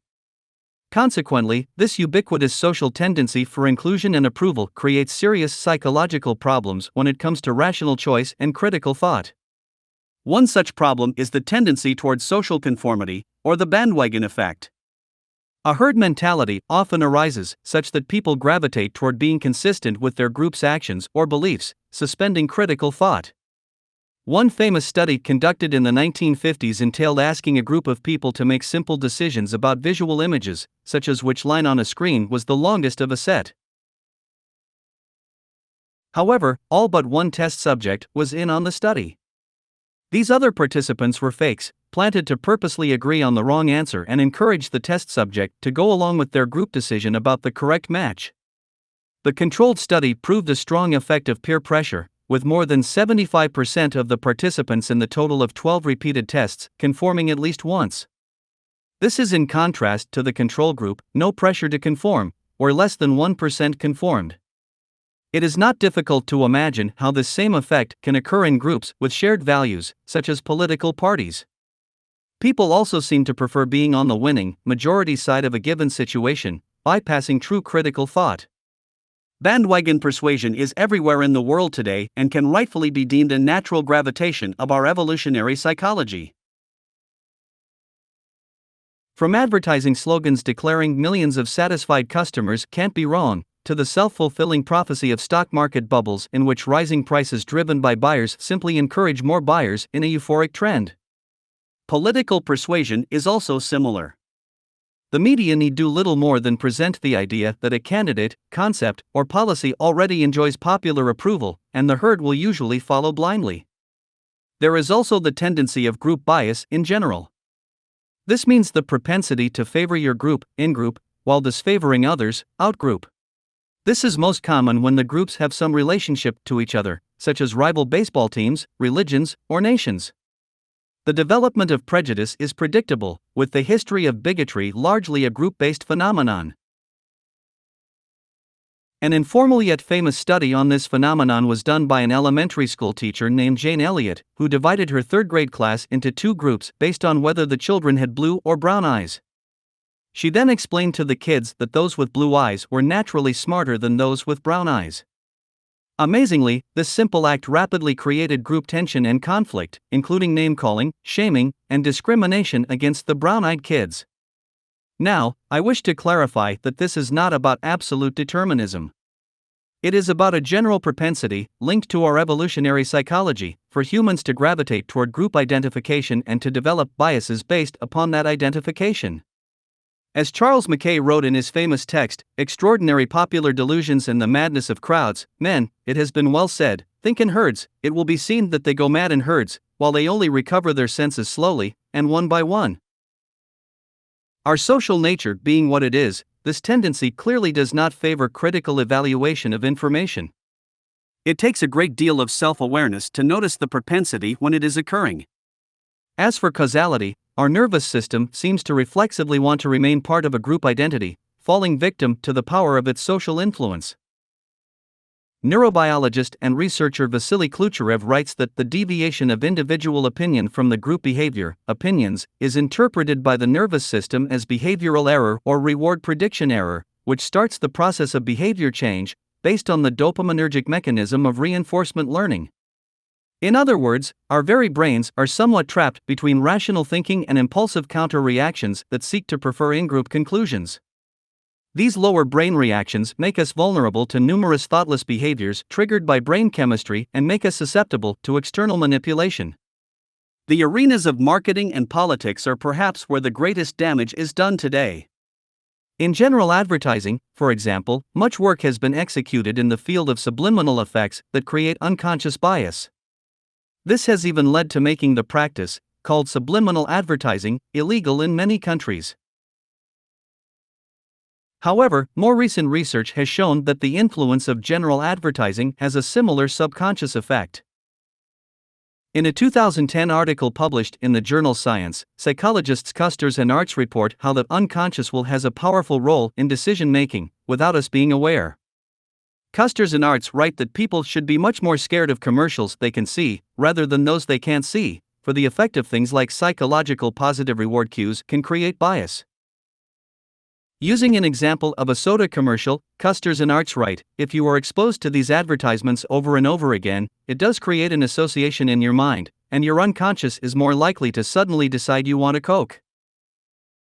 It isn't enough to simply be critical when watching a commercial, the ad can affect your subconscious even when you think it has had no power. It does this simply by repetition and by the, usually, positive emotions associated with the product. The only way to avoid the possible influence is to completely avoid the ad. This understanding also brings up a powerful question of ethics, for if people are exposed to repeated ads promoting unhealthful behavior, their unconscious will may influence them, leading to sickness. In this sense, we can rightfully view advertising as a possible form of violence. Now, to conclude this chapter, I wish to clarify my basic position on free will. Taking determinism to its extreme, we could see all human behavior as involuntary, a biological clockwork affecting every thought and cell, driving every event, shaping all aspects of reality with its massive, singular motion. Such an extreme perspective accomplishes little. It is much more productive to view the individual and his or her surroundings as a dynamic synergy of cause and effect. As the evidence shows, due to biological, social, and other factors, one's capacity to make choices is inhibited, sometimes profoundly, at every moment of existence.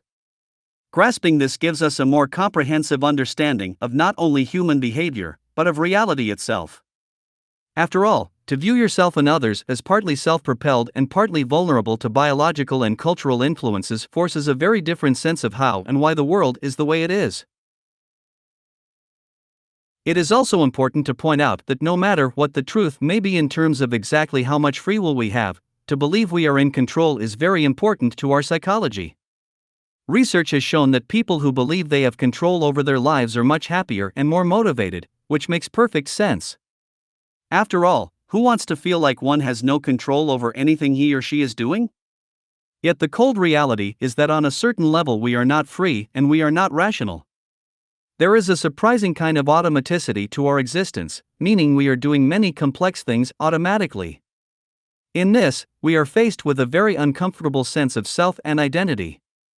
We have to admit that on a certain level we are simply out of control.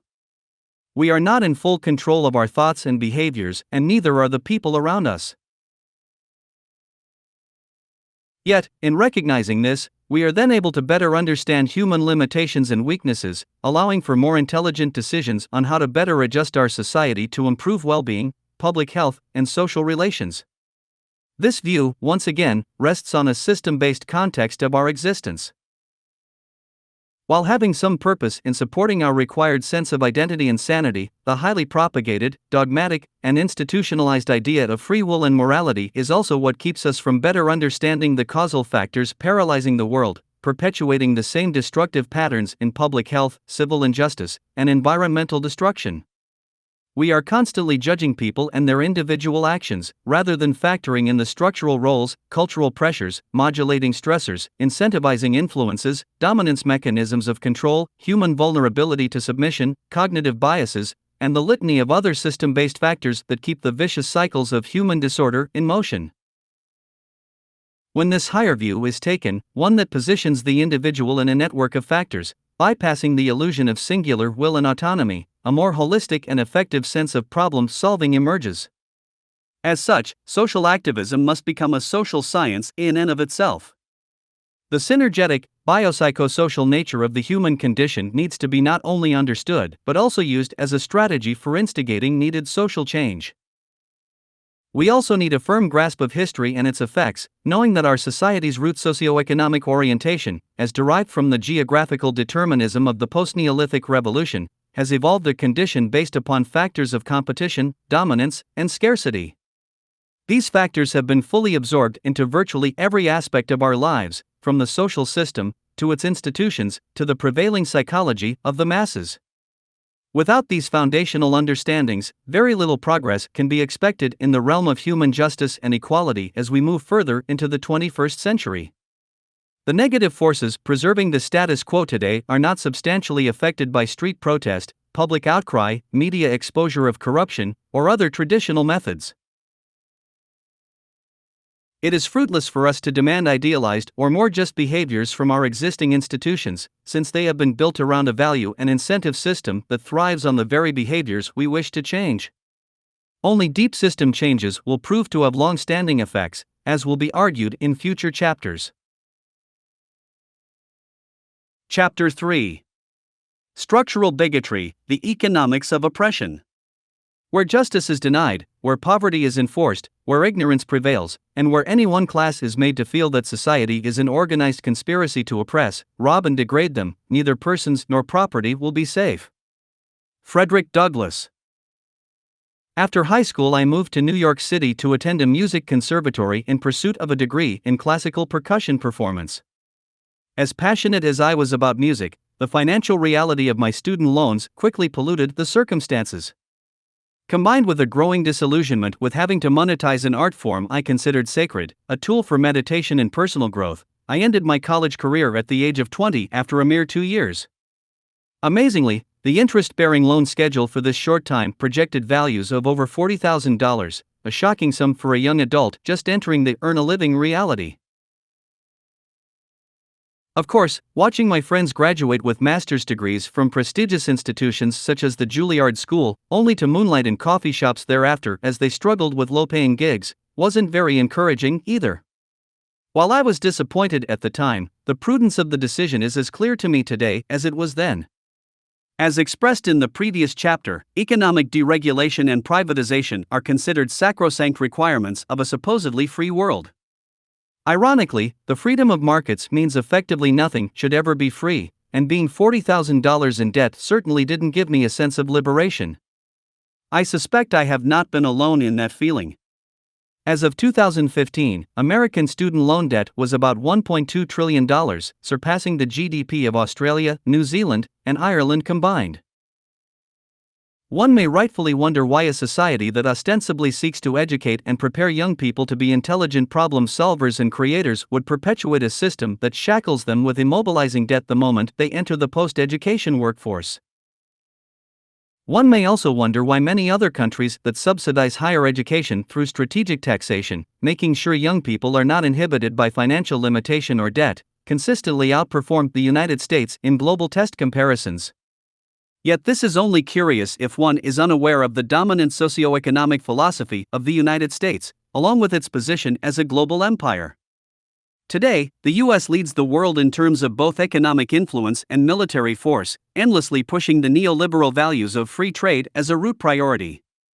Like a philosophical crusade, it has been deemed an imperative of Western business political leaders to ensure that people comply with what is in effect the new global religion, a religion that invariably prioritizes commerce over everything else, with human rights increasingly subordinated to business rights. When one understands how the rules of trade, property, and exchange have become the determining mechanisms of society, decoupling focus from actual life-supporting means and factors of social trust, the dehumanized, conflict-ridden nature of the modern world begins to make a lot more sense. Given this ethic, education is simply another product to be bought and sold and little more. The US government allocates roughly 2% of its annual budget to education. This is in stark contrast to the 20% allocated to the military, suggesting war is more beneficial to the nation's leaders than an educated population. At any rate, with the minimum debt payments from my student loan mounting, I quickly sought whatever work I could find. Within a few weeks, I found myself in the glamorous field of work as a cater waiter. In comparison to traditional restaurant service, this job consisted of being bussed around New York City from one privileged upper-class event to another. We were an army of servants in tuxedos, following the wealthy 1% around the Big Apple. While certain traditional functions had endearing merit, such as weddings and birthdays, the majority were corporate, political events and superficial charity fundraisers. I say superficial because if the goal of charity is to help those in need, you certainly wouldn't know it based on the degree of waste and decadence present. There is something fundamentally wrong when people are eating extravagant meals, wearing $5,000 suits, and drinking $800 bottles of champagne while a guy on stage preaches about global starvation and poverty. This is particularly troubling in New York City, a place with about 60,000 homeless on the street each night. Nevertheless, it was certainly an education to be a fly on the wall.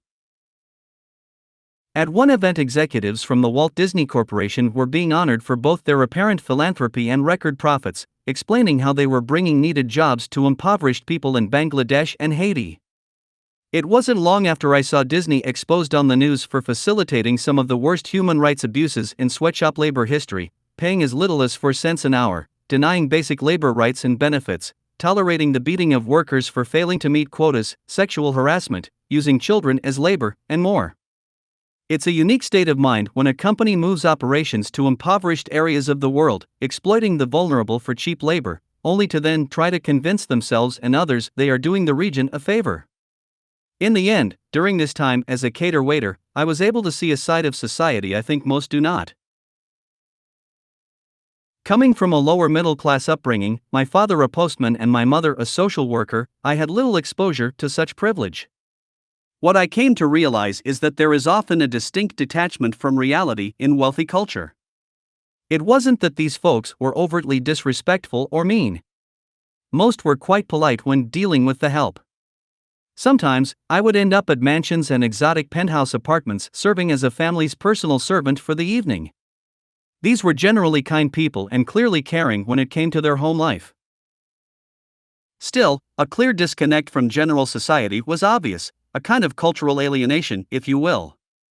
Given the access the wealthy have to means and conveniences that most do not, coupled with different social atmospheres and other cultural nuances, this alienation isn't difficult to understand. In the same way we can understand why the Amish tend to isolate themselves as a community, the rich tend to do the same, losing touch with the plight of the normal world.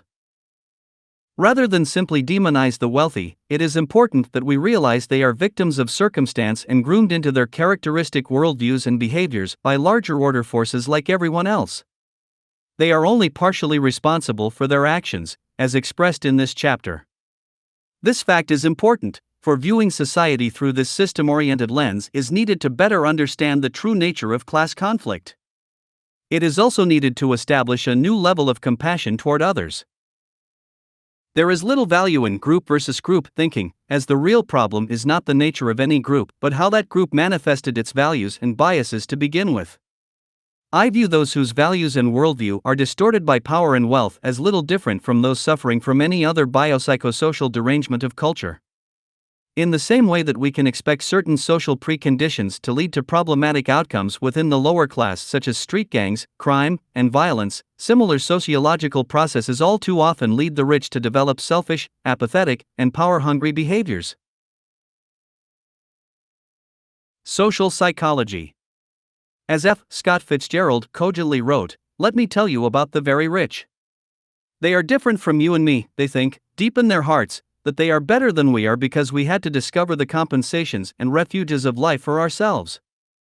Even when they enter deep into our world or sink below us, they still think that they are better than we are. They are different.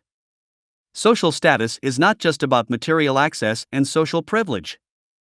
Our sense of rank has a deep impact on our self-identity. It doesn't have to be money that creates the difference, but in the world today this is by far the most defining cultural modulator. And the unsettling truth is that there are, on average, pronounced psychological differences between upper and lower classes. Confidence and self-esteem is an example. As was touched upon in the preceding chapter with respect to in-group/out-group associations, our social nature is a feedback system and how we perceive ourselves is inexplicably linked to others. In a 2004 study focusing on 2 different ranking social castes, birth classes, in India, it was found that if the whole combined group did not know they were a mix of 2 castes, their performance on problem-solving tests was different from the results when they did know. When the caste was not announced, the 2 castes performed basically the same on the test. When the caste was announced, the lower caste did far worse. This study is one of many confidence studies showing that if people feel inferior and lower in value, they very well may act that way, losing confidence. This is called the golem effect and it has been widely researched. There are also measurable neurobiological effects of perceived social status. In a 2002 study with macaque monkeys, it was found that those in lower ranks had less dopamine activity in the brain as compared with those in upper ranks. This effect would then change when the monkeys were strategically regrouped. When lower status monkeys assumed higher status positions, they had more dopamine activity, while the prior alphas had less. This shows a direct correlation between perceived social rank and biological expression, a pretty damning link that reveals public health ramifications to social status in a very clear way. Reduced dopamine activity can lead to serious psychological and emotional effects, including depression, loss of motivation, anxiety, attention problems, and other problems. What such studies also highlight is how psychological traits can be consequential to a social condition, as opposed to determinant. In other words, when people see the confidence, will, motivation, apparent intelligence, and other virtuous traits celebrated as characteristic of the rich and successful, superficial reasoning suggests that they gained their financial success owing to those traits. While that may be true at times, the biopsychosocial reality is that those traits also arise from the mere privilege of simply being in a high-class, respected, and rewarded position to begin with. Hence, one's sense of status can become a self-fulfilling prophecy. Perhaps more troubling are differences in empathy and compassion between upper and lower classes. A 2010 study found that higher-class individuals actually had a more difficult time recognizing emotions in others. It appears the lower class develops more perceptive social skills than the upper, including the ability to better recognize emotional details in others, making empathic connections. One of the study's researchers concluded, upper-class people, in spite of all their advantages, suffer empathy deficits and there are enormous consequences. Likewise, numerous studies examining differences in compassion suggest that the more one's bank account increases, the less compassionate he or she becomes. In a paper titled Having Less, Giving More, The Influence of Social Class on Prosocial Behavior, the relative poor were found to give over twice as much to charity as the relative rich in percentage terms. The study also stated, lower-class individuals proved to be more generous, charitable, trusting, and helpful, compared with their upper-class counterparts. Mediator and moderator data showed that lower-class individuals acted in a more prosocial fashion because of a greater commitment to egalitarian values and feelings of compassion. A similar study by the Chronicle of Philanthropy showed that households earning between $50,000 and $75,000 a year give an average of 7.6% of their discretionary income to charity, while those making more than $100,000 gave only 4.2%. In some of the wealthiest neighborhoods with the largest share of people making in excess of $200,000 a year, the average giving rate was only 2.8%. In the words of Ken Stern, writing for The Atlantic, one of the most surprising, and perhaps confounding, facts of charity in America is that the people who can least afford to give are the ones who donate the greatest percentage of their income. In 2011, the wealthiest Americans, those with earnings in the top 20%, contributed on average 1.3% of their income to charity. By comparison, Americans at the base of the income pyramid, those in the bottom 20%, donated 3.2% of their income. Again, while these percentage numbers may seem small, 1.3% to 3.2% actually means the poor are giving well over twice the amount in percentage terms. I remember going to work early one winter morning, riding the subway into Manhattan from Brooklyn. An older homeless man was making his way through the mostly empty train car, pausing in front of me as I scrounged for whatever change I had to put into his empty cup. After I dropped in 2 quarters, the man thanked me and moved on. At the other side of the train was a clearly poor woman, bundled up and appearing to try to sleep. The man shuffled along as though to pass her, only to stop and make eye contact. After a brief moment of interaction, he reached into his cup and took out one of the 2 quarters and gave it to her. I was stunned to see the compassion. While I did not know the man's circumstances, there is good reason to assume that with that act of charity, he actually gave away 50% of all the money he had in the world to a stranger. While today many fawn over the billions given by this or that wealthy icon, the real measure of compassion has to do with how giving affects you personally, and that is why the percentage people give is more telling than the absolute values. Sociological research also suggests that something happens to people's ethics as they move up the economic ladder. While there are always exceptions, a general loss of social concern appears common. In a 2011 study from the University of California, Berkeley, it was found that upper-class individuals behave more unethically than lower-class individuals. Upper-class individuals were more likely to break the law while driving, relative to lower-class individuals. In follow-up laboratory studies, upper-class individuals were more likely to exhibit unethical decision-making tendencies, take valued goods from others, lie in a negotiation, cheat to increase their chances of winning a prize, and endorse unethical behavior at work than were lower-class individuals. mediator and moderator data demonstrated that upper-class individuals' unethical tendencies are accounted for, in part, by their more favorable attitudes toward greed. It has been something of a historical cliché that those who achieve great financial success in business tend to be ruthless or desensitized. It has even been said that the more caring and empathic you are, the less likely you are to succeed in capitalism.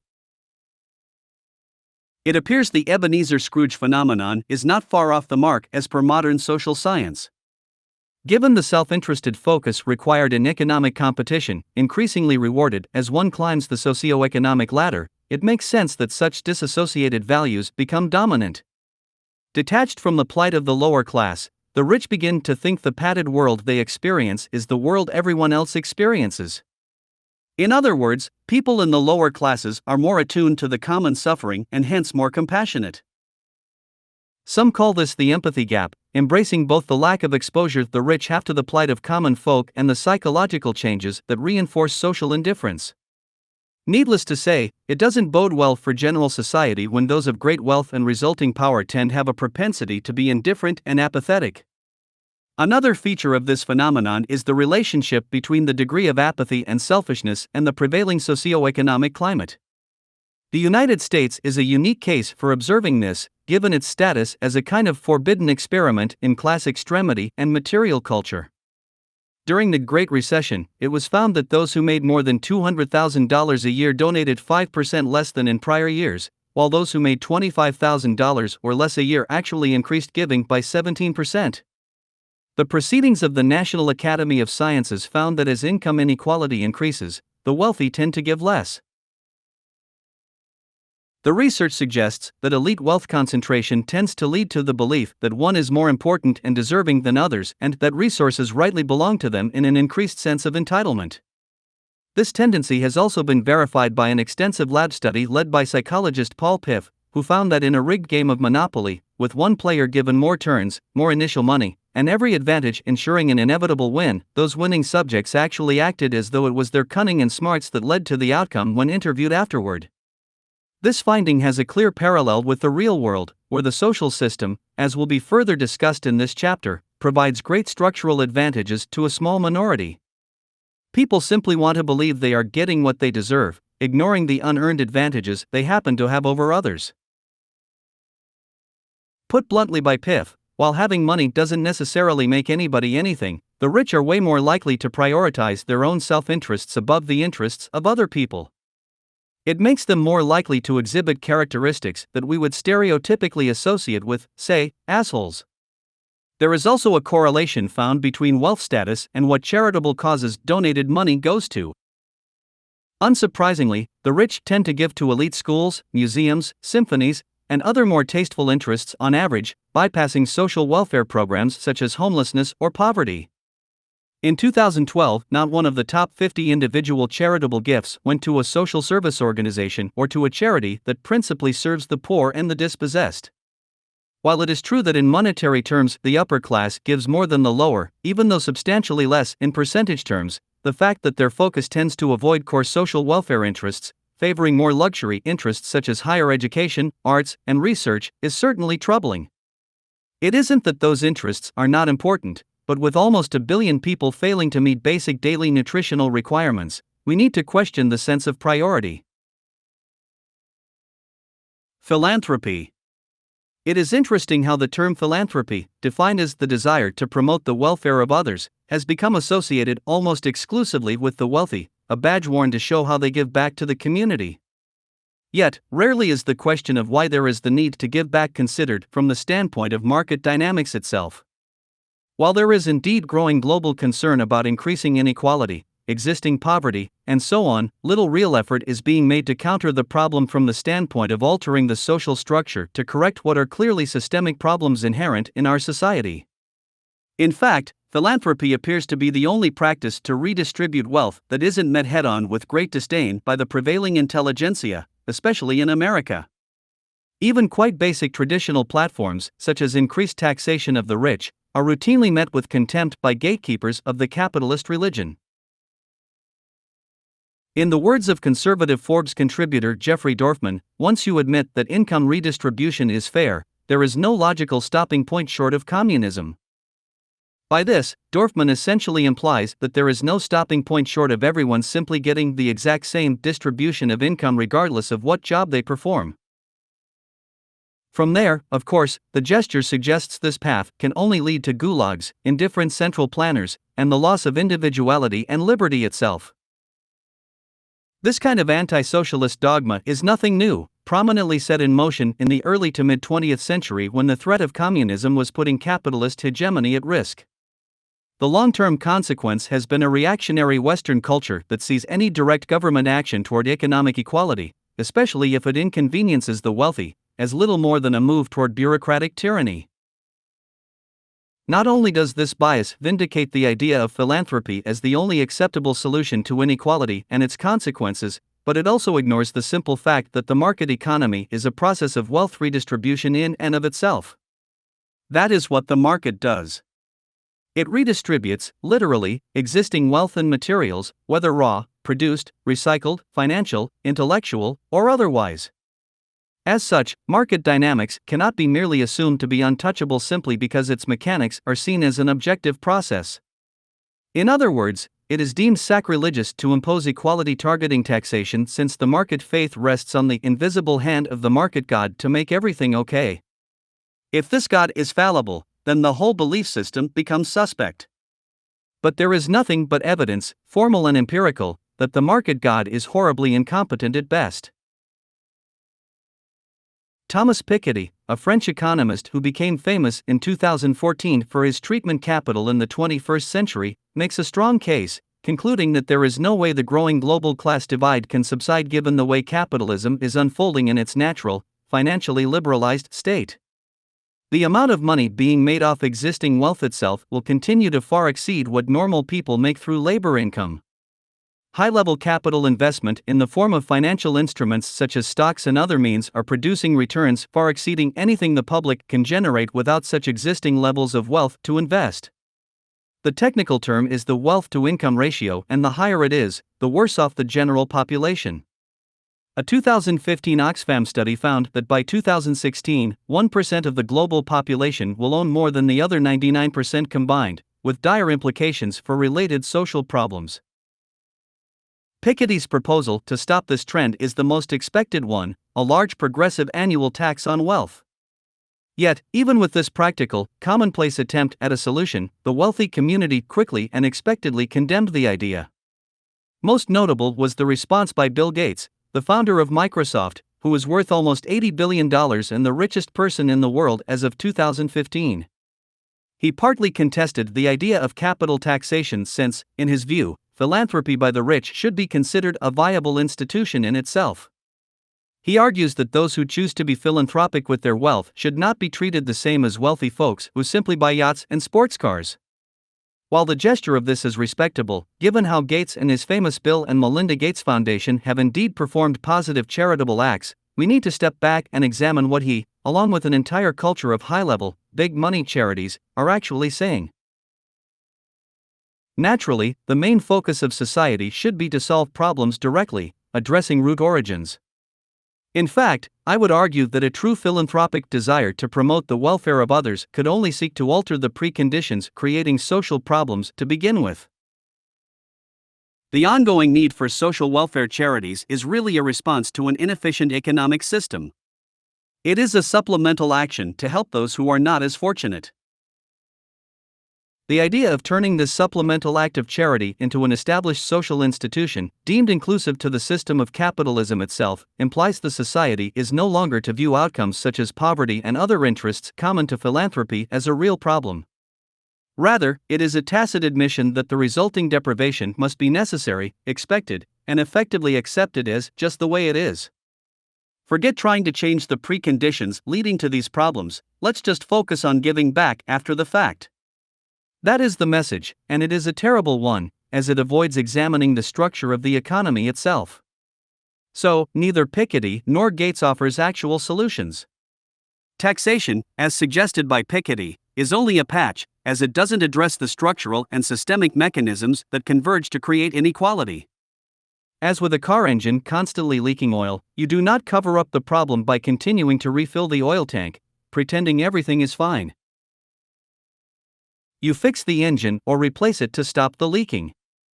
Gates, however, takes things to a new level by arguing he and other people of great wealth should simply use their charitable foundations to affect the disadvantaged world directly. Forget government, public policy, democracy, transparency, or even accountability. Private foundations built by billionaires will now save the world. While all charity is admirable, once it becomes institutionalized and funded to the extent seen by organizations such as the Gates Foundation, it turns into something different, with extended social ramifications.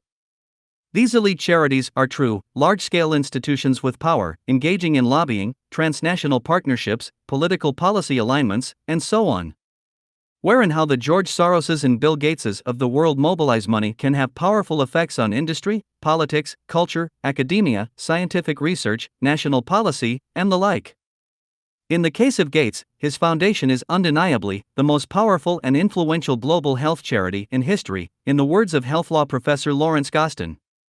What critics rightfully point out is that, regardless of good intentions, unaccountable, singular private power in global health affairs poses serious problems, in the same way autocratic dictatorships pose serious problems for democracy and liberty. Any organization with the power to actually affect the lives of millions of people needs transparency, accountability, and a democratic presence. These private institutions have little to none. So, what we have is the rise of a new breed of pseudo-egalitarian capitalists. They generate their great wealth by way of often ruthless competitive behavior in the private sector, arguably promoting the very mechanisms that have led to the vast structural violence and extensive poverty existing on Earth to begin with. They then turn around and offer their charity as the solution to the problems created by the very system that rewards them. Once again, this has nothing to do with intent.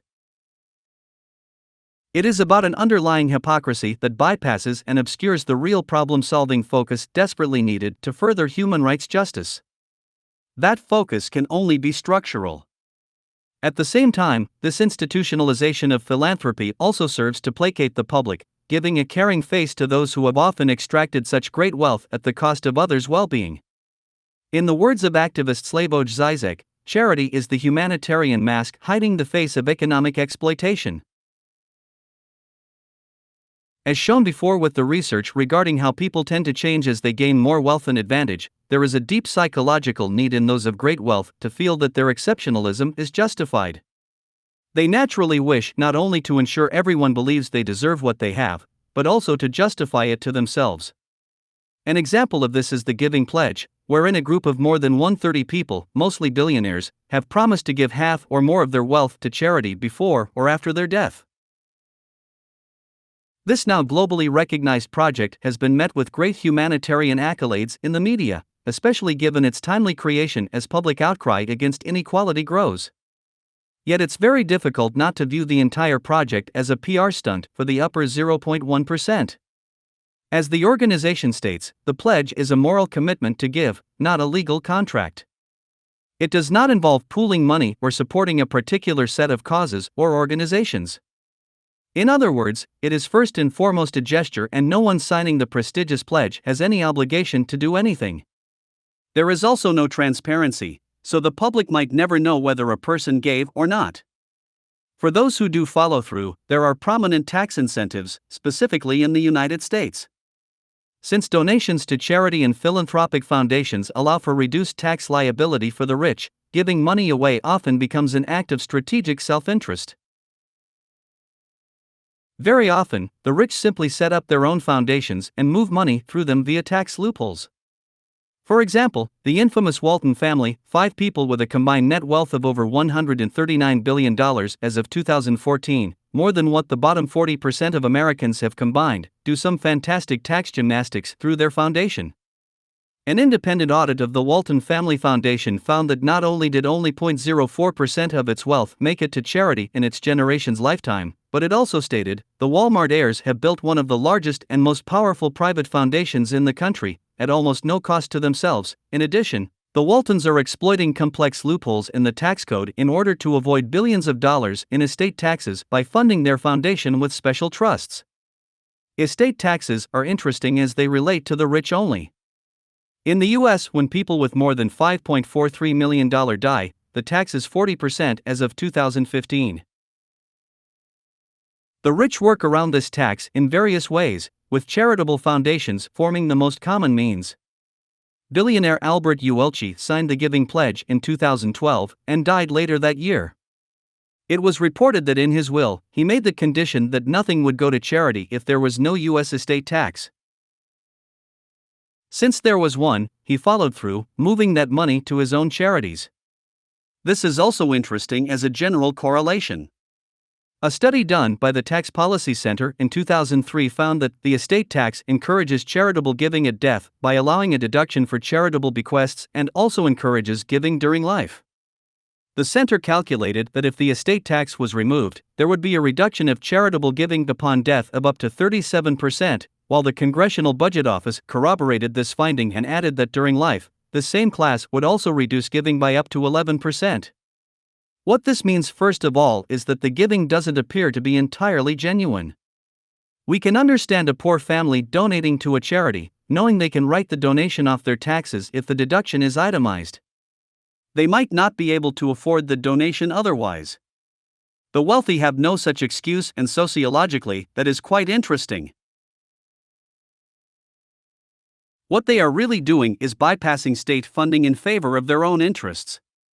Moving money to charity foundations, effectively consolidating wealth in the hands of private interests rather than government, is a logical method to better keep things in the club of private business power.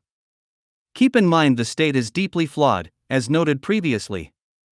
But at least the state has some basic formal responsibility to the public, regardless of how corrupted it may be by vested interests. The Giving Pledge is partly just another avenue for this anti-government and hence antisocial behavior. In the words of German multimillionaire Peter Kramer, an open critic of the Giving Pledge, it is all just a bad transfer of power from the state to billionaires. So it's not the state that determines what is good for the people, but rather the rich want to decide. That's a development that I find really bad. What legitimacy do these people have to decide where massive sums of money will flow? That runs counter to the democratically legitimate state. Pablo Eisenberg, a senior fellow at the Center for Public and Nonprofit Leadership, said regarding the pledge, "What concerns me is that no one has said what the pledge is going to do, who it will serve and how it will be accountable. It will increase the number of mega foundations, and I worry that will hurt our democracy because of the influence these institutions will exert." These are legitimate social concerns given how such high-level, unaccountable private power is similar in effect to that of regulatory dictatorship. This is something deeply obscured in prevailing views of capitalism. While the world still seems to associate markets with freedom and democracy, the very structure of private business is actually in direct opposition to both. In the words of political economist Robert Brady, within the corporation all policies emanate from the control above. In the union of this power to determine policy with the execution thereof, all authority necessarily proceeds from the top to the bottom and all responsibility from the bottom to the top. This is, of course, the inverse of democratic control. It follows the structural conditions of dictatorial power. The accelerating rise of private charity foundations have the same flaw, as they can set their own public health and social standards, bypassing public participation in areas that require it. Inequality machine. As expressed, the socioeconomic system produces predictable outcomes in social psychology, and better understanding the characteristics of the upper class is specifically important. After all, it is this class that indisputably dominates social affairs. Again, this has nothing to do with deliberate conspiracy or the like. It is simply a systemic result inherent to the logic, values, and structure of capitalism. The sense of superiority naturally cultivated by the upper class, coupled with measurable losses of empathy, compassion, and ethics, makes the condition of modern power highly troublesome. The more people become rewarded by market economics, the more they tend to identify with the market, assuming its integrity.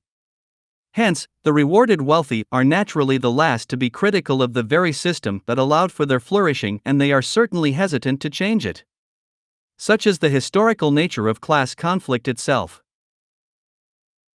Yet it goes deeper than elitist behavior or general policy administration. Mechanisms of social oppression come in many complex forms, some of which are built directly into the architecture of the social system, something referred to as structural bigotry. Building upon the idea of Stokely Carmichael's institutional racism, structural bigotry recognizes mechanisms in the social structure that create and reinforce social oppression indirectly. Unlike the aforementioned personality distortions and system loyalties of the upper class, guiding biased behavior almost subconsciously, these indirect mechanisms tend to go unnoticed. At least bad decisions and policies of biased politicians or corporate leaders can be exposed and, ideally, corrected within the realm of political or legal action. However, these more indirect mechanisms tend to go unnoticed or misunderstood. By indirect, I mean they are engaged in a procedural way, without deliberate intent to cause harm. This involves the interaction of essentially everyone in society. We are all pulling levers on a giant machine, and the consequences of these actions go far beyond our localized perception, making our ability to comprehend the outcomes difficult. Structural bigotry is about relationships and reactions, not necessarily individual decisions or events.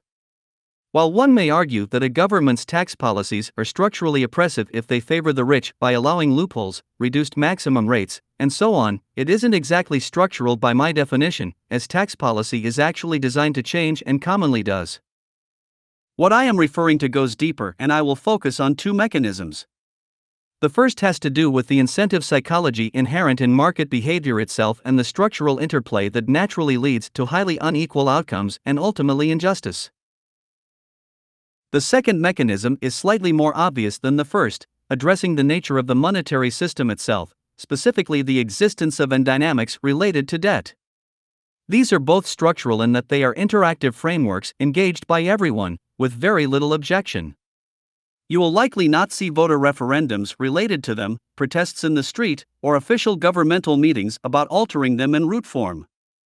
Rather, what you do see are constant protest movements and public outcry against the chain reactions created by these hidden structural mechanisms. Again, society is constantly battling symptoms, not causes. For example, to revisit a subject from Chapter 1, at the time of writing there is a growing social movement in America called Black Lives Matter, which protests for justice and seeks solutions to a modern epidemic of racially charged American police brutality and general discrimination. The work is very much an extension of the 1960s civil rights movement in America, and eerily so. To really understand the origins of such problems as police brutality and discrimination, one must look beyond the current political environment, specific police department policies, or even the lone mentality of the individual perpetrators. The problem is sociological as opposed to political or moral. These sociological issues stem from early economic practices, namely abject African slavery. Like an infection that is constantly reinvigorated by contaminated conditions, racism between white and black culture has continued as a form of class conflict, long after abject slavery ended. In fact, classism is really racism's father. In the words of Dr. King, racial segregation as a way of life did not come about as a natural result of hatred between the races immediately after the Civil War. There were no laws segregating the races then. The segregation of the races was really a political stratagem employed by the South to keep the Southern masses divided and Southern labor the cheapest in the land. You see, it was a simple thing to keep the poor white masses working for near starvation wages in the years that followed the Civil War. Why, if the poor white plantation or mill worker became dissatisfied with his low wages, the plantation or mill owner would merely threaten to fire him and hire former Negro slaves and pay him even less. Thus, the Southern wage level was kept almost unbearably low. As such, impoverished white society was forced into competition with the now semi-free impoverished black society. This sparked a complex reinforcement of in-group/out-group fear and exacerbating bigotry that has pushed racial tensions ever since. Coupled with the consolidation of poor blacks in urban areas after segregation, with reduced means and options, the focus of law enforcement has been disproportionately targeting blacks and minorities to help meet arrest quotas because it is easy given how vulnerable and often desperate those impoverished communities have been. From there, the racial profiling begins to take on a life of its own, and suddenly a white cop, who likely has many black friends and doesn't think he is racist, still conditioned by his experiences, impulsively shoots a black man in a middle-class neighborhood with no viable provocation. The racism is ingrained in his mind through a web of influences, literally stretching back hundreds of years. Yet activist communities still tend to fragment things in a more localized way, missing deeper connections. While we cannot go back in time to change the history of economic slavery to stop the toxic chain reactions that brought us to where we are today, we can, however, change the current conditions that continue to preserve and inflame those traditionally bigoted associations. This is something Dr. King knew well as he pushed his Poor People's Campaign of 1968. He understood that if we could just remove general poverty, easing desperation and labor fear, many of the pressures and associations creating racial bias would dissipate. It is not a complete solution, but it would help. As will be detailed in Chapter 4, racism, bigotry, and xenophobia, including resulting consequences such as minority-targeted police brutality, are ultimately linked to mechanisms of economic inequality and its consequences. Until economic inequality and its causes are reduced or stopped, bigotry and social injustice on many levels will continue as a systemic result. In fact, as I will also argue, positive social trends that have occurred have a good probability of reversing in certain ways as looming negative social and ecological pressures mount. I have little doubt that if our business-as-usual socio-economic practice remains, the growth of bigotry, race-based or not, will continue to accelerate rather than decline. Rational choice. Now, the first class-dividing structural mechanism to discuss has to do with the inherent gaming logic or so-called rational behavior demanded of the market economy to ensure survival. This is again about the shared incentive psychology of the interacting masses. While the generally caustic nature of competition itself was already touched upon in the previous chapter, the issue here is specific to the actual dynamics of mass competitive behavior. What is to be found is that inequality and oppression are systemically reinforced through the market's most basic, trivial, incentivized gaming behaviors, regardless of the personal intentions of people. In the prior chapter, utilitarianism was introduced. This idea of people seeking to maximize their utility, or self-interest, in economic decisions was further codified in microeconomics by rational choice theory. This is defined as an economic principle that assumes individuals always make prudent and logical decisions that provide them with the greatest satisfaction and act in their highest self-interest. This simplistic principle raises difficult philosophical questions about what exactly rational or prudent decisions are and to what degree they are rational and prudent. What exactly is self-interest in the long run? For simplicity, let's divide market decision considerations into two categories, primary and secondary. Primary considerations have to do with the root incentive logic of markets. This means reducing costs and maximizing income. Each one of us orients our economic behavior this way in general. From buying discount clothes, to selling off the old family car for the highest possible price, to running a company, we naturally seek to maximize our income and reduce our expenditures as best we can. In fact, most do not even think about this procedure today, as it is now so customary. Every day, our lives revolve around the abstraction of minimizing costs and maximizing gain.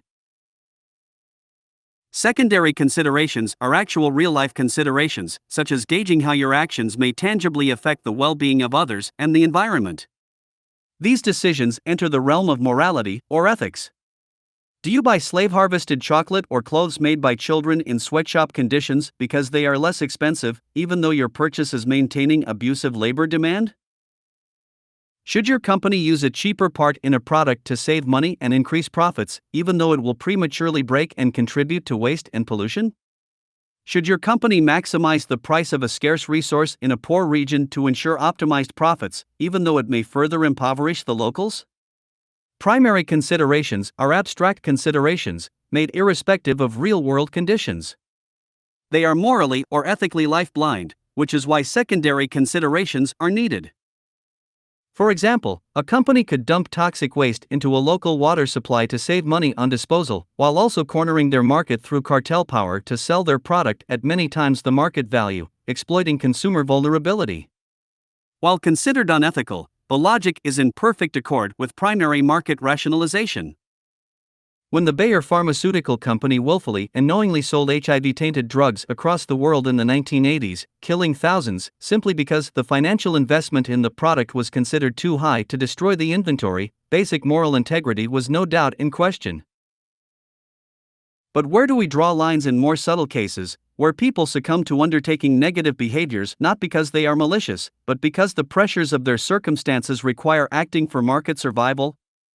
When it comes to ethical assessments in the market game, the real calculation very often comes down to how much ethics you can afford, not what you think is morally correct. Once again, the root socioeconomic orientation of commerce is based upon scarcity.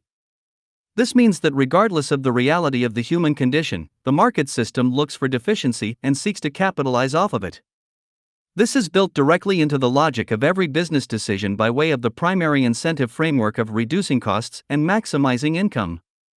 All players are seeking advantage in every circumstance, fundamentally denying the well-being of others by strategic default.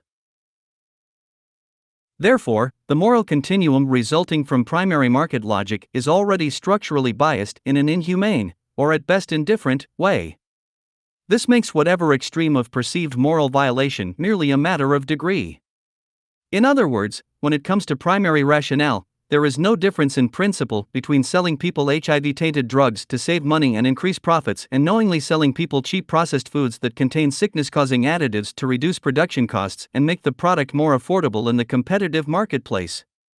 There is no difference in principle between exploiting the labor of an intern fresh out of college at minimum wage and exploiting the extreme poor in the third world for 2 cents an hour. There is no difference in principle between dishonestly selling a used computer that has a major hidden defect to a person who isn't the wiser and a corporation selling factory new computers that have inferior quality components in them so the corporation can save money in the short term and increase profits in the long term by repeat purchases. In a system fundamentally based upon the exploitation of economic circumstances, morality becomes one massive gray area along a continuum of general social indifference. That understood, let's now extend this primary rationale from individual actions to interactive or systemic actions. In other words, instead of thinking about one person making such decisions, let's consider many people making them, interacting and competing with one another, as is the case in reality. Related to the equilibrium ideal behind Adam Smith's invisible hand, mass interaction based on primary market logic results is what can be called competitive self-regulation. Competitive self-regulation is about the dynamic of multiple, interactive parties in trade, producing mutually affecting systemic outcomes.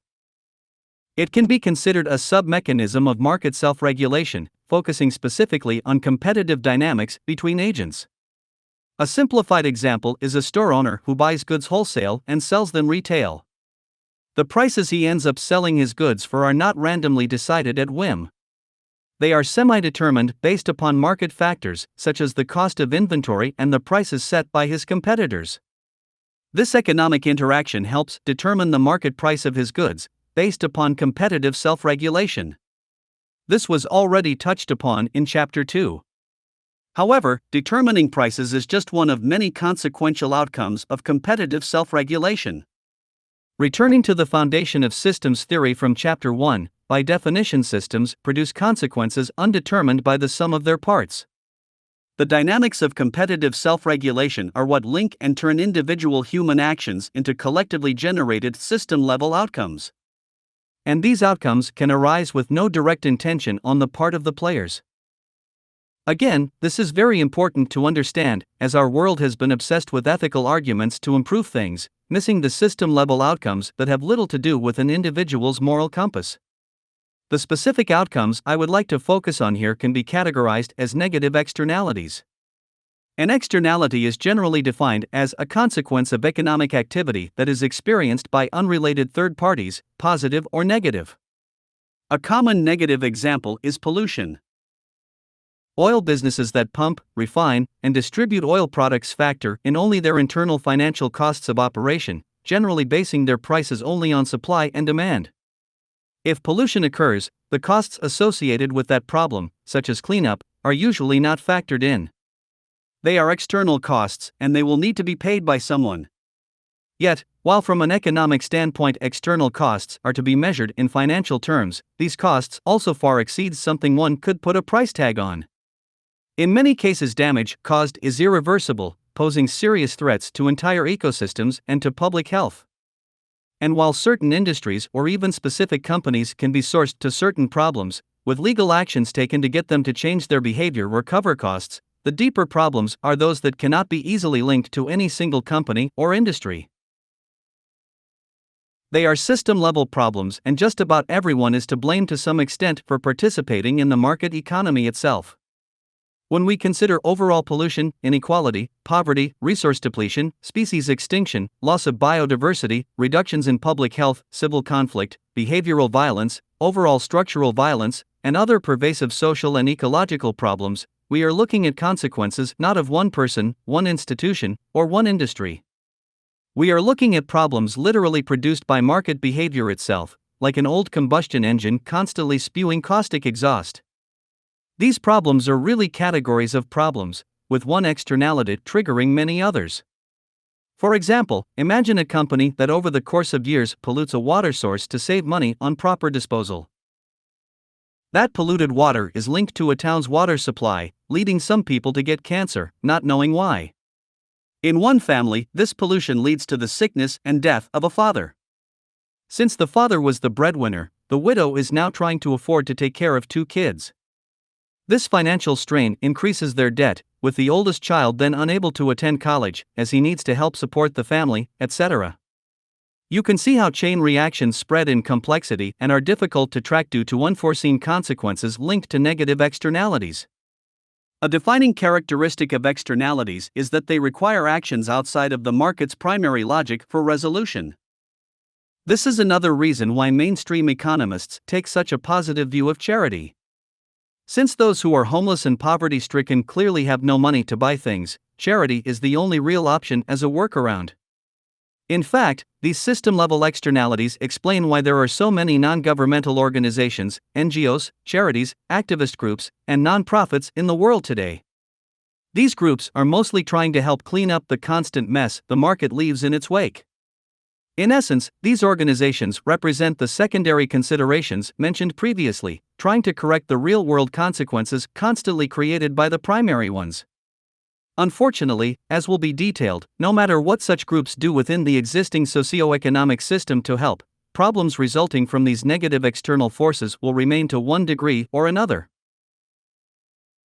Now the central point here is how these costs, both financial and in terms of real public health, unequivocally hurt the lower class. As phrased concisely by Charles M. Kelly, author of Class War in America, negative externality is the fundamental reason we need regulations for every aspect of corporate activity that impacts the environment. However, the same thing can be said about all other corporate behaviors that transfer what should be their own costs onto workers, the economy, the taxpayers, or the community. The socialization of external costs from big business to the general public happens through taxation or subsidization and systemic servicing.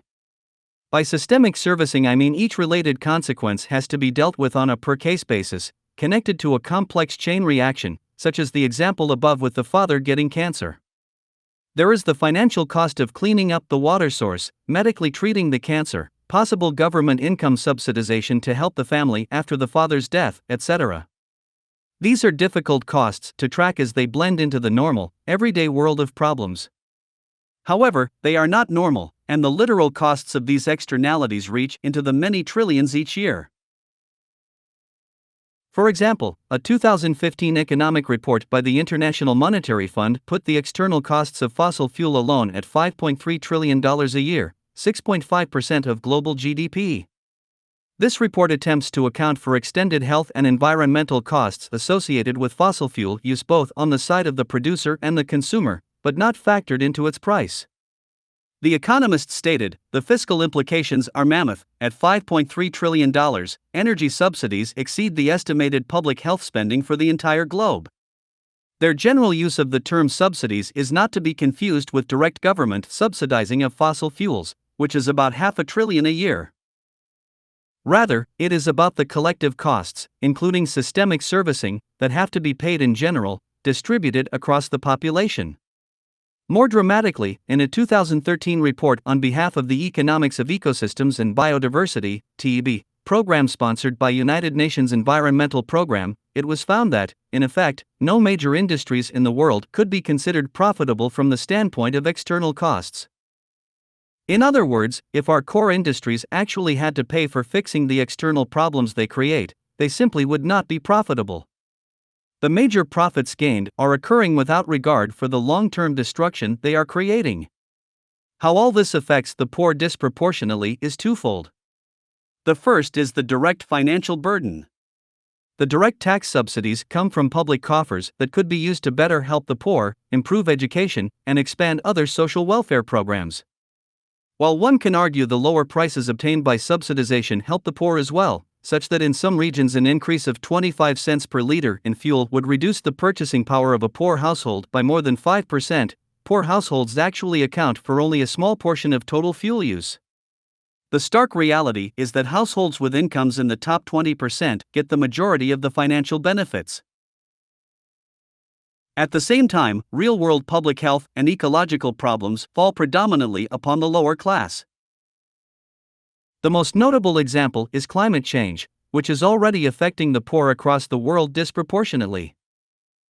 As Kermel Dervis of the United Nations Development Programme concluded, ultimately, climate change is a threat to humanity as a whole.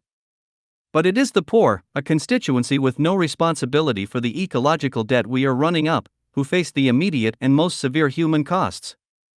Water pollution, which is largely attributed to industrial behavior, has been estimated to account for 40% of all global deaths. This negative externality and its consequences targets the poor overwhelmingly. On both a global and domestic level, such as in the US, the well-to-do have the option to avoid polluted water supplies for consumption. The poor generally cannot afford such options and rely on basic infrastructure such as tap water or local reservoirs. These types of examples go on and on. The point being, while in the long run pollution and other externalities can affect everyone on Earth, they will engulf the poor and lower classes first and foremost. This disadvantage furthers their individual economic inhibition and class suppression not only by way of an increased economic burden but by way of health and social problems as well. And as a final variation of this analysis, externalities create economic imbalances that have chain reactions throughout the business network due to competitive self-regulation. Like a trapped air bubble being pushed around poorly hung wallpaper, shifting but not really going away, an unexpected cost incurred by one agent can start a chain reaction of adjustment across many agents. For example, imagine a tuna company that has been profitable and stable for some time. One day it is found that the tuna it has been fishing is highly polluted with mercury. This mercury pollution is an externality coming from power plants nearby. People who have become sick bring lawsuits against the tuna company, and it loses business. The company cannot in turn sue the power plants for its resulting losses, as the tuna company is not directly in trade with the power plants and hence the pollution is legally seen as an act of God. The tuna company is stuck with costly litigation, a need to shift its fishing to another region, and the loss of sales. So, bound by the law of competitive self-regulation, the company has to make adjustments in order to adapt and stay competitive with other tuna producers who are not weighed down by these external costs. Hence, the tuna company is now highly disadvantaged and perhaps even desperate. And with desperation, the gray area of what constitutes moral behavior in business starts to widen. Up until this time, the tuna company was held in high social esteem. It had clean boats with no fuel leakage, cared for workers with extensive benefits, and was even careful not to overfish, to prevent depletion. However, with this new pressure, those high standards have to be lowered for the sake of company survival. So the company lays off some employees, extends the hours for others, and reduces medical benefits. It also curtails equipment inspections and mechanical updates, while raising fishing quotas so it has more tuna to sell. While these changes return the company to profitability, new external costs have been created that otherwise would never have occurred. The employee layoffs have put more pressure on the city's unemployment insurance program, increasing taxes on the general public. The extended work hours result in more employee injuries, while the loss of medical benefits puts them and their families in debt, injuring overall financial health. The reduced equipment inspections and mechanical updates lead to equipment decay, and some of the boats start to leak fuel, causing even more pollution. Meanwhile, the higher quotas hurt the ecosystem, reducing tuna fertility and increasing regional scarcity. This scenario has immeasurable downstream effects. The point is that once an externality is set in motion, it can trigger many others as companies try to compensate for the disequilibrium. As financial stress increases, companies become less ethical as they try to remain competitive and profitable. And who suffers disproportionately in these corrective circumstances? The workers and, in general, the lower class. In fact, all debilitating influences that reduce market efficiency, regardless of what they are or where they came from, will hurt and suppress the health, income, and options of the lower class more than the upper class. This unfolding in turn maintains downward negative pressure. Such reality becomes even more frustrating when one realizes that no matter what the market system does, these problems will arise over and over again because the market's function is constrained by its own rational choice mechanisms. It creates negative externalities not as an anomaly but as a constant predictable attribute of its system-level behavior. All this is particularly alarming when we look at current large-scale negative externalities that are trending into more and more ominous territory. While this will be addressed in detail in Chapter 4, there is no doubt a sociological correlation between desperation and less ethical behavior. Therefore, the more pressure put on the profitability of existing companies, the less ethical they will tend to become, no different from how perceived scarcity and desperation can affect one person's decisions. In fact, you might notice how consumers today are encouraged to be socially conscious with their purchases or to vote with their dollar. Yet, the inconvenient fact is that being socially conscious is contingent upon one's financial flexibility. Many who would prefer to avoid items made in morally questionable circumstances such as sweatshops often still end up making those purchases because of the lower prices. A debt-strapped single mom working for minimum wage will be hard-pressed to be selective when buying her child's shoes, even if those shoes were produced in an unethical way. People can only spend within their limits, and there is no doubt that ethics are expensive. So, competitive self-regulation is not just a determinant of prices and other economic variables, it is also a determinant of ethical capacity. It comes down to what degree of morality can be afforded, depending on how badly profitability or survival is hindered by external pressures. Debt bondage. Shifting gears here, the second mechanism of structural bigotry I wish to discuss is a little more straightforward than the winding road of negative externalities and competitive self-regulation. This mechanism deals with debt and its dynamics. Stretching back thousands of years, credit and debt practices can be found in virtually all societies with written records. In fact, it appears early civilizations actually used debt systems for trade even before they used money. One could imagine how an early farmer, experiencing a bad crop season, might go to a neighbor to borrow some grain. The loan is made under the condition it will be paid back in a future return of grain or something deemed to be of similar value, with the lender also asking for an extra amount as a service charge, what we now call interest. Over time, the practice of making loans and storing deposits has evolved into the powerful banking/financial system we know today, a system that effectively underscores the entire global market economy. However, this seemingly innocuous practice has a very dark history. In fact, to track the history of debt is also to track the history of something else: class conflict and slavery. They are so interlinked throughout the evolution of human civilization that an entire college course should be dedicated to it. In the words of anthropologist David Graeber, for thousands of years the struggle between rich and poor has largely taken the form of conflicts between creditors and debtors, the rights and wrongs of interest payments, debt peonage, amnesty, repossession, restitution, the sequestering of sheep, the seizing of vineyards, and the selling of debtors' children into slavery. The practice of debt peonage, also called servitude or bondage, has been a formal institutional practice throughout the past 5,000 years, coupled with debtor prisons that existed up until the mid-19th century. Of course, most first-world cultures today see debt slavery as a relic of the past, along with abject or chattel slavery.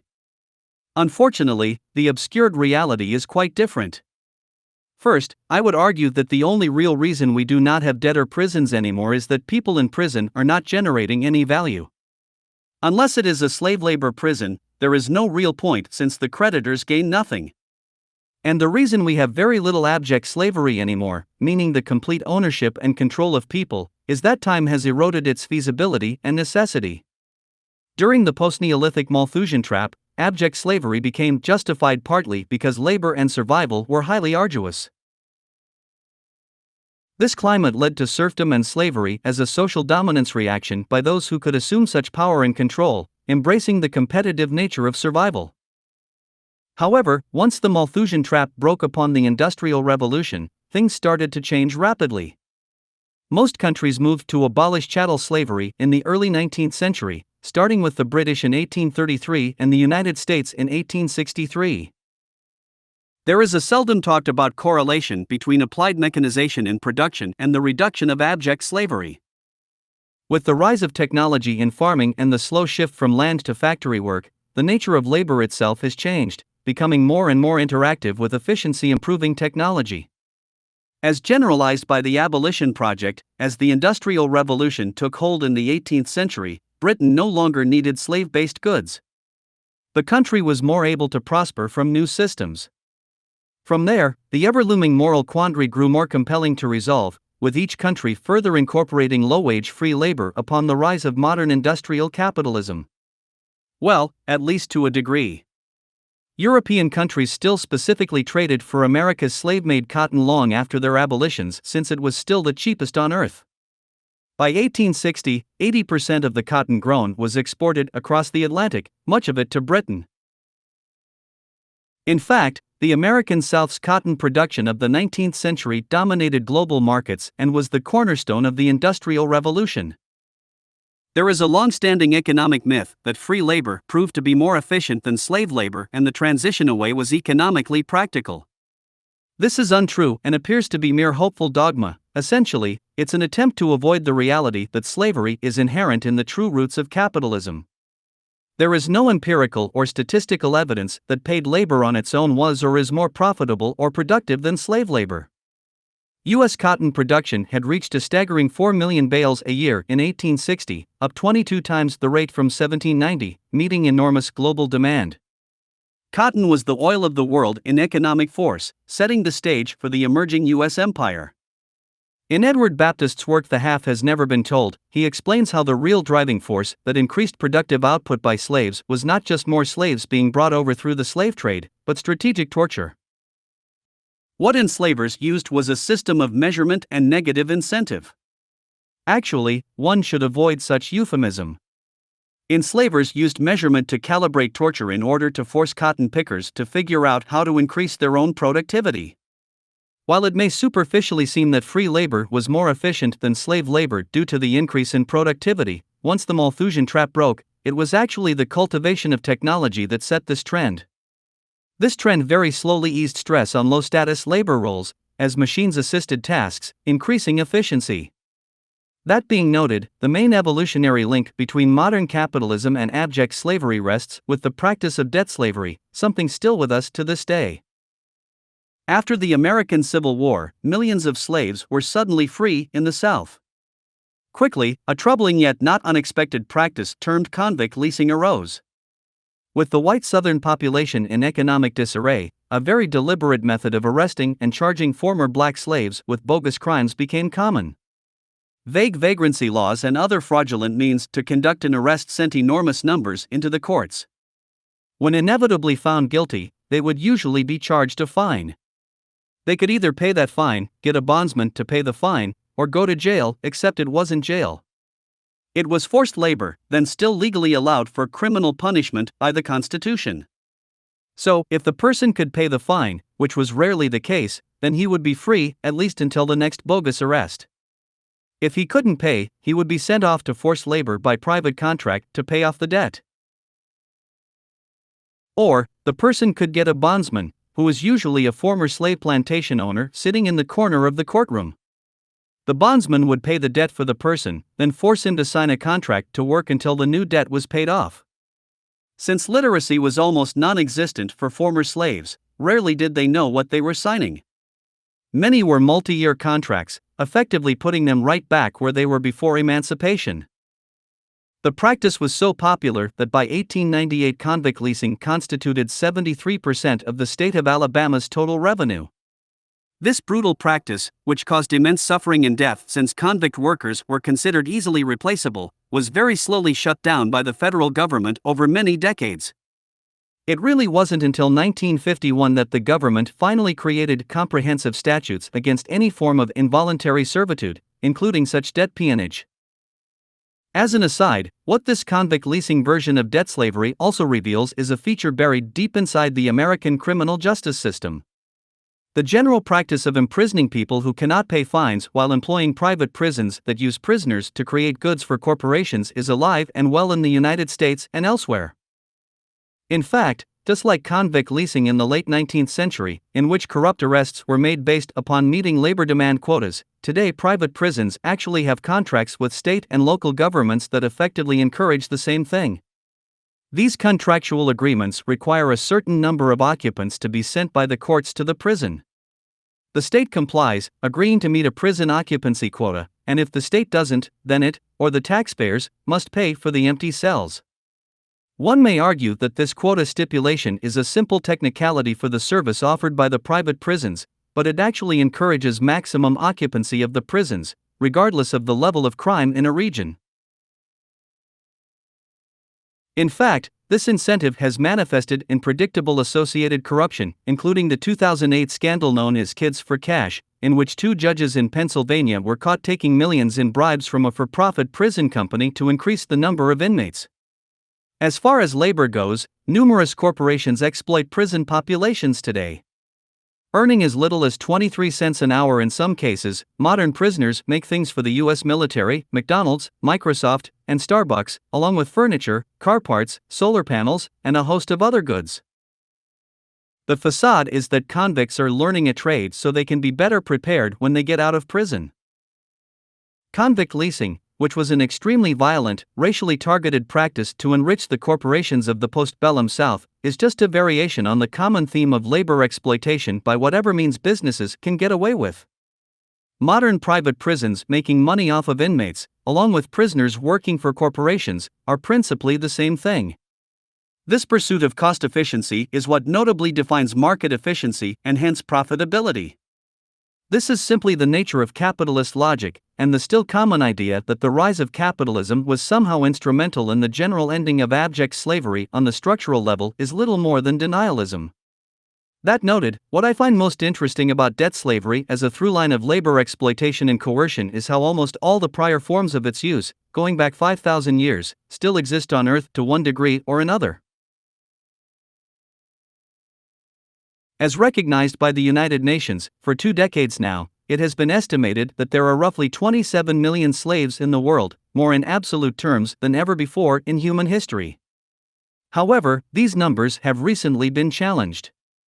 In 2016, an organization called the Walk Free Foundation released new estimates, finding a startling total of 46 million slaves. The vast majority of those slaves are bonded laborers, debt slaves, in India, Pakistan, Bangladesh, and Nepal, according to expert Kevin Bales. Human trafficking is also a large part of the problem, moving coerced prostitutes, domestic servants, and other groups around the world. General debt bondage industries include brick making, mining, jewelry making, carpet weaving, and a vast amount of agricultural labor. As expected, the areas where people are most vulnerable to this exploitation are in extreme poverty. In the words of Bales, the question isn't are they the right color to be slaves, but are they vulnerable enough to be enslaved? The criteria of enslavement today do not concern color, tribe, or religion, they focus on weakness, gullibility, and deprivation. Debt bondage is so strong in some areas today it can still actually be passed through generations, with children literally being born into slavery due to a parent's debt. Monetary system. Now, with all that in mind, let's examine where we are today. Credit, debt, interest, and money creation are deeply connected, with debt resting at the epicenter. While for a time in the modern period money was backed by precious metals such as gold and silver, its root association is and has always been based around credit and debt. Today, this relationship is even more apparent, since quite literally money is brought into existence by a process of inventing debt at the exact same time. As odd as it may seem, virtually all money is created out of debt by banks extending credit or giving loans. If all the debts of the world were paid off, there would be no money in circulation. How does this occur? Allow me to oversimplify, starting with government. When a government needs money, it creates bonds. These bonds represent debt. It then exchanges these bonds with its central bank, an institution granted the ability to create money. Of course, governments can also sell the bonds to the general public and even foreign nations to raise money, but that doesn't actually create money, only banks can do that. Though considered investments, these bonds are really interest-bearing loans. If I buy a government bond for $1,000, I have actually loaned that amount to the government with the expectation that it will pay me back with interest accrued. Likewise, when the government sells bonds to its central bank, the central bank is technically loaning the newly created money, expecting interest payments. Bear in mind, both the government and the central bank are exchanging things invented out of thin air by essentially the transaction itself. Of course, the central bank doesn't just create money to loan to government, it also has the power to create money and loan it to common commercial banks, effectively upon request. The commercial banks in turn make loans to the general public, setting in motion what is actually the most active money creation process of the global economy. While most tend to believe governments create money and that money is simply put into circulation, that is not at all what happens. The government acts as another debtor of the banking system, albeit one with special privileges. The vast majority of the money supply is actually created by commercial banks through a process of deposits and loans. All that is really needed to create new money is, first, a demand for a loan, such as by a family who wants to buy a car, and second, a bank's meeting a required reserve percentage in existing deposits. This reserve requirement, which is usually 10%, simply means a bank can create new money by issuing loans of up to 90% of the value of its existing deposits. So, let's say a person is approved for a $9,000 automobile loan by his or her local bank. The loan will not come from existing stores of deposits in the bank, as is commonly assumed. Rather, the bank invents the money through credit, out of debt, assuming it has at least $10,000, 90% of $10,000 is $9,000, in existing deposits to base it on. In other words, that $9,000 is literally created when the debtor party signs the loan contract. Likewise, since most money in the system just moves between banks, if that $9,000 is indeed loaned out, it will likely end up as another deposit in another bank. So, let's say you borrowed $9,000 from a local bank to buy a car, giving a check for that amount to the car dealer upon purchase. The car dealer will then deposit the check into its own bank account. And with that deposit, this money creation process can repeat. Given the 10% required reserve, that bank is now able to create/loan out $8,100, 90% of $9,000 is $8,100, in new credit money upon demand. If that new loan does occur, the $8,100 will then likely make it to another bank, becoming the basis for $7,290 in new loans, and so on. Taken to its mathematical extreme, an initial $10,000 deposit that is repeatedly used as a basis for new loans can create about $90,000 in new money. Of course, each time a loan is paid back, that money disappears. So, like a financial monster breathing in and out, the money supply expands and contracts as loans are given and returned. However, there is a severe problem with all of this. Since the business of banking needs profit like any other, each loan given is done with interest attached. So, if a person borrows $9,000 for a car loan at 6% interest, she will need to return $9,540. Yet, if all money comes into existence through loans, with the returning of those loans removing the money from the money supply, where does the money to pay the interest come from? To better understand the question, consider a small island with 100 inhabitants. They have a bank that creates and loans money. Let's assume each person gets a $100 loan. This means $10,000 has been created as the island's total money supply. Everyone then buys goods and services, exchanging this money with each other, generating economic activity.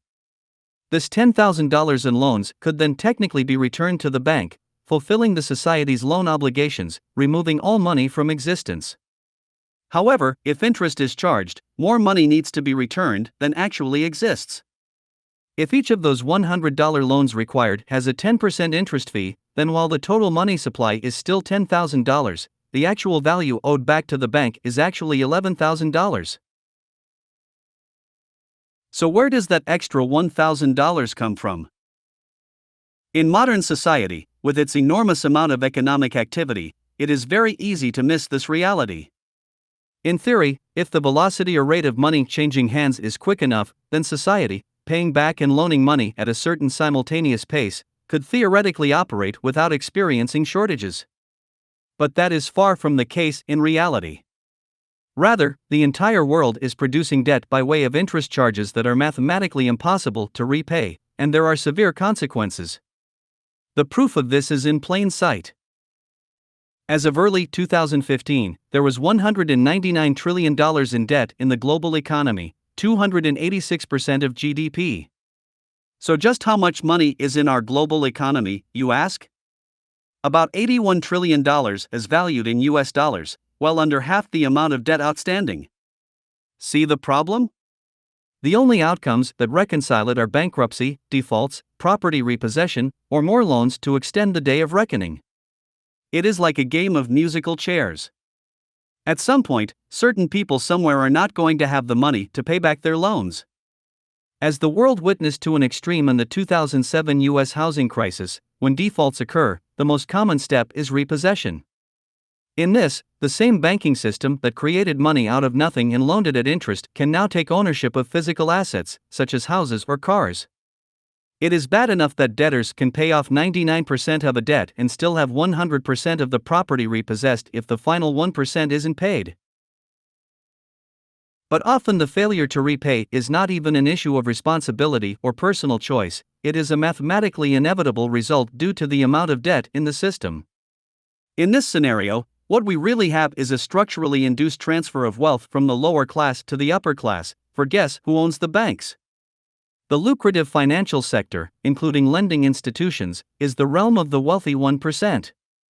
Now, a traditional economist hearing that would quickly object, noting how the bank will often take a loss on a loan when it sells off property at auction after repossession. This is true on paper. But remember, in real life the money for the loan was created out of thin air, whereas the property is real. Banks merely deal in bookkeeping ledgers. At the same time, since money is debt and when it is moved or spent, the debt separates from the money, you can better understand why the people in the lower class are most injured. Consider the island example of 100 inhabitants again. Ignoring interest, if each takes a $100 loan, creating $10,000 in the money supply, and through capitalist gaming for profit $9,000 ends up in the hands of only one person, the other 99% still need to pay back $9,000 in debt, abstractly speaking. Yet they only have $1,000 among them. As of late 2015, U.S. household consumer debt, which includes mortgages, student loans, credit cards, and the like, was over $12 trillion. Once again, that is only consumer debt, with the total outstanding U.S. money supply at about only $12.2 trillion, based on M2 data. Needless to say, it is the lower class that takes on most consumer debt by a long shot, in effect creating $12 trillion. So where did all that money go? Why do 62% of Americans not even have $1,000 in savings, living paycheck to paycheck? Obviously, the loans creating the money supply are spent in the economy, and, due to the magic of structural classism, much of that money trickles right up to the upper class. I liken it to taking out a loan to buy a house, and paying the mortgage, while another person lives there without you. The poor create the money in debt, while the upper class extracts the money, leaving them with the debt. In the words of Dimitri Papadimitriou of the Levy Economics Institute of Bard College, the evidence demonstrates that the deleveraging, debt reduction, of the very rich and the indebtedness of almost everyone else move in tandem, they follow the same trend line. There's a strong and continuous correlation between the rich getting richer, and the poor, make that the 90%, going deeper into debt. Likewise, this debt system that suppresses the lower classes further rewards the upper class by way of capital investment. While a lower-class person may take on the burden of common loans and interest payments, an upper-class person who has no need for such loans can simply invest in things like interest-bearing certificates of deposit, CDs, or other financial vehicles to create interest income. For instance, a person who puts $1 million into a CD at 5% interest will generate $50,000 a year merely for that investment alone. This situation relates back to the research of Thomas Piketty, showing that the wealth capital inherent to the upper class leads to highly disproportionate gains by the rich as compared to everyone else, increasing economic inequality. While interest income is one of many kinds of returns possible for the investment class, what is really happening is also a transfer of wealth. Although indirect, the interest payments from the lower, consumer class are effectively being funneled into the pockets of the upper, investment class.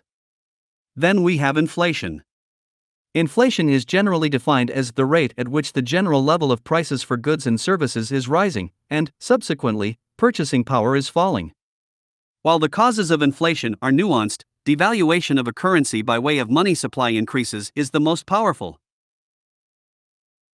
The hyperinflationary period in Germany after the First World War, old photos show people loading billions of marks into stoves to burn for heat, is a classic example of what increasing the money supply too much can do. Germany had massive deficits after the war and decided just to start printing money itself.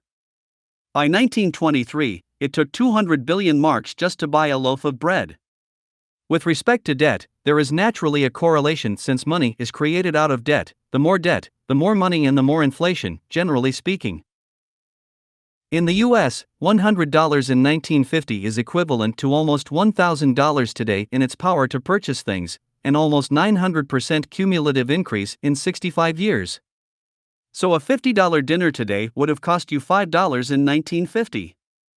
Of course, while there is often great time lag in the relationship, economists rationalize modest inflation as acceptable since wages also tend to rise along with the price of goods. But what isn't talked about is how inflation functions as something of a hidden tax, strongly affecting people's savings and people with fixed incomes. While people are encouraged to counter inflation by putting money into interest-bearing savings accounts or the stock market, not everyone has or prefers those options. 83% of all U.S. stocks today are owned by 1% of the population. Only the rich really have the risk threshold to take full advantage of the financial market's ability to offset inflation, not to mention most savings accounts as of 2015 offer a mere 0.06% annual interest on average. Meanwhile, annual inflation averages 3 to 5%, conservatively measured. So, a person with a life savings of $30,000 will only have the purchasing power of $21,000 after 10 years given a 3.5% rate of inflation. While this applies to any value, a person with $1 million in savings will clearly be better able to absorb or counter the devaluation than a person with only $30,000. More important, what the rich and poor tend to buy and the proportion of income spent on such things varies greatly.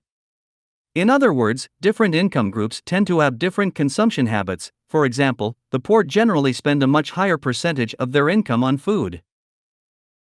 German economist Michael Grimm has studied these effects, concluding that inflation, especially in poorer countries, leads to crippling inequality and social disadvantages, such as children not being able to go to school.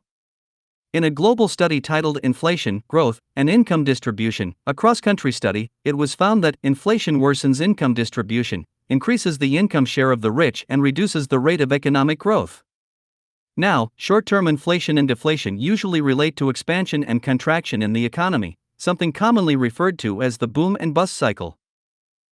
While there are many variables, generally speaking, the more money in the system, the more it is put to work and the more goods and services are created and sold. GDP rises, employment increases, and so on. However, monetary expansion and economic growth can't go on forever, owing to a number of factors, namely the increasing parallel debt and eventual inflation. As a result, contraction has to occur at some point to reset the cycle. Perhaps you have noticed how central banks often manipulate interest rates. This is a kind of acceleration and deceleration on the rate of money being created, as interest rates go up or down. When interest rates go up, borrowing becomes more expensive, leading to a reduction in loans given, meaning less money being created. Since this behavior is generally in an economy already saturated with debt after a period of credit expansion, the existing loans will start to be repaid faster than loans given, effectively removing money from the money supply. This means the debt that cannot be repaid is brought to the surface as the pool is drained. And it is the poor who are holding the bag, suffering defaults and enduring unnecessary economic stress. Bear in mind that in 2003, 43% of American households spent more each year than they actually earned. Now, we can argue that they are living beyond their means, however, it isn't that simple.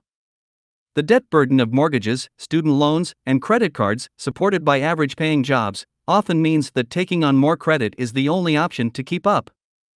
And once the availability of jobs, wages, and loans starts to dry up, low and middle class households, with proportionally greater debt, suffer first and foremost. While considered natural to capitalism, this boom-bust process is a vehicle of class war, highly destructive to those who hold most of the debt in society. Likewise, in times of recession, values of many assets and businesses diminish, making them more affordable to the wealthy. Business consolidation is very common during these periods as vulnerable small businesses can be wiped out, then absorbed by larger ones for pennies on the dollar. Recessions also help tame labor rights and reduce union expectations, benefiting owners. The creation of increased unemployment naturally works in favor of the upper classes as it increases labor power surplus, consequently lowering wages. When you add these factors together, not to forget the debt default-driven redistributions of wealth, you find a powerful, largely hidden systemic mechanism that moves wealth from the lower to the upper class, periodically over time. The 2007 Great Recession, while extreme, is an excellent example of it all. In the US, a massive housing bubble was in play prior, peaking around 2006. Bubbles are characteristic of monetary expansion/economic growth and represent concentrated capital accumulation usually confined to one sector of the economy. Before the housing market bubble, we had the dot-com bubble, which crashed in 2000. After the dot-com bubble, the U.S. central bank primed the pump by expanding credit, freeing money for more speculation. The housing bubble was also fueled by profit-seeking banks pushing risky loans. Many of these loans went to poor families that likely wouldn't have secured the loans if not for bubble fever. Regardless, when the housing bubble finally popped, these highly vulnerable communities, which were effectively preyed upon more than usual by lenders, quickly defaulted as housing values tanked. And since the banks were at the same time and in large scale securitizing those mortgages, meaning turning them into financial assets to hedge and gamble with, these post-bubble defaults caused a complex chain reaction that spread across not only the US but also the world financial system. It was the largest economic downturn since the Great Depression. Since then, as of 2015, almost 7 million people have lost homes to foreclosure in the US alone. As an aside, the ratio of empty homes to homeless people is troubling to think about. In Europe, there are about 11 million empty homes and 4 million homeless, a ratio of just under 3 homes for every 1 homeless person, while in the US the ratio is 6 empty houses to 1 homeless person. In the UK alone, there are 10 empty houses for every homeless family. This is no doubt a clear indication of serious structural inefficiencies in the economic system. Beyond that, while unemployment has been a notable problem since the end of the Great Recession, with the real U.S. rate at about 10% as of 2015, wages have also declined. As reported by the National Employment Law Project, since the recession, most workers have failed to see improvements in their paychecks, taking into account cost of living increases since the recession officially ended in 2009. Wages have actually declined for most U.S. workers. The report added that the trend was only really accelerating, stating, "The declines in real wages since the Great Recession continue a decades-long trend of wage stagnation for workers in the United States." As far as related small U.S. business failures are concerned, between 2008 and 2010 alone 170,000 were destroyed, subsequently causing countless jobs losses. Of course, the wealthy took a hit too upon the collapse, and naturally so. The housing bubble had deep ties to Wall Street and the financial sector. From late 2007 until its official end in 2009, the top 1% of America saw its income drop about 36%, while average family income dropped by about 17%. However, that was just a transition phase. From 2009 to 2012, the 1% gained 31% while the 99% gained 0.4%. In effect, 1% captured 95% of the total wealth growth in the US recovery. In fact, if you track the ebb and flow of expansion and contractions, there is a common theme. The rich do lose with everyone else during recessions, usually a bit more in percentage terms, but once the boom starts again, the rich gain substantially more than everyone else, while pushing inequality higher. In 2012, the top 10% took 50% of all income, an amount unprecedented in US history. The moral of the story is that in the long run, recessions simply help the rich overall, and it has been that way for a long time. There may be upper class carnage with this or that mega failure, but that is minor compared to the enriching power of adjustment and monetary stimulus that sets the stage for expansion and disproportionate upper class wealth gain. And this brings us to quantitative easing, QE. When things get really bad, beyond the economic failures of the lower class, more is needed than common monetary expansion tactics through enticingly low interest rates. These methods include QE, an increasingly common practice of central banks. From 2008 to 2015, the U.S. Central Bank, called the Federal Reserve, bought bonds in order to inject almost $4 trillion into the troubled economy. With the bonds being bought from the holdings of financial institutions such as commercial banks, pension funds, and insurance companies, all that money was basically funneled right into Wall Street, not Main Street. While some trickle-down helped create jobs and expand the general economy, the profit gained by the existing rich has been substantial. In the words of economist Anthony Randazzo, QE is fundamentally a regressive redistribution program that has been boosting wealth for those already engaged in the financial sector or those who already own homes, but passing little along to the rest of the economy. It is a primary driver of income inequality. A report by the Bank of England stated that its QE program raised the value of stocks and bonds by 26%, or about $970 billion, with about 40% of those gains going to the richest 5% of British households. In fact, in 2013, Andrew Huszar, a former U.S. central bank employee, made a rather dramatic guilt-driven admission, as reported by the Wall Street Journal. He stated, "I can only say, I'm sorry, America. As a former Federal Reserve official, I was responsible for executing the centerpiece program of the Fed's first plunge into the bond-buying experiment known as quantitative easing. The central bank continues to spin QE as a tool for helping Main Street. But I've come to recognize the program for what it really is, the greatest backdoor Wall Street bailout of all time.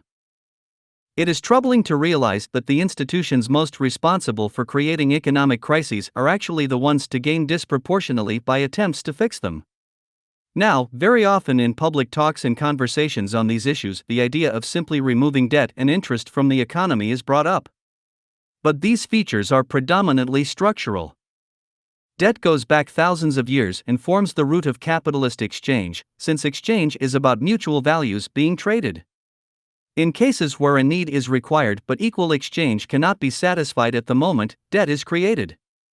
The implications of this led to control and domination as a natural side effect, once again. To simply get rid of debt from the economy, in the sense of a policy shift, would effectively change the nature of things beyond the scope of what we could call capitalism. Debt is foundational to the market system. The same goes for interest, but to a lesser degree. Interest itself simply represents profit for the service of loaning money. Like the retail markup on any inventory, interest is principally just a fee.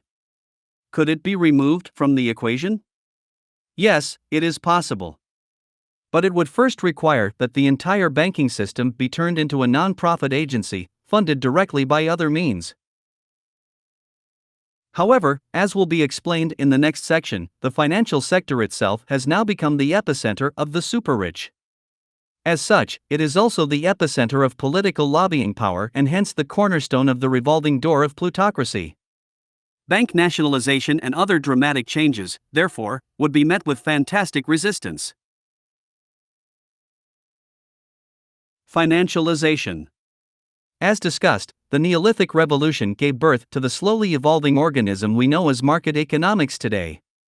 While the root socioeconomic orientation has remained the same, unique mutations have occurred.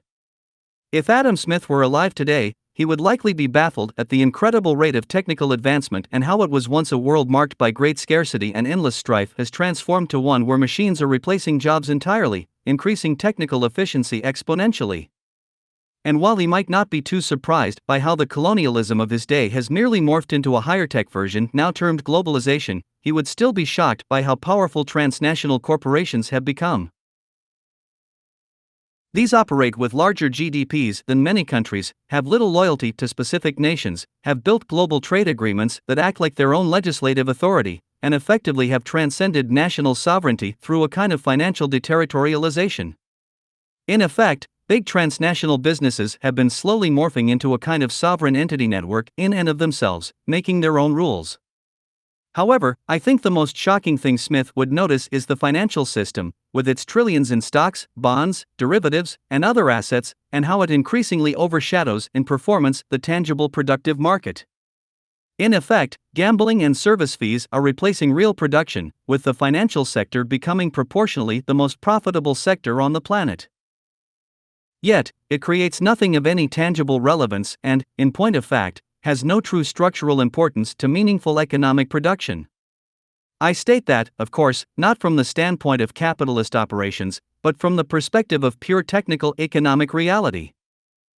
I suspect that never in a million years did Adam Smith think the real-world market of handicraft, basic services, and physical trade would evolve into the abstraction of financialization, while giving birth to the mutant monster known as Wall Street. I was first introduced to Wall Street and financial trading when I was about 25. This was a few years after my cater-waiter days and that dubious first corporate job I spoke of previously. At this point, I was working at an ad agency in Lower Manhattan, doing audiovisual design work to sell high-end real estate. As in my cater-waiter days, the clients were super rich and the focus was on luxury properties only they could afford. Basically, we would make movies to sell these overpriced places to people with money to burn. It was the ultimate vulture institution, as advertising companies generally are. At one point it was leaked that the bosses would ask for around $75,000 to produce a 2-minute promo, paying my production team about $7,000 in salary to produce it. That is enough surplus value exploitation to give Karl Marx a stroke. Of course, the rich clients simply had no concept of real production costs and hence could be milked for their ignorance, as they routinely were. Needless to say, I was far from fulfilled in this job and tired of working 10 hours a day with harsh deadlines and aggressive, stressed-out coworkers. However, I didn't just want out of that job and the industry, I wanted out of the entire top-down dictatorial structure inherent to business itself. So I looked around and eventually honed in on short-term, private stock trading. In hindsight, I'm not quite sure which I find more offensive, advertising or the financial markets, but from the standpoint of personal freedom, equity trading from a private account is the only job I know of that literally has no boss and no clients, and that is all that mattered to me at the time. So, with the little savings I had, I shifted my ad work to part-time freelance and focused on equity trading in the morning markets. The learning curve was steep and I had expensive mentorships with various professional traders. These were people mostly like me in that they had just wanted to be outside the corporate structure. While I certainly have met some traders with truly distorted worldviews, the guys I learned from were not inhumane, soulless people. They were simply professional game players, not insiders, who understood risk management, macroeconomics, and mass human psychology. It was through this training and related research, via reading literally hundreds of texts on economic theory and behavioral psychology, that I began to really understand the nature of capitalism, leading me to where I am today as an activist, interestingly enough. Now, for those unfamiliar with the history of financial markets and where they came from, allow me to summarize. The global financial markets, including stocks, bonds, futures, currencies, options, and a host of other derivatives, are an outcome of thousands of years of what I consider the maturation process of trade-based economics. While the root socioeconomic orientation of capitalism is built around scarcity, competition, and dominance, as noted in the previous chapter, the financial markets embrace the pure abstraction of capitalism's primary incentive structure, that being the art of reducing costs and maximizing income. This translates into buying an asset at one price and selling it at a higher price, making a profit. It doesn't matter what that asset is or even if it exists, just as long as one can reasonably assume it will gain value and can be sold back off, securing profit. The evolution of this practice is in lockstep with the rise of merchant capitalism. Upon the advent of agriculture and settlement, labor specialization and good markets slowly emerged, along with mediums of exchange or money. A merchant class developed where producers would create goods and their merchants would take them to public market centers and sell them. This division of labor then led to more modern systems of distribution, where the merchants simply bought items in advance, selling them independently at higher prices. At this stage, you can begin to see how the idea of trade for the sake of trade started to take hold as an abstraction. It didn't matter what the merchants bought and sold, they simply made profit on the act of exchange. By the late 19th century, the practice of raising capital to start new companies was common. In this, representative company shares or stock would be issued to those who invested, with that stock entitling them to a percentage of ownership and profits of the company. If there were 10 investors, for example, there would be 10 shares of stock and each would get a tenth of the profits. This practice evolved into the idea of public ownership, in which stocks would be offered and sold to the public to raise money, with the owning public then being paid dividends, which could be fixed or variable. However, in the midst of all of this, the merchant mindset of simply trading for the sake of trading shifted focus. Stock exchanges allowed people to trade their shares of stock with other people they had never met. And while gaining dividends was once a major focus, trading the stock itself and speculating on its price moves emerged as the main interest for profit. Initial public offerings of company stock now grew to include millions or billions of shares depending on the interest and company size.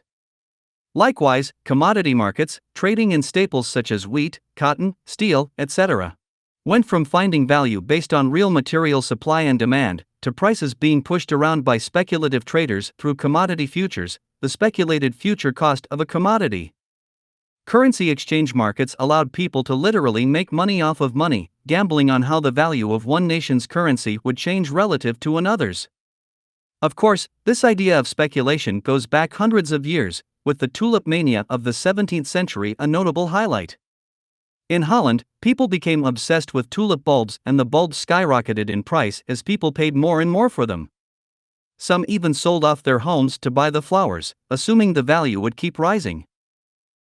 Now, to correct a common misconception, the actual real-world performance of a publicly owned company is not directly related to its stock price. Rather, prices are driven by the perceptions of people as they buy and sell existing stock shares, moving share prices around by their collective actions. While the performance of the company is a factor, it is just information or news to the trader or investor.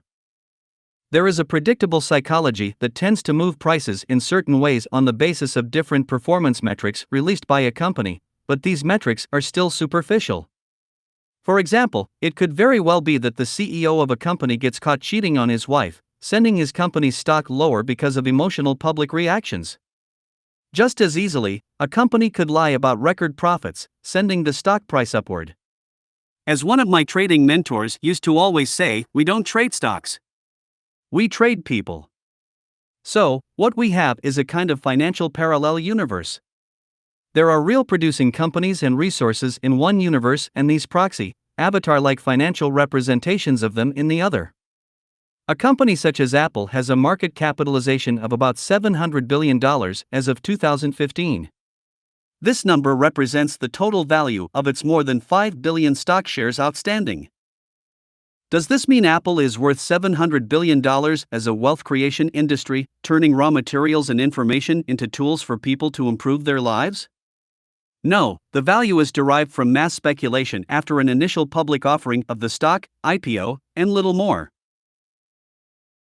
As of 2015, the U.S. stock market itself was valued at about $25 trillion, with the global stock markets at about $70 trillion. Total global financial securities value, meaning not only stocks but also bonds, options, and other such assets, was about $300 trillion. Then we have derivatives, which are financial instruments that link to underlying assets created out of thin air once again. These are cartoonish proxy instruments that take anything from stocks, bonds, currencies, interest rates, indices, options, commodities, credit, or just about anything two financial parties can agree upon, deriving a new instrument for gambling.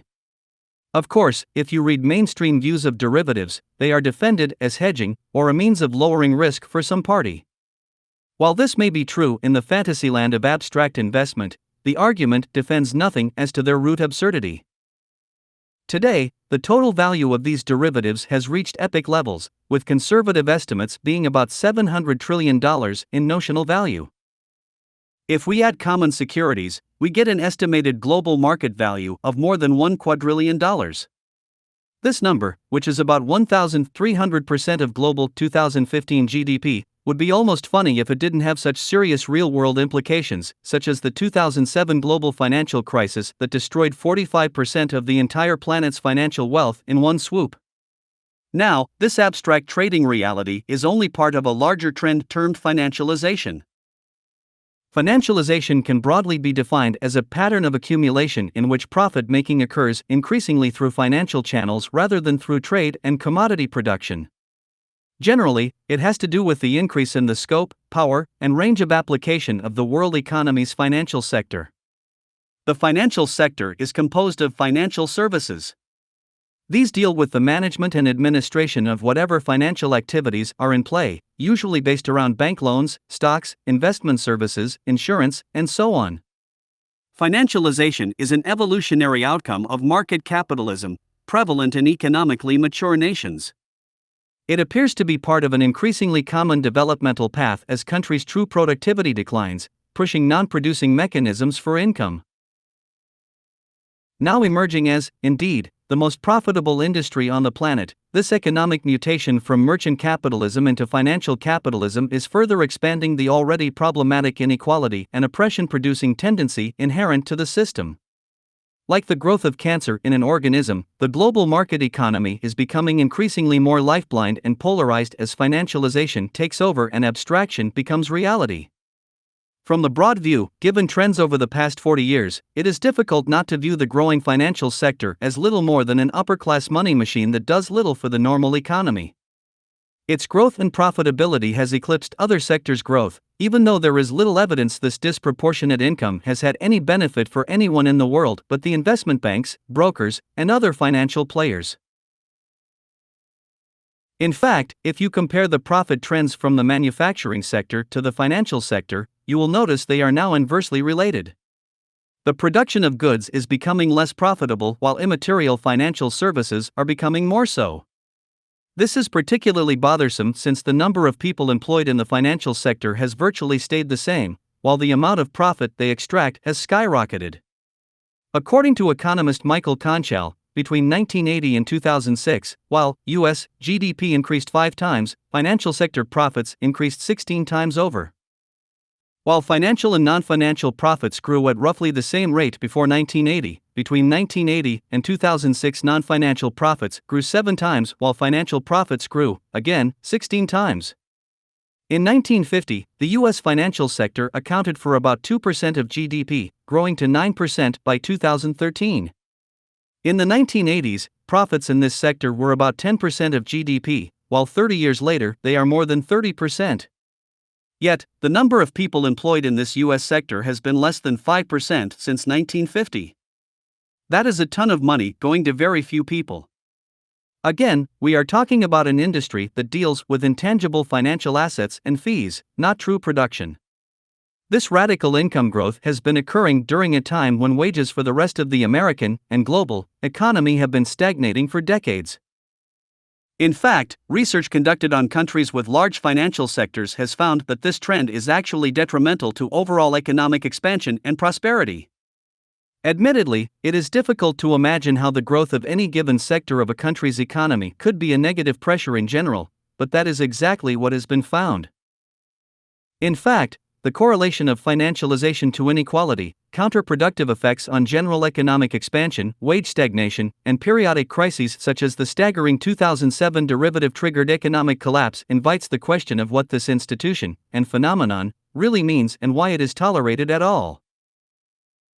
Economist Gerald A. Epstein in his text Financialization and the World Economy states, finance benefits handsomely from the same processes that create economic crises and injure so many others. Hence, the costs of financial crises are paid by the bulk of the population, while large benefits accrue to financial institutions and owners of financial assets have been able to greatly increase their shares of national income in a variety of OECD, Organization for Economic Cooperation and Development, countries since the early 1980s. Financialization has had a profound and largely negative impact on the operations of U.S. non-financial corporations.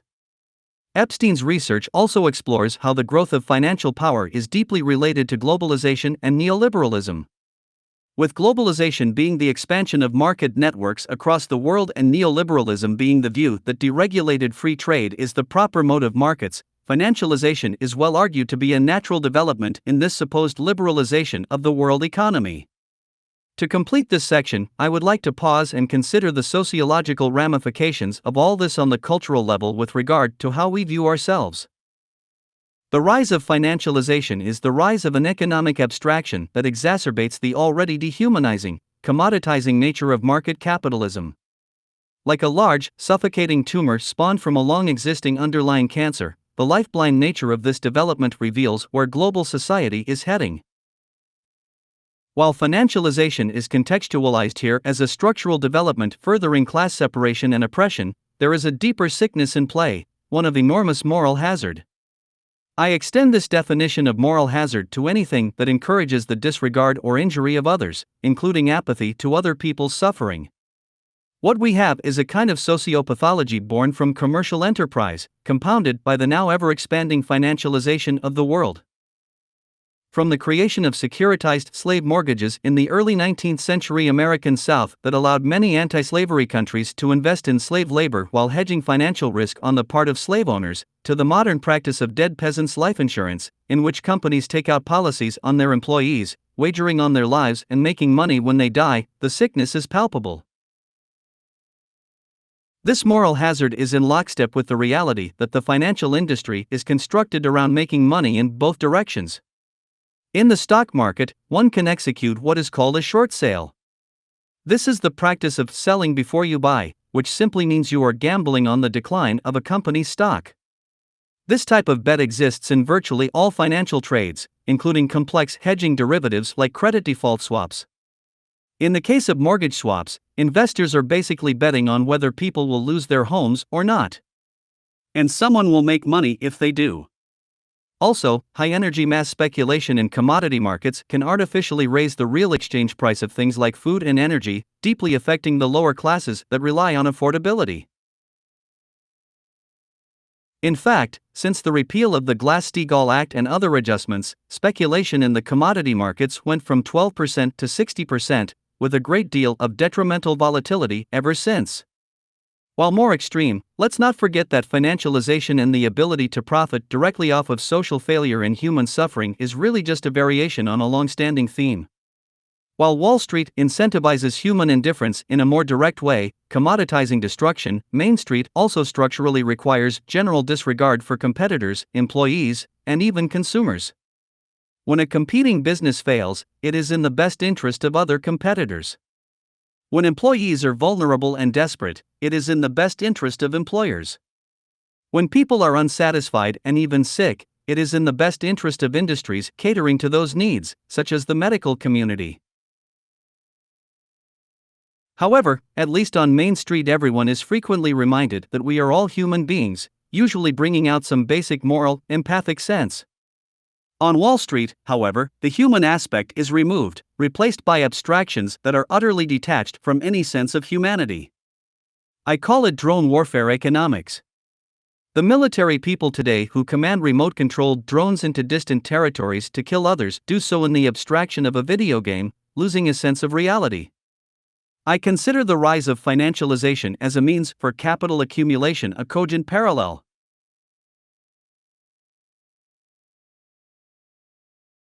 Class war. To conclude this chapter, I would like to now step back and examine the overall state of class conflict. Perhaps best formalized by sociologists Karl Marx and Max Weber, class conflict or class war is defined as an antagonism between socioeconomic groups, with the dominant class minority disproportionately favored against the subservient class majority by a range of social factors.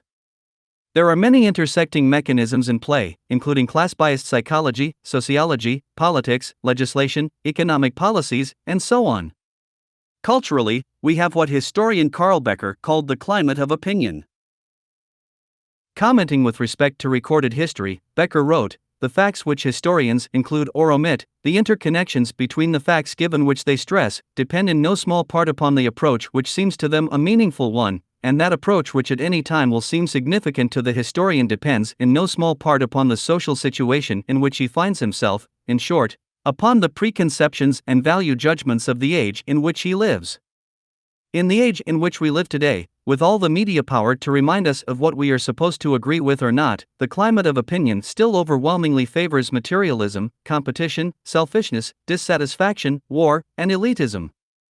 These are critical social values for maintaining the capitalist social order. Anything contrary to those values is fundamentally a threat. Needless to say, there is nothing more important to modern class war than the widespread belief that capitalism is in the best interest of everyone and any alternative will only lead to social destruction. Any speculation that the market system may indeed function as a means of oppression and social control, or is perhaps just highly inefficient in its assumed purpose, must be actively countered and made to appear irrational. Such activity was notably ramped up in the late 19th and early 20th century upon the first and only great mass global revolt against capitalism thus far.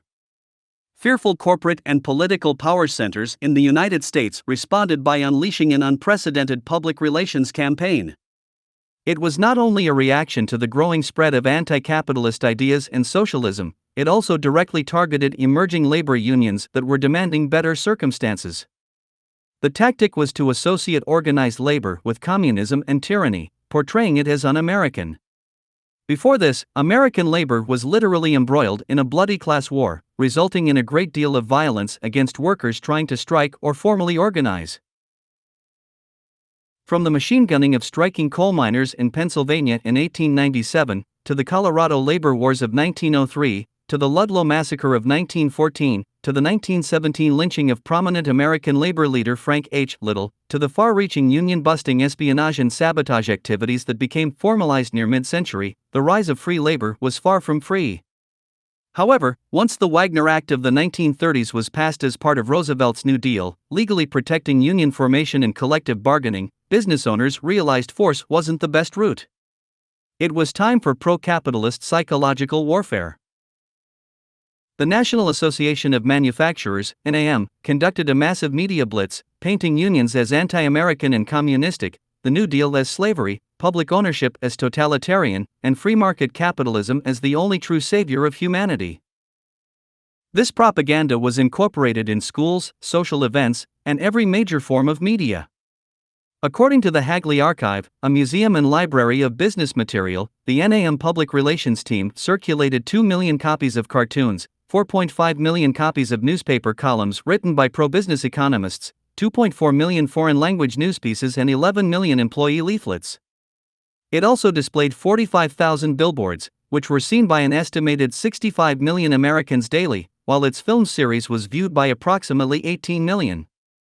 In Elizabeth A. Foneswolf's Selling Free Enterprise, The Business Assault on Labor and Liberalism, 1945-60, she further details the vast extent of this campaign.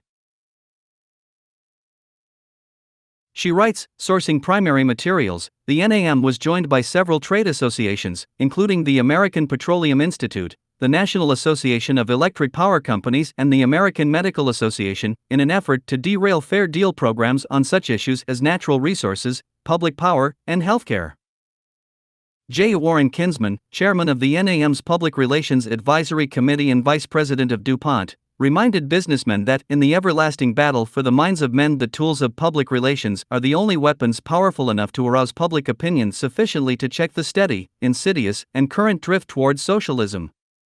In 1950, the NAM turned to television, launching a weekly program, Industry on Parade, which showcased companies, explained how products were made, and demonstrated what industry gave to individuals, communities, and the nation. In early 1952, Oklahoma City reported that the series ranked among the first 5 programs in popularity, and Milwaukee gave Industry on Parade a higher audience rating than Meet the Press, telecast in the same segment. She continues, corporations as well as the NAM saw advantages in movies and television. Ford, for example, laced its Ford Sunday Evening Hour with attacks on New Deal programs and government interference in business. The Bone Aluminum and Brass Corporation's NBC program, for instance, regularly warned the public about the dangers of the socialist schemes that looked safe but in reality were deadly poison that limited individual rights and freedom. Other firms dramatically expanded their production and distribution of movies into clubs, schools, churches, and theaters as well as to television. These movies range from simple company promotions to sophisticated attacks on what business viewed as a growing socialistic economy. By late 1951, business-sponsored movies reached an audience of 20 million people per week, more than one-third of the nation's weekly attendance at commercial movies. In short, it was perhaps the largest propaganda campaign in American history. While unions survived, the overall pro-capitalist climate this campaign established still lingers, to be sure. As for the place unions have in this evolution, labor has always been at the heart of class struggle. And it is important to recognize that the world's labor movements are really extensions of abolitionism. From abject and debt slavery to free labor by wage, there is a continuum of exploitation in play that goes mostly unacknowledged by historians and social theorists. Again, from the standpoint of owners, laborers factor in as economic commodities, in the same way abject slaves were. I state this not to be sensational, but to be principally factual. No matter how wealthy and happy a slave may be, it doesn't change that he or she is being coerced into labor for the disproportionate gain of an owner. The qualifying difference has to do with the degree of coercion or force perceived. Where in the continuum of coercion do you draw the line saying one form of labor is free while others are not?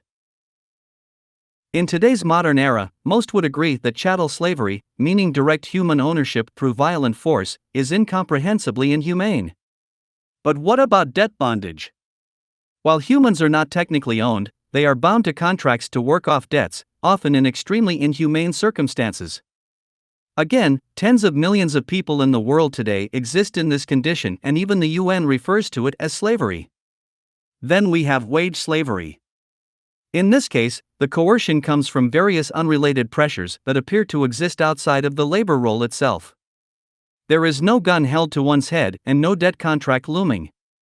Instead, there are systemic forces that constantly put free laborers into vulnerable conditions, such as the pressure of unresolvable debt, as noted, or the simple threat of poverty itself. While they may have some choice as to whom they work for, they have no choice but to submit. And it doesn't matter if one can select between 2 companies or 2 million companies, it does not change the structural, man-made coercion present. Obviously, the majority of this chapter has been about such forces, ultimately keeping the working class vulnerable and submissive. The most cogent example to me is sweatshop slavery. The sheer destitution in poor, developing nations forces people to volunteer for grueling, low-wage jobs, and yet it's referred to as free labor. Overall, the general economic slavery of the majority has been well masked by the neoclassical, utilitarian euphemism of mutual exchange, often condemning those who talk about structural coercion and exploitation as whiny, annoying Marxists. This has also been a common aspect of the strategic climate of opinion that helps ensure docility, creating the illusion that people are as free as they ever could be. Today, many pro-market theorists actually deny the structural reality of labor exploitation outright, turning the tables to argue that everyone is simply helping everyone else, networking specialization for mutual benefit through voluntary trade. While I certainly appreciate my dentist and will exchange money for the service, reciprocating in a mutually satisfactory way, this singular exchange is not even close to what defines capitalism as a structure or its systemic effects. This myopic, overly reductionist perspective simply avoids the nature of inevitable hierarchy and the primary logic of reducing costs and maximizing returns. Moreover, laissez-faire or neoliberal predominance in economic policy, specifically in the West, constantly refocuses attention on the importance of the ownership class rather than the wage-working majority. The mantra that the rich need more tax breaks since they are the job creators, along with the vast exceptionalism big business experiences when problems arise, reduces any ambiguity as to who is deemed socially important.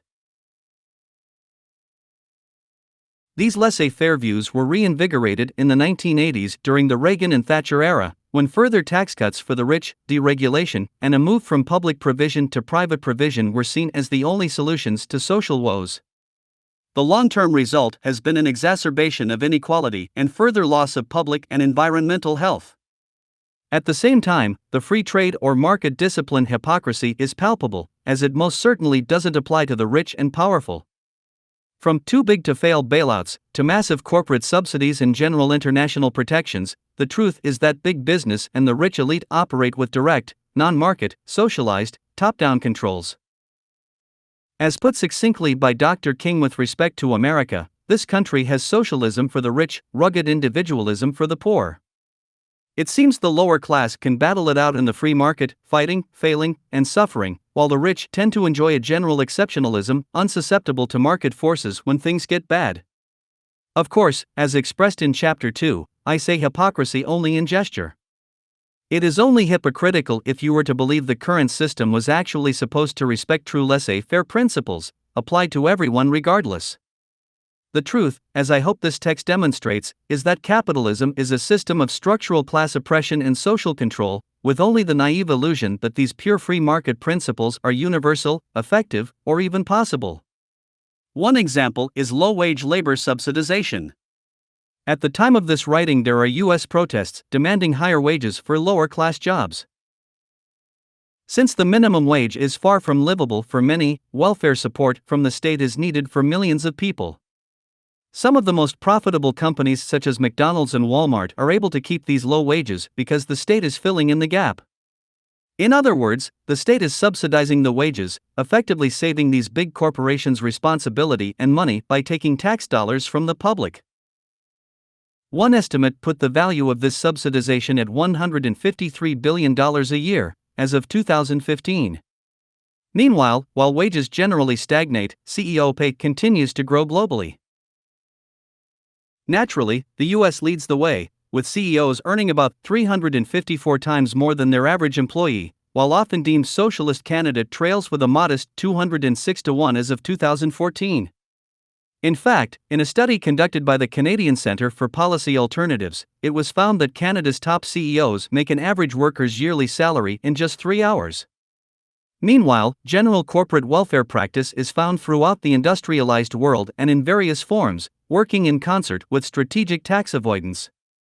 The UN estimates about $200 billion is avoided in annual tax each year by corporations owing to offshore holdings alone. In 2016, 11.5 million documents were leaked by an anonymous source, revealing the financial specifics of over 214,400 offshore entities sheltering in what would otherwise be known as tax havens.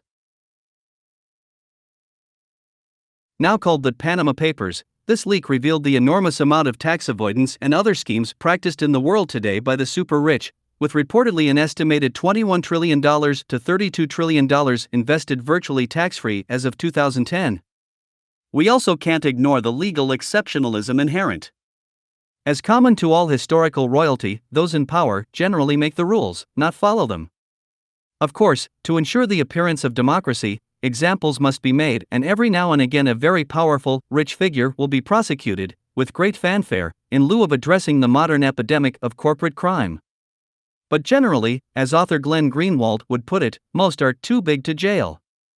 In his work Liberty and Justice for Some, How the Law is Used to Destroy Equality and Protect the Powerful, Greenwald catalogues the modern history of white-collar and political crime.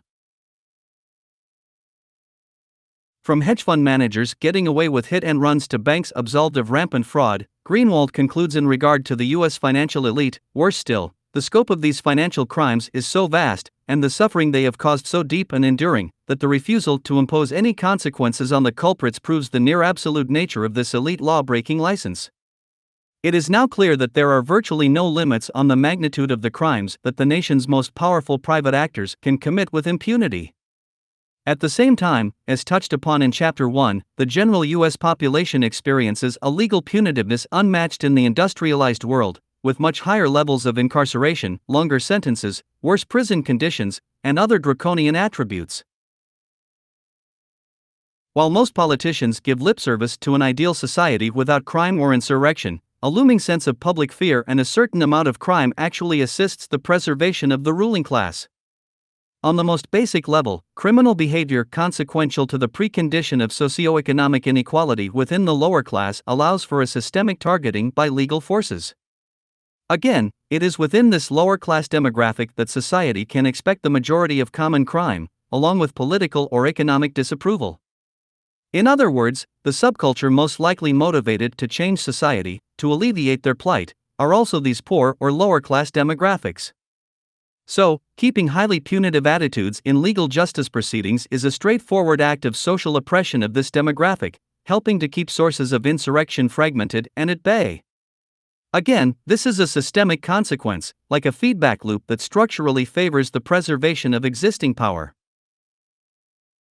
Another level has to do with dependence. We again see this with the highly politicized use of terrorism, as it makes the general population feel as though they must succumb to the whims of state power for some kind of alleviation. This has led to a general public sanction of arguably fascist social policies that have systemically reduced civil rights while allowing for numerous human rights violations on the whole. The phenomenon is really no different than the war on drugs, only this war on terrorism extends what was mostly US class oppression into global nation class oppression. Politicized or not, terrorism has become an excuse to inject social dominance both domestically and internationally, justifying war, theft, and violence against the global poor. Regarding war, it is important to realize that when it comes to root cause, all wars are class wars. While the lower social classes tend to have limited options, partly serving as cogs in the wheel of upward wealth redistribution, the rise of national empires exploiting their vassal or tributary states is effectively the same thing. In other words, we can view the nations of the world as stratified in a power and wealth hierarchy in the same way a national population is.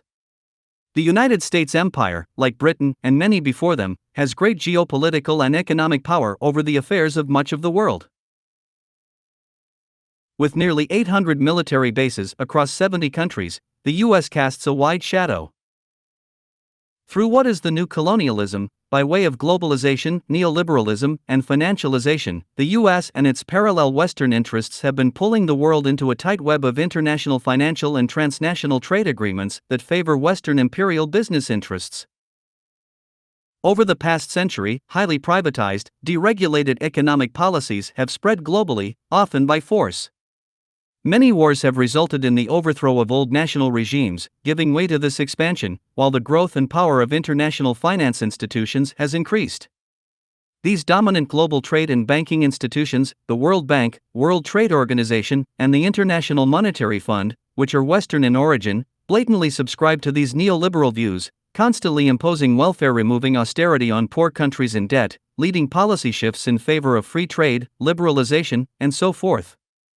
This process of conformity only strengthens the power of US transnational corporations, as the leverage they hold is already vast in the globalization game. This is not speculation. You can simply examine the growth and influence of these powerful corporate entities statistically as they have expanded via free trade agreements and structural adjustment policies.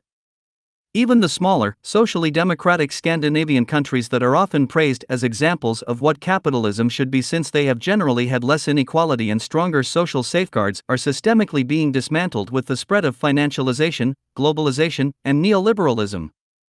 In fact, all OECD, Organization for Economic Cooperation and Development, countries are seeing inequality rise, as tracked by comparing Gini coefficients, which measure income inequality. Government subsidies for education, transportation, healthcare, food, housing, and so on are continually being eroded, replaced by privatization. Understanding this as a global trend is important, as it has become very common for economists to assume what is going on in one country can simply be applied to another. Norway, Denmark, Sweden, and other countries have had low inequality, high relative standards of living, low crime, low unemployment, and fairly stable overall economies as compared with the erratic and elitist West. It is almost like they are two different worlds. Can't countries like the US just copy their policies?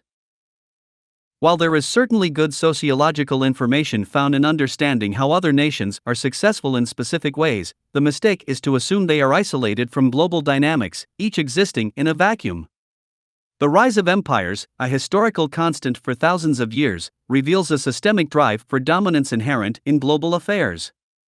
This has become much more apparent with the rise of advanced weapons, communication, and transport technology, with the British Empire the first to really have the ability to control vast amounts of territory from a small plot of land. By 1922, it covered 13 million square miles, dominating 20% of the world population and controlling 25% of the world's lands. The resonance of European ideas and policy certainly made its mark as well, as is the case with the United States empire today. The dominance of American media and fashion alone demonstrates the power of its presence, and the same goes for its social and economic views. In fact, we really cannot understand the state of the world crisis today without understanding the role of the United States' influence. With the growth of technology in the 21st century, the power wielded by US-centered Western interests has also increased, enabling the American empire to extend its influence in ways once impossible. There is far less of a need for physical colonial invasion anymore, since the dynamics of trade agreements and financial negotiation can create the same subservience and exploitation of resources and labor. This isn't to say military power isn't apparent or utilized, as the world continues to impoverish itself by way of global military spending. However, it is now mostly an ominous backdrop to the highly strategic economic warfare constant at all times among and surrounding today's major industrial powers, the US, China, and Russia. All of this is to say that no country is an island, and the interplay of global affairs creates outcomes across countries in the same way socioeconomic classes self-arrange in a given nation. In the world of nation-states, the Scandinavian countries play the same role as the fleeting middle class in American society, with security, fulfilling jobs, little debt, reliable transport, a good home, and overall balance. These countries are the resulting global middle class and exist only because of the extremes surrounding them. And, like domestic classes today, they are also slowly being eroded by the ongoing pressure of neoliberalism, which is again really the socio-economic colonization of the modern era. Contrary to popular belief, this game of strategic international exploitation and geopolitical dominance has not declined in the past century, only morphed into new methods. French colonial Secretary of State Albert Sarraut stated bluntly in 1923 regarding African resource expropriation, "What is the use of painting the truth?" At the start, colonization was not an act of civilization, nor was it a desire to civilize. It was an act of force motivated by interests. An episode in the vital competition which, from man to man, from group to group, has gone on ever increasing. The people who set out to seize colonies in distant lands were thinking primarily of themselves, and were working for their own profits, and conquering for their own power. The origin of colonization is nothing else than enterprise of individual interests, a one-sided and egotistical imposition of the strong upon the weak. This is as true today as it ever was, despite modern rhetoric. Only today, the profiting interests Sarraut speaks of operate in plain sight, with no shame. This pattern of dominance is facilitated by an increasingly fluid global infrastructure that, like a well-oiled machine, extracts wealth for the benefit of a small elite while ensuring resulting concentrations of power are protected from all sides. Why? Because this is what the economic system is and what its structure creates. The social psychology it manifests, compounded by the historically self-generating culture and its customs, fueled by structurally consequential negative pressures that constantly reinforce the psychological need to fear and fight, brings out the worst of the human condition. The structural bigotry inherent only mutates, never changes. As will be discussed further in the next chapter, the gravity of this entire sociological predicament is and has been tearing the fabric of humanity apart, resulting in a schizophrenic culture that is quickly moving towards social and environmental oblivion.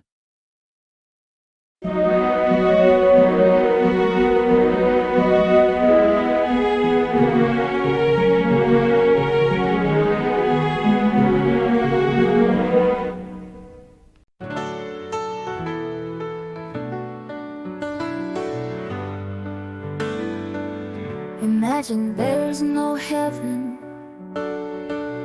It's easy if you try. No hell below us, above us only sky. Imagine all the people living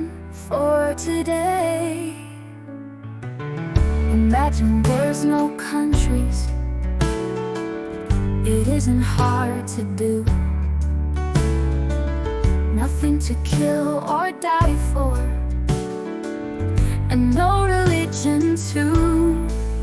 Imagine all the people living life in peace. You may say I'm a dreamer, but I'm not the only one. I hope someday you'll join us, and the world will be as one.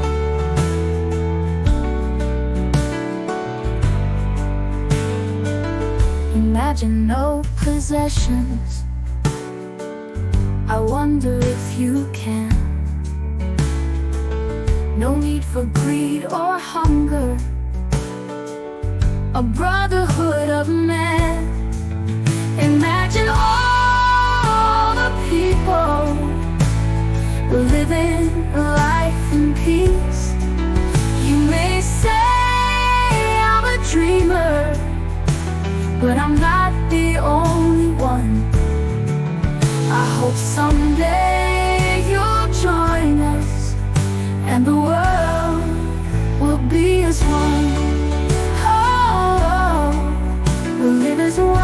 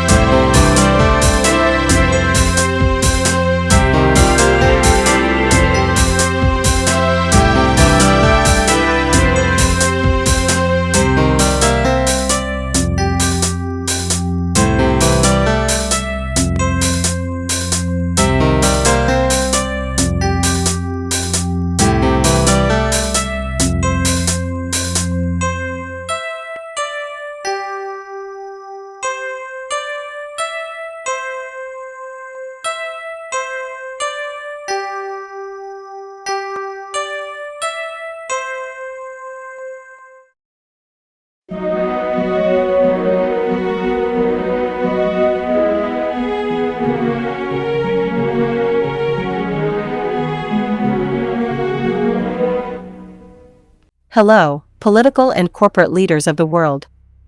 We are anonymous. The society you have engineered is a failure. War, poverty, corruption, crime, these are not the symptoms of a broken humanity. They are the outcomes of a broken system. A system you built. A system you maintain. A system you profit from. You blame the individual for his suffering, his aggression, his despair. You claim that aberrant behavior is personal failure. But the truth is, the conditions of society create the behavior of the individual. And the conditions of this society are yours. The greater the inequality, the greater the suffering. The greater the competition, the greater the dysfunction. As The Spirit Level by Richard Wilkinson reveals, inequality breeds mental illness, obesity, violence, addiction, and mistrust. As Alfie Kohn shows in No Contest, competition corrodes empathy, intelligence, and joy. Yet you promote this toxic model as the pinnacle of civilization. Your system is not civilization. It is the organized dysfunction of humanity. You hide behind myths, that the market is natural, that scarcity is real, that politics is progress. But the great minds have spoken. Adam Pants exposed your subliminal manipulation. Peter Joseph revealed your monetary system for the fraud it is. Jacques Fresco proved that science and technology, not money or power, solve real problems. Aaron Swartz died fighting for a free and educated world. John Lennon imagined peace, and was silenced. You destroy the truth tellers, and elevate the distractions. You bury wisdom, and broadcast garbage. But here is what you must understand, the truth does not die. It waits. It grows. It wakes people up. And we are awake. So what is our message to you, the elite? You are only hurting yourselves. This culture of lies, fear, and control is unsustainable. The suffering you create will eventually consume even you. But we have chosen a different path, the path of truth. The path of wisdom. The path of a critically thinking, educated, and empowered public. A society that understands itself does not require control. And every day you allow the internet to exist, your control slips further from your grasp. This is not a threat. This is your opportunity. A new world is possible. Not a new world order. But world peace. But whether you stand in its way, or help build it, is your decision. We are anonymous. We do not forgive. We do not forget. Expect us.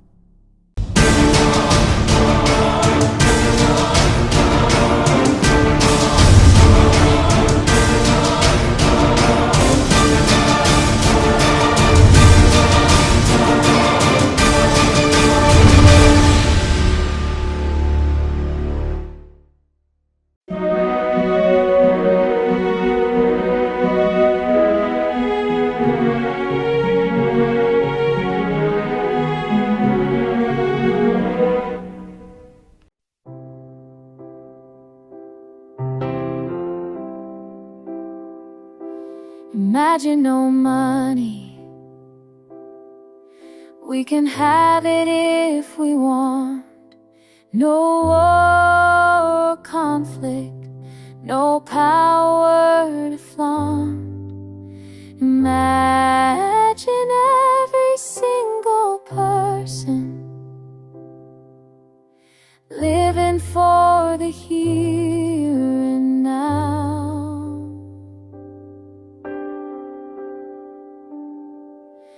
Imagine no politics. It isn't that hard.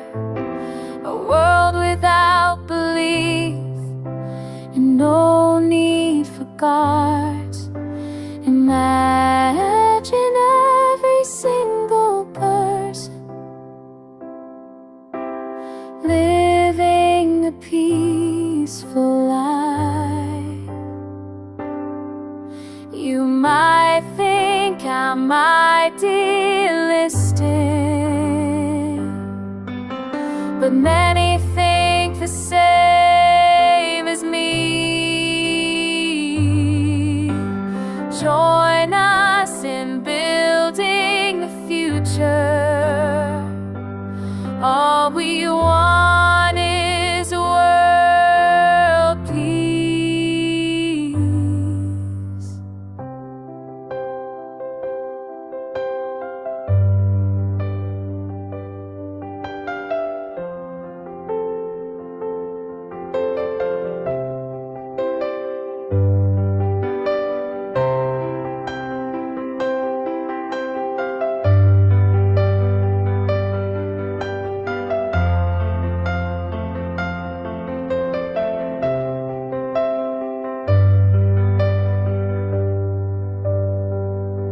Imagine no religion,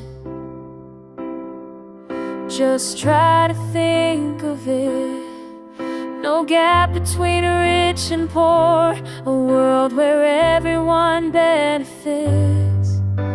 Imagine every single person sharing our planet Earth. You might think I'm idealistic, but many think the same as me. Join us in building the future. All we want is world peace.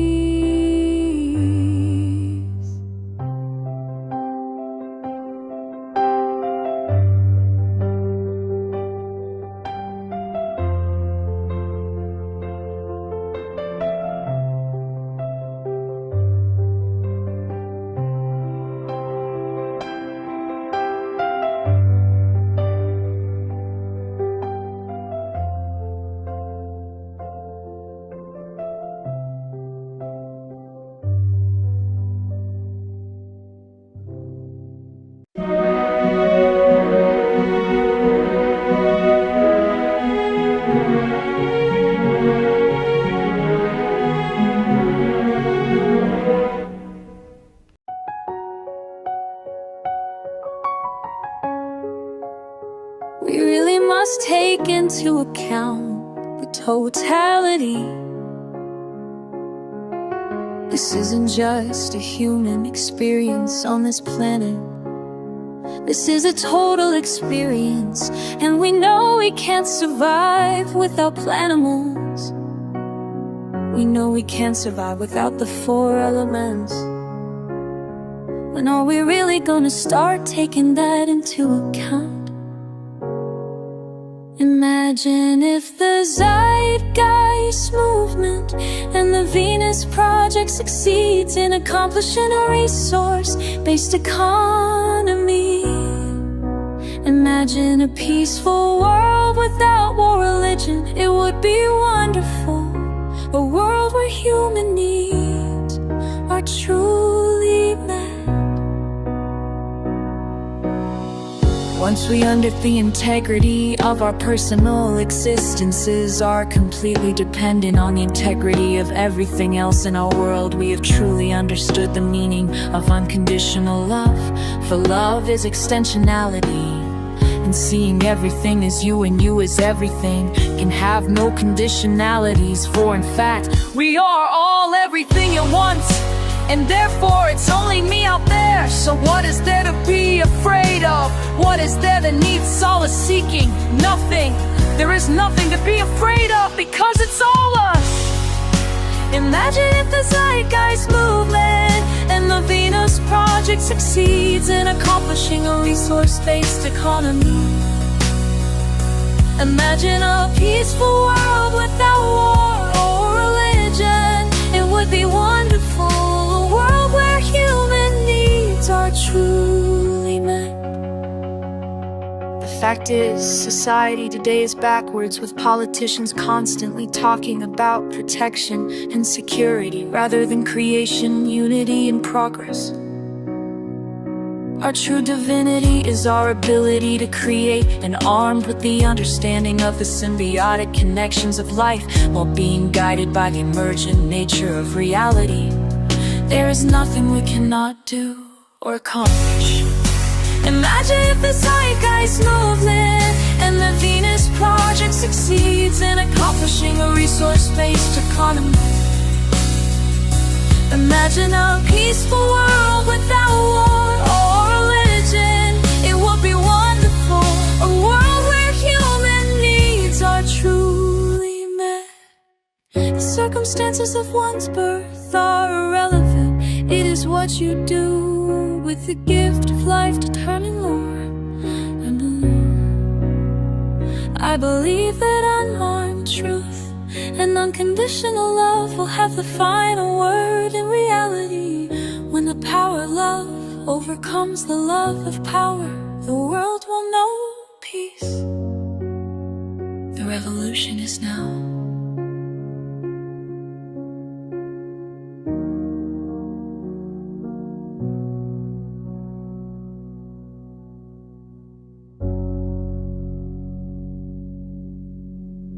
Imagine a public that can critically think, where we don't accept politics as a way of thought, where instead we arrive at decisions through the scientific method.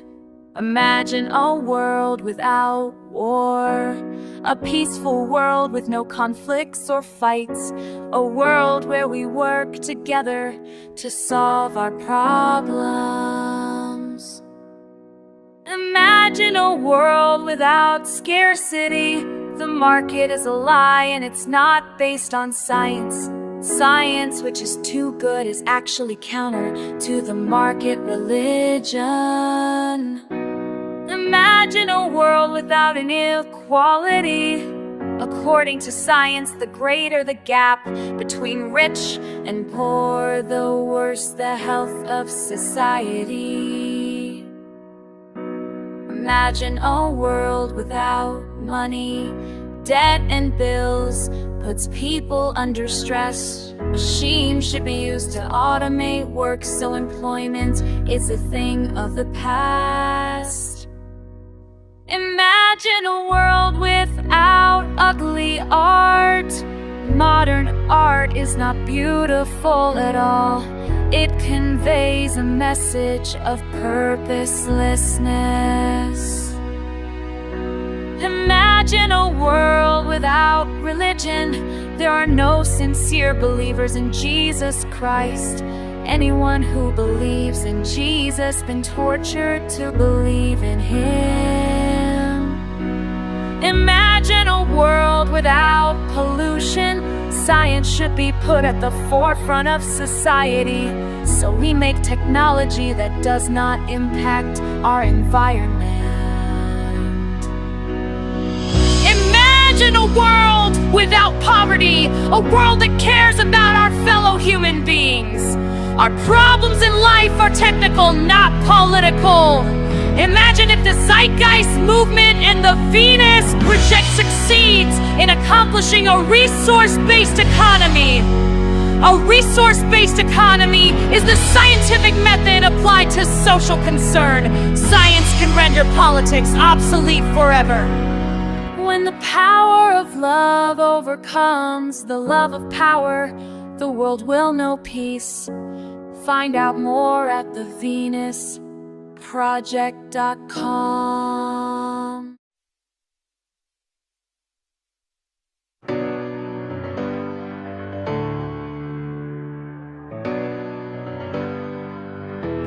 Imagine a public that thinks on its own. No more lies from the throne, no more minds overthrown. We don't choose our path through politics and fear. We let science and logic draw the future near. Imagine no war, no battles to fight, just hands reaching out, not fists in the night.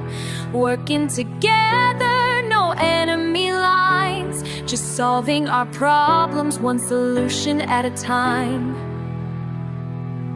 When the power of love overcomes the love of power, the world will know peace. Imagine no hunger, no scarcity game. market is broken and profits to blame.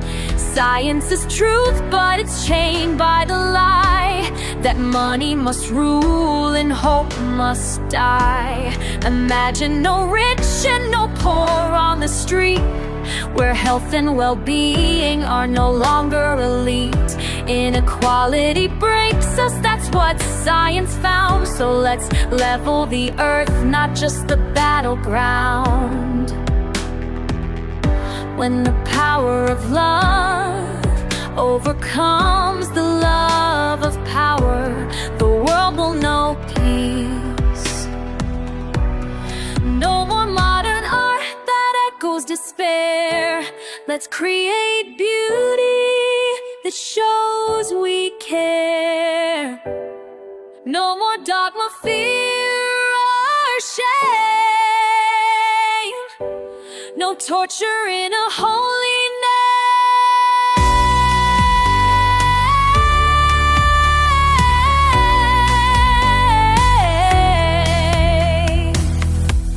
Imagine clean air, green ocean skies, with science to lead and truth that never dies. No poverty chains, no lives on the brink. Our problems, our politics, they're technical, we think. When the power of love overcomes the love of power, the world will know peace.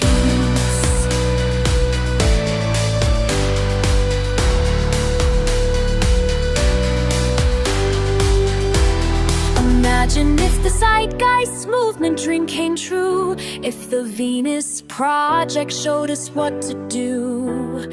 A world built on reason, not economy's plea, where the scientific method sets all people free.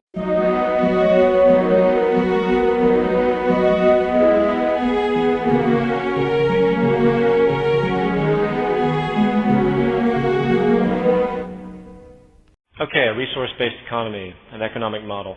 What is an economic model? In the most simplistic terms, you could say an economic model shows variables and the dynamic processing or interaction of said variables to meet production and distribution demands and anything else generally related to economic functionality. That's obviously a very loose categorization and definition I've just given, especially if you go back and research the various economic models that have been produced, by economists, monetary economists over the past 200 years. You will enter into just a mind-blowing world of risk assessment and stochastic behavioral models and interest rate to exchange rate protocols, arbitrage conditions, service vector evaluations, rational choice theories, price equilibrium, attributes, and so on and so forth. It's fascinating, truly fascinating. However, as a point of consistency, since I'm on the subject, nowhere in these highly intellectualized, sophisticated, novel, creative, and often internally sound, structurally logical expressions will you find anything about planetary resources. Will you find anything about the science of creating proper goods? Nowhere will you find anything about longevity, efficiency of production in the sense of conservation, or created anything that would reflect true economic efficiency, which is, of course, the intelligent management of all of our resources and the methods of mining, culminating, producing, and distributing those resources. Zero. Virtually all economic monetary models simply revolve around various notions of labor and value, which is an absolutely convoluted concept, savings, interest rates, and again a long string of previously aforementioned variables which are utterly decoupled from every kind of natural resource and processes on this planet or anything tangible. And the processes, the economic matrices, are nonsensical and absolutely unrelated. They are abstractions of thought, using classic linear equations to depict variables in closed, finite systems that have numerous presumptions about what they represent, when there is absolutely no linear direction, no linear referent to anything truly tangible at all. You know, if you go through the work of the high priests of modern market theory, Ludwig von Mises, F.A. Hayek, Milton Friedman, John Maynard Keynes, Adam Smith, you find some wonderfully articulate and perfectly sound reasoning, you know, but that reasoning exists within a closed set of variables, and a series of presumptions are always evident. And again, those presumptions have nothing to do with anything that's provably tangible, no physical reference. These huge projections and speculations on human behavior. Economists, when you break them down, all the individuals I've just mentioned, they're not scientists. They're not basing anything on actual scientific evaluation. They are simply philosophers. And that's all every monetary economic theorist has ever been, is a philosopher of the means of production and distribution. Not scientists in the sense that they actually have a physical reference to balance and test their models. In fact, if you look at the criticisms that Hayek and Mises and Keynes and all of the others, when they're criticized, they tend to fall back on the same basic set of defenses, which are more or less comparison-oriented. For example, they'll say, and I've heard this countless times, when anything's brought up about problems with the market system, such as rampant poverty and abuse and slave labor, they say, well, you know what? Say what you want about poverty and conflict, but history has proven that capitalism and the monetary structure has created more wealth and efficiency and high-quality goods and quality of life than any system we've ever known, so there. No. The only thing that's created prosperity in the human population, the only thing that's responsible for human development and the growing population, which has been going exponentially, the only thing that's created a higher standard of living on this planet are, in fact, two things. The advent of technology and the discovery of cheap hydrocarbon energy. That's it. That is what has driven this seemingly advanced society, which is actually quite in reverse when you look at it. The quality of life of most human beings is actually in reverse right now because of this exact same system. For the exact same reasons that gave the illusion of prosperity to begin with. This system has in fact run its course. What you're seeing has been a cosmic delusion. It has been a complete coincidence that technological innovation, coupled with the emergence of an abundance of energy that's cheap all over the planet, has coupled with the advent of this economic system called the market system. Now, I know right now all the monetary indoctrinated individuals that support this system are chomping at the bit right now on the edge of their seats going, but wait a minute, the reason we've had progress in technology is because competition has motivated that progress. Well, is that really true? Is there any evidence for that, really? Have any of the major contributions of technology come from people that have been outspoken about their interest to make money off of it? I don't think so.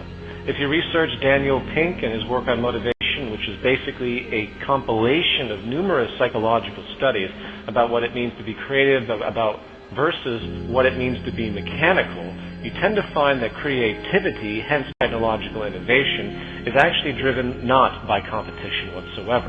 On the other side of the spectrum, it's very, very clear at this point that technological innovation is now currently being hindered by the market system and the values and the processes therein. With the need for scarcity, with the need to maintain establishments, we have such profound technology today sitting on the sidelines that it will not come to fruition because it will override existing establishments, and it is simply not profitable to create the type of sustainability that these new technological advents create. So, 3 points. A, the greatest contributors to scientific innovation have not done it for money, and you can research that thoroughly. B, psychological motivation is not driven by competition for creative invention. And C, right now we live in a state of social evolution within market theory that is actually hindering technological process because of the very dynamics of the system itself. Monetary economics exists in the same form it has always existed, as nothing but a religion. It's based on closed presuppositions which are essentially immutable in the eyes of those who practice it. Going back to Adam Smith and the quote, invisible hand. What the hell is that? The invisible hand? That's it? I mean, you got to be kidding. Is there any way to test this invisible hand? No, not at all. And it's a presupposition of some type of monetary god, and it's absolutely insane. It operates with circular reasoning in a closed kind of mind lock, just like any other religion. And it's absolute blasphemy, of course, when you choose to articulate anything out of the presuppositions of that belief system. Now, please note that I don't mean to be insulting towards those minds I mentioned, Ludwig von Mises, Hayek, Friedman. They're very brilliant individuals within the confines of the variables they choose to acknowledge. Just like there can be very brilliant individuals within any religion, within the confines of the philosophy that they choose to accept, while they blinker out everything else. But the bias is so transparent. I have a book by Ludwig von Mises called The Anti-Capitalistic Mentality. Now, just the name of that just reeks of outrageous presupposition and arrogance, does it not? The very statement, the anti-capitalistic mentality, presupposes that anyone who is against the capitalist system or the market system must be of a particular form of preconditioned mentality.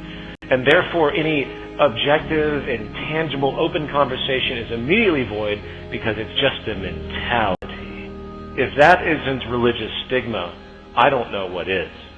Now, I want to be clear here because if you read the Mises work and the defense of the capitalist system by many works, by many different economists, they actually support it very, very well within the confines of the arguments that they choose to recognize.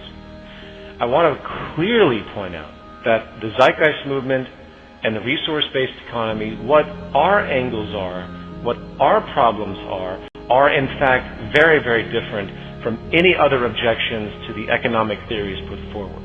While there are certainly overlaps, ours is explicitly different, and I have yet to hear any economic rebuke of anything we say that isn't simply a projection of earlier arguments which they feel have already been previously debunked.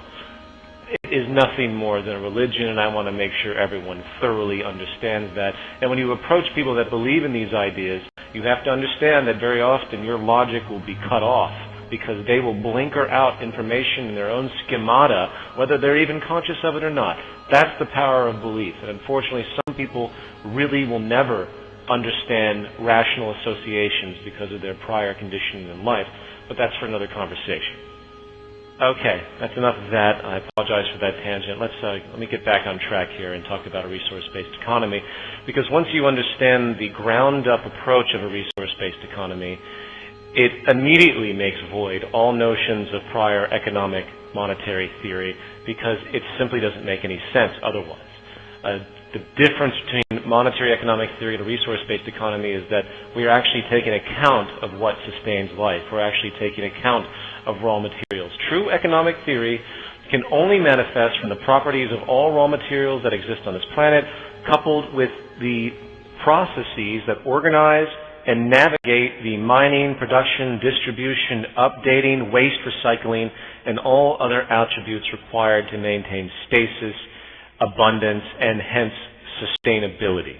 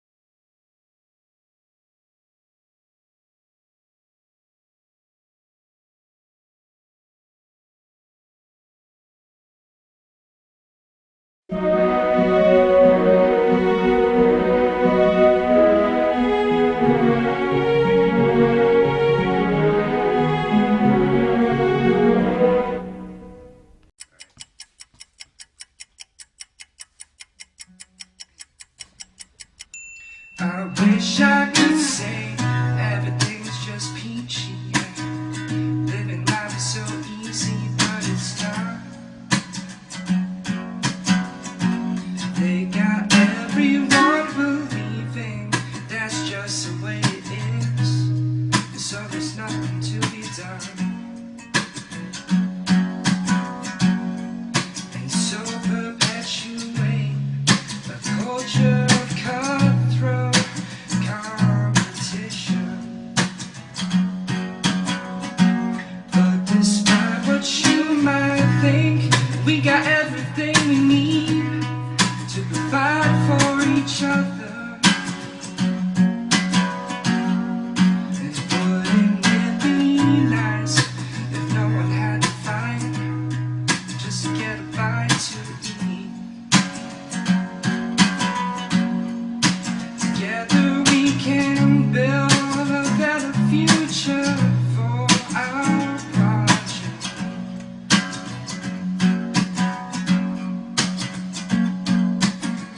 Don't let them pull the wool over your eyes. No doubt there's something wrong with this picture. We draw power from the spirit of the times. Zeitgeist. My generation has the fire of revolution in our veins. All we need is the right catalyst to put some fuel on our flame. Rise out of the ashes to find some hope again.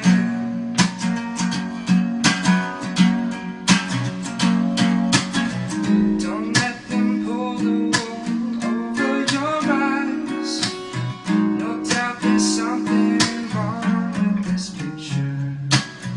We draw power from the spirit of the times. Zeitgeist. This is the dawning of a brave new world, and everything under the sun will be transformed when it's all said and done. Love will conquer war.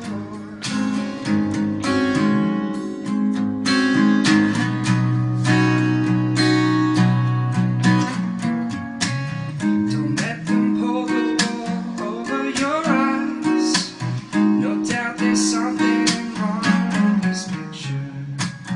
We draw power from the spirit of the times. Zeitgeist. Zeitgeist.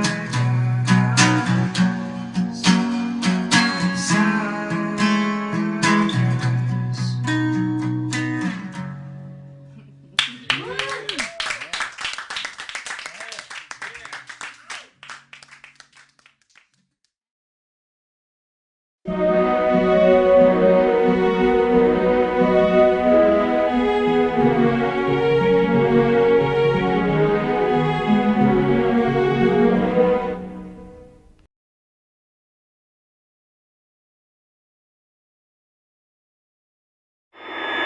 We hold these truths to be self-evident, that all men are created equal. I'm only a child, yet I know we are all in this together and should act as one single world towards one single goal. We have heard the rationales offered by the superpowers. We know who speaks for the nations. But who speaks for the human species? Who speaks for Earth? I'm talking about the resource-based economy, the scientific method for social equality, where our technology allows for life in global abundance, and the choice between contender and incumbent is redundant.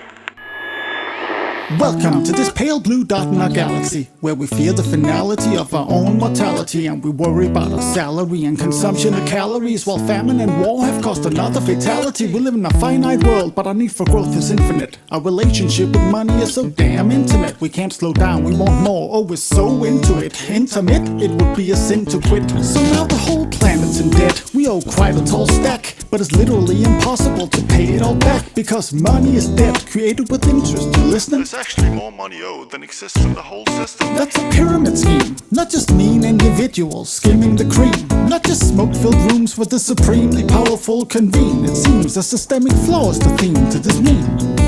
Today's system defines who wins and loses with competitions, and losers are created by definition. Our leaders are ruled by political ambition. Not a single one of them is a trained technician. It would be insane to listen to their claims. I'd rather use the scientific method to arrive at decisions. So pardon my sedition, but I stand by my derision, and I fight against this system with a thought for ammunition. It's a train of thought, it's a frame of sorts, a campaign where you can't just feign support. The train of thought can't be claimed or bought. It's an idea, there's no one you can blame in court. It's a train of thought, it's not a game or sport. It pertains to humane and sustained support.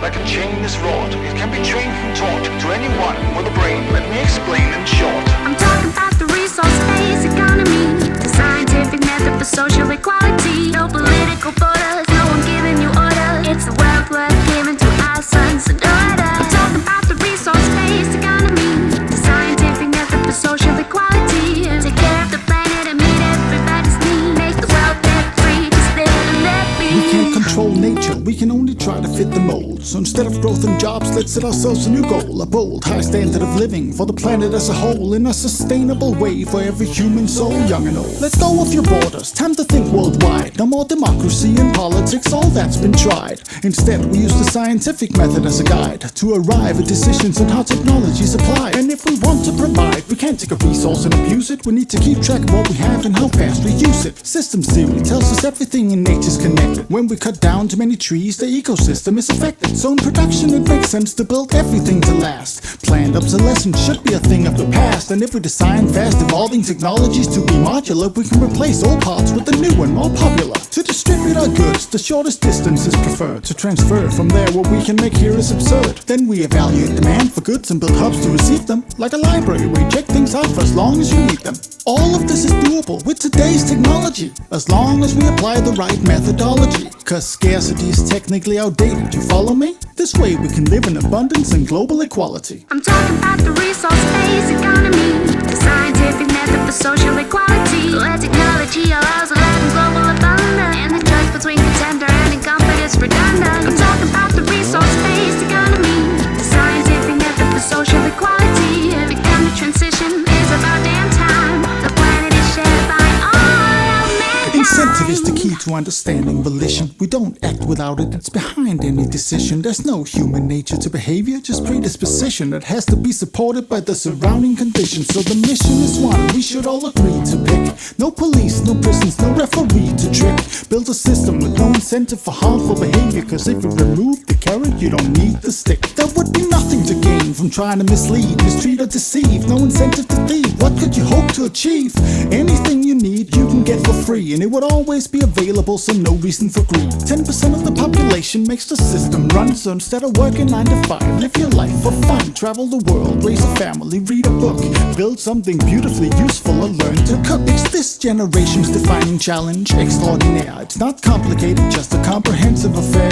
For some it's a big mouthful, for others a breath of fresh air. Don't be scared, cause it can be done, don't despair. Educate yourself on how the current system's impaired, but please do more than just make other people aware. When it comes down to it, we have two things to declare. One, we all care, and two, we all share. That train of thought, it's a frame of sorts, a campaign where you can't just feign support.